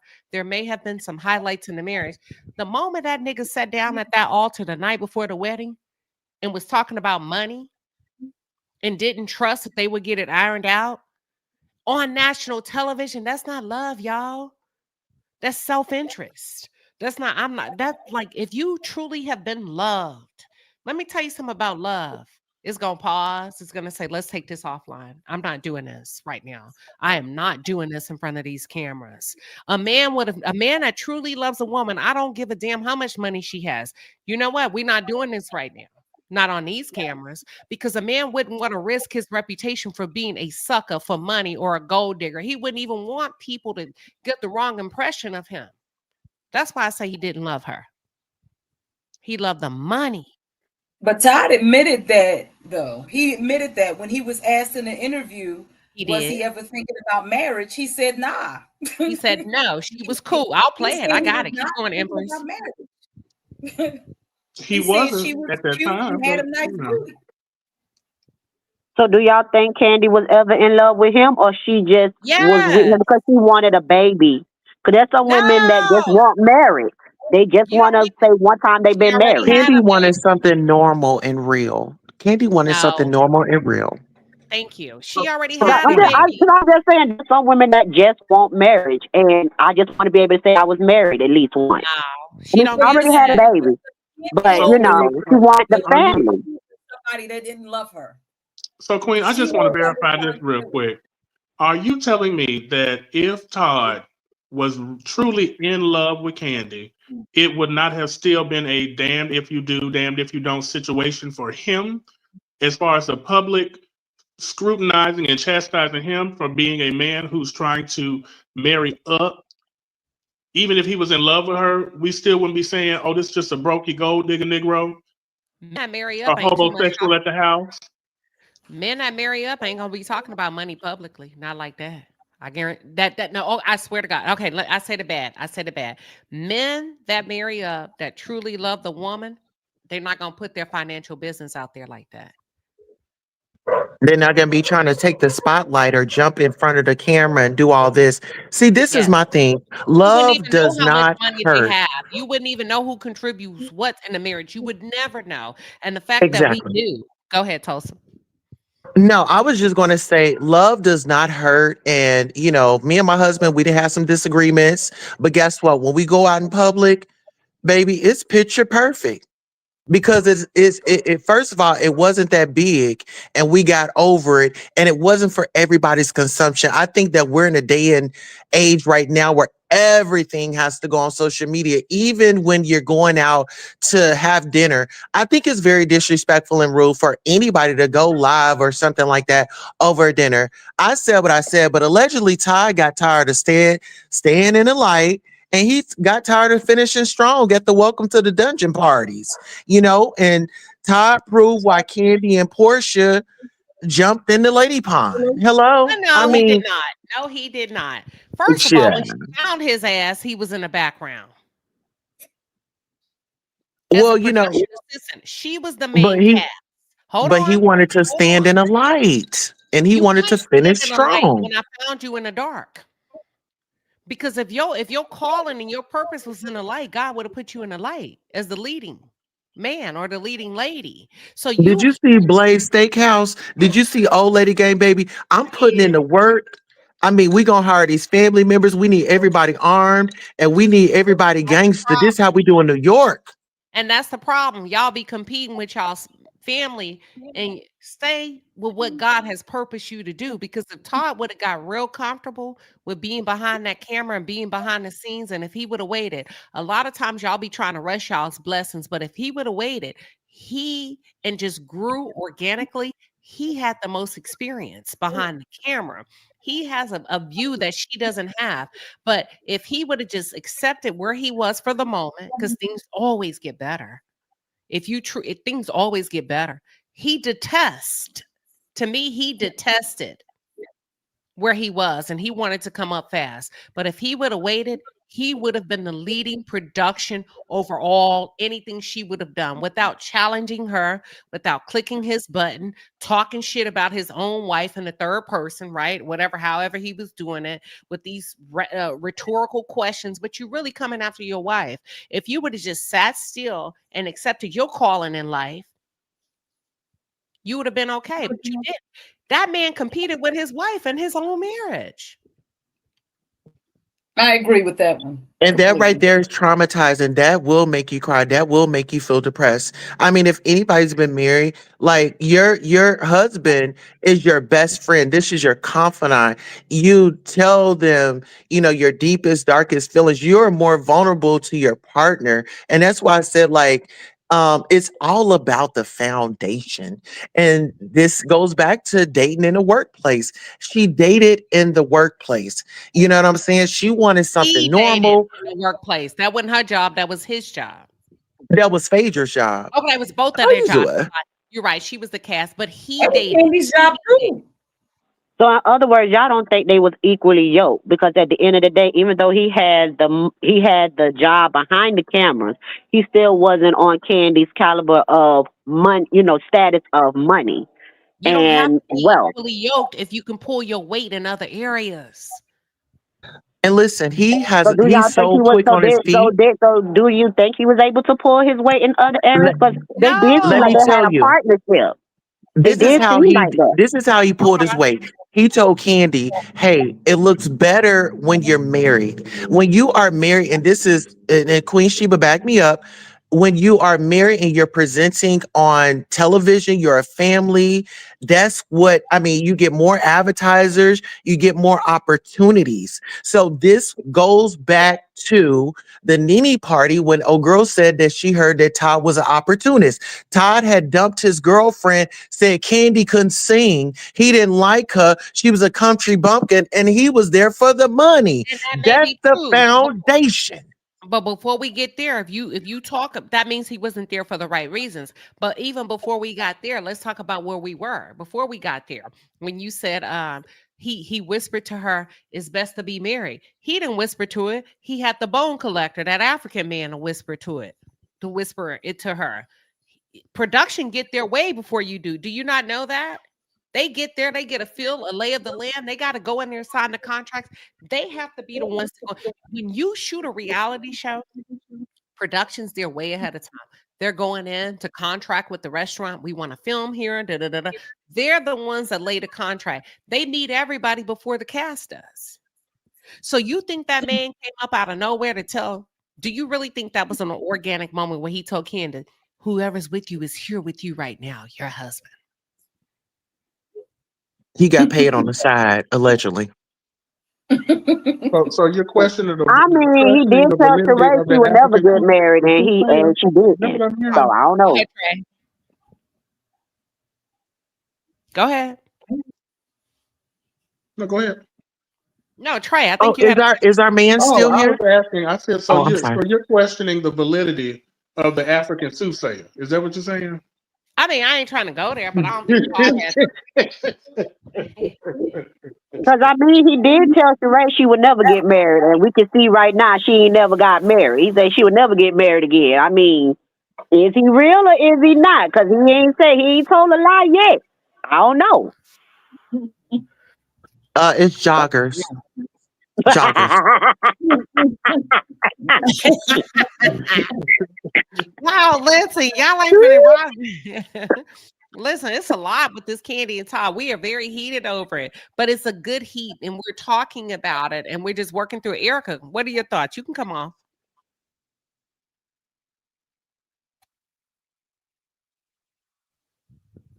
We can't hear you, Erica.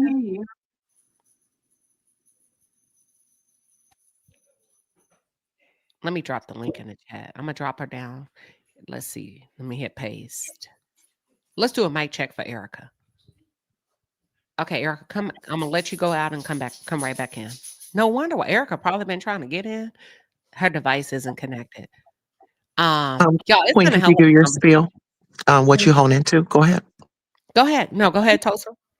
Oh, I was just going to say that Queen Sheba is actually going to give her introduction and what we are here to do, how we navigate, and the experience that she hones in on. Go ahead. I said, hold on, Tulsa, because I done had 2 mimosas. Y'all done read. Look, my husband heard us, and he probably think we arguing. But he brought me 2 mimosas. He brought me a mimosa, and then brought me another one. I was like, no, I'm okay. Oh, I forgot. What husband? He left me. That's a You better good stop man, that. And my Savannah. dog. Hold That's a on. My good dog husband brought that me a left you, mimosa. Savannah. Hold on. Hold on. Hold on. Let me take that back. I take that back. My dog brought me a mimosa.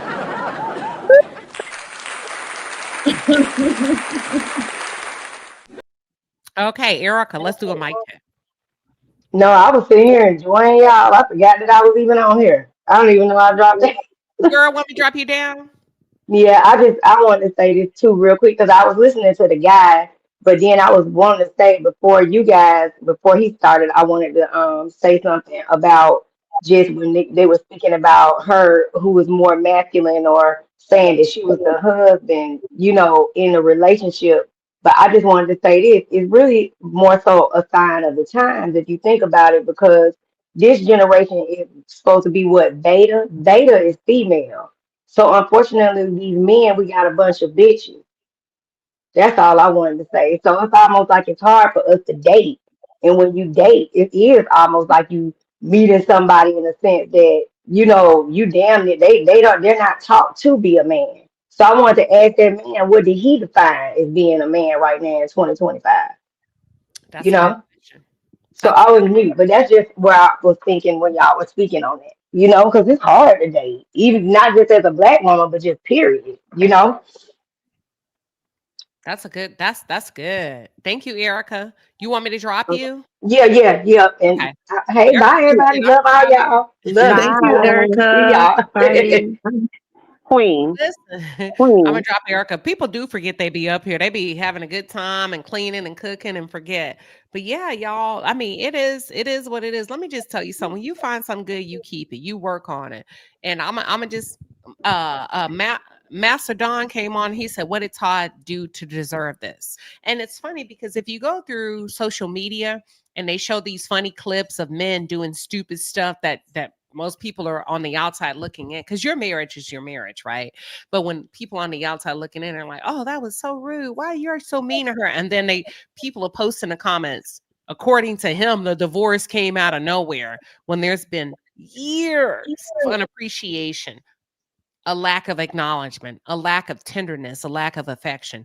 I can always tell when somebody doesn't have that by the way they treat other people, men and women, how they speak, how they talk consistently. We all can have a bad day. We can all have a second bad day. But when you've been having a bad month, a bad week, a bad year, and you on the same old bullshit, I'd be like, girl, boy, bye. When you find something good, I don't care whether they have money or not. It's not about being equally yoked. Nobody's ever equally yoked. That's a lie.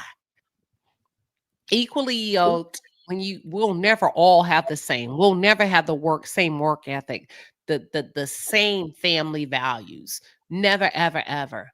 But to me, what equally yoked means, we're in it to win it. Our goal is to finish and cross our goal is to cross the finish line to death do us part. At the end of the day, I'm going to choose you over and over. Even when I'm mad, I still love you. Even when you're mad, you still love me. And at the end of the day, we're going to sleep in this house. We're going to sleep in this apartment.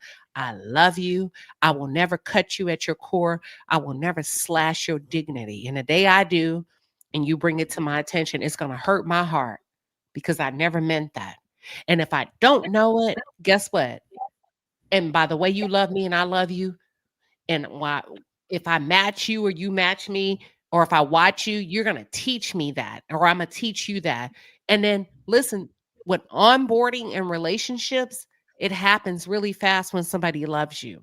You ain't got to tell them too many times when they really love you. And that's when y'all say, did Todd not pull his weight? No, because when you get on social media and you start talking shit about your wife in a second or third person, it's not cool, dude. You're not pulling your weight. You're not contributing to the relationship. You may not have as much money as she does, but at least you can speak blessings over her and her daughter.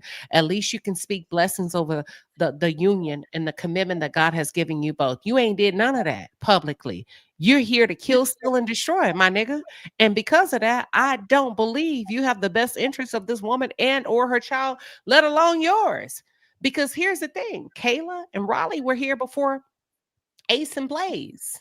And you still talking shit, talking about who you gonna knock down, who you want to sleep with. You're not a good man to me when you got little kids in the house and you trying to worry about who you can fuck. And I said what I said, period.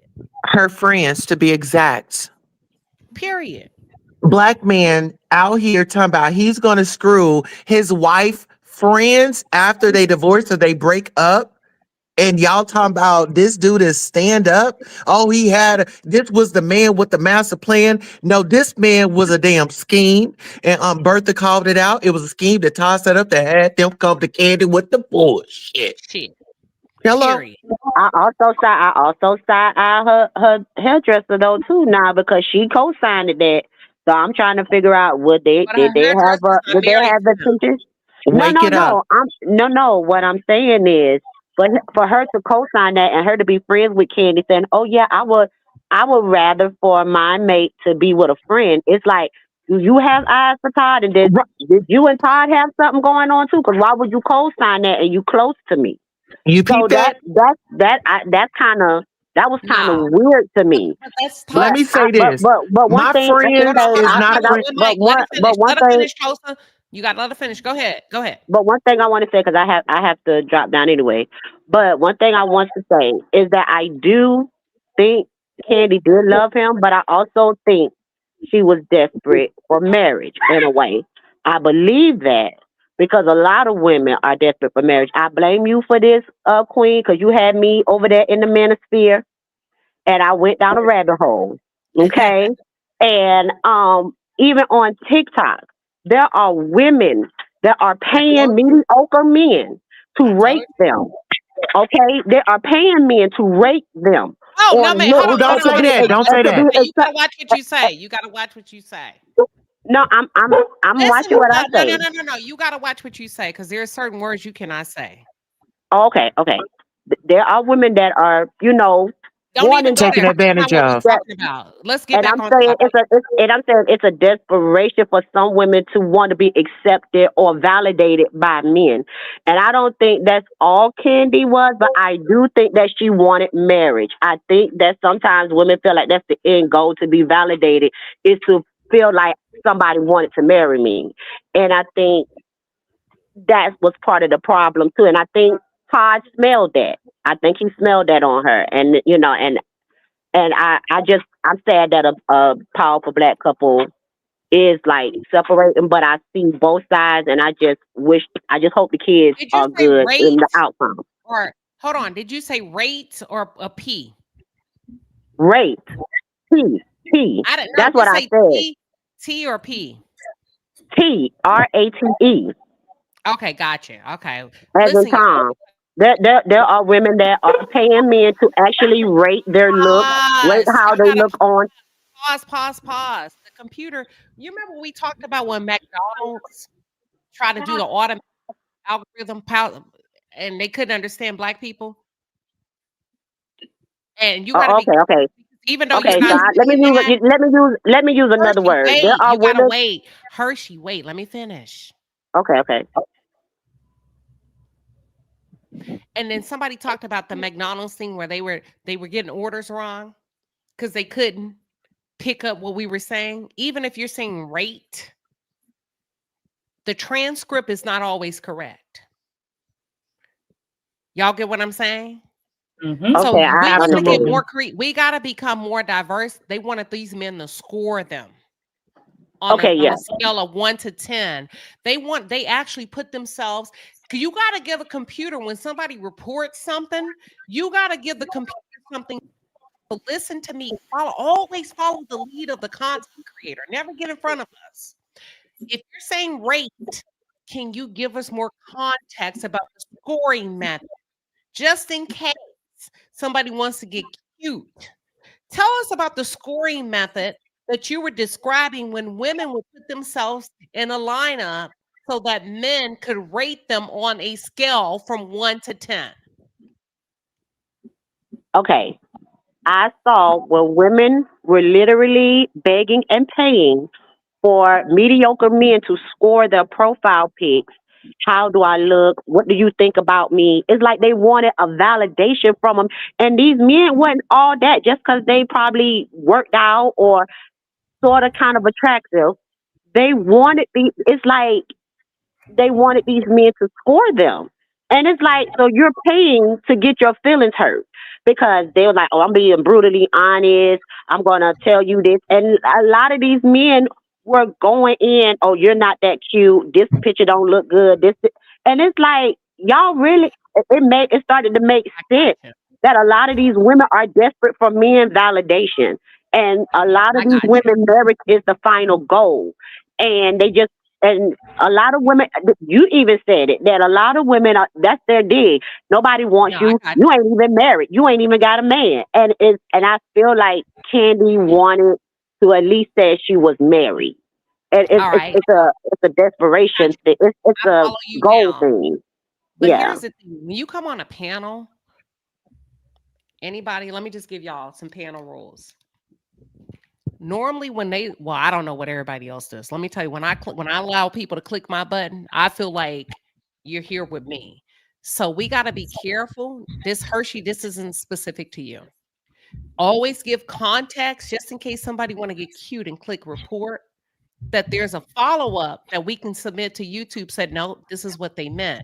If you come in, and even though it's close, because they say we're hard to understand, and it happens all the time. If you're looking at transcripts, you'd be like, what? Be like, no, that's not what she said. But the computer's going to try to pick up as close to what you said. And if it's not clear, if you're not pausing, if you're just talking, it's going to be a run-on sentence. That's why I tell y'all, pause when you talk. Nobody's going to interrupt you. Don't go too fast. We're not like other channels. You take your time, pause, insert commas in your brain. So if we ever run into a problem, you've explained it. I can clip it and send it to YouTube. Does that make sense?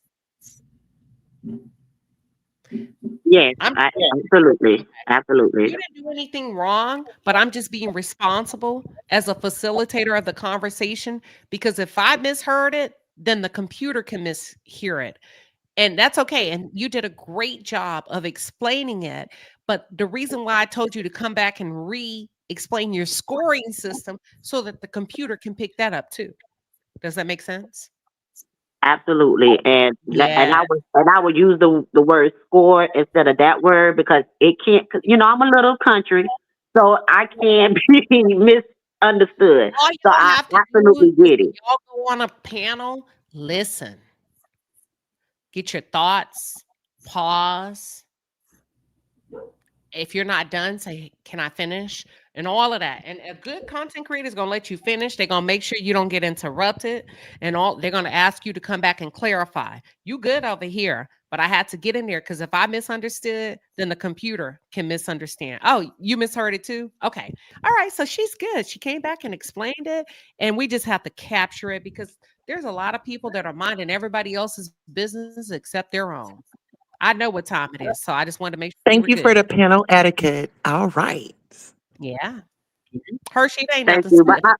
But Yeah. thank you. I'm about to drop down, but I just wanted Oh, to explain that, and I feel like that was Candy's whole thing is that she just wanted to be married. I think she did love him, but more of just wanting to be married because that's a lot of women, and a lot of women wanted to be validated, and I found that out this weekend because like I said, Queen, you sent me over there to the Manosphere, and I went down a whole rabbit hole, and I was just astonished on you supposed how to go many find me. I don't women know how you got are on there. in there. It's like a lot of women want to be validated. It's crazy. I never knew women wanted to, would subject themselves Yes, they do. like that. And it's And so when crazy. they So, say Queen She was in the manosphere, say, what was she doing? And see, y'all don't ask enough. What was she doing? Why are you against her being over there for advocating for women? Oh, you was one of the ones begging for male attention over there. And then you come over here and pretend that that's why you. But anywho, we're going to wrap up. Thank you, everybody. I appreciate you, panelists. We've been on here for 4 hours, y'all. We got to go. Oh, may I say this in closing, Queen? Sure. That's why we need fathers to be fathers in our daughters' lives, and in our sons' lives, and we need mothers to be involved as well. In the community, mothers, they like to protect the son and this, that, and the third. But when we're talking about Todd and how he's presenting himself, his oldest, I'm pretty sure she's out there dating. And, is this really the guy that I want to date? Do I really want to date a guy that's like my father? You get what I'm saying? So we are our children's first role model. They mimic us, they mimic our behavior. And I say that our next step or our best foot should be put forward. And when you have children, it's not about you. Let's make sure they are brought up in the way that they should be. Let's go ahead and break those generational curses. Let's go ahead and take time and go and get our mental health together. You speak about this all the time. I have a therapist and I appreciate my therapy. Give it a chance. Be the chain breaker, be the curse breaker in your generation. It starts with you. If you want to see the change, you got to present the change that you want to see. Queen Sheba, I want to thank you so much for always having me. This was a Bravo Live, and I can't wait to come back next Saturday. Thank you. Thank you to All all right. of the panelists that came. Y'all, Bye we for now. cooked. Thank you, Tulsa. Y'all, I had a good time with y'all today. I can't tell you the last time we did a 4-hour live when I said what I said, but y'all said it was too good and y'all had to come. We brought people out the bushes and said, listen, I'm lit. I was just, Empress said, look, I was just listening, minding my business, but I clicked that damn link.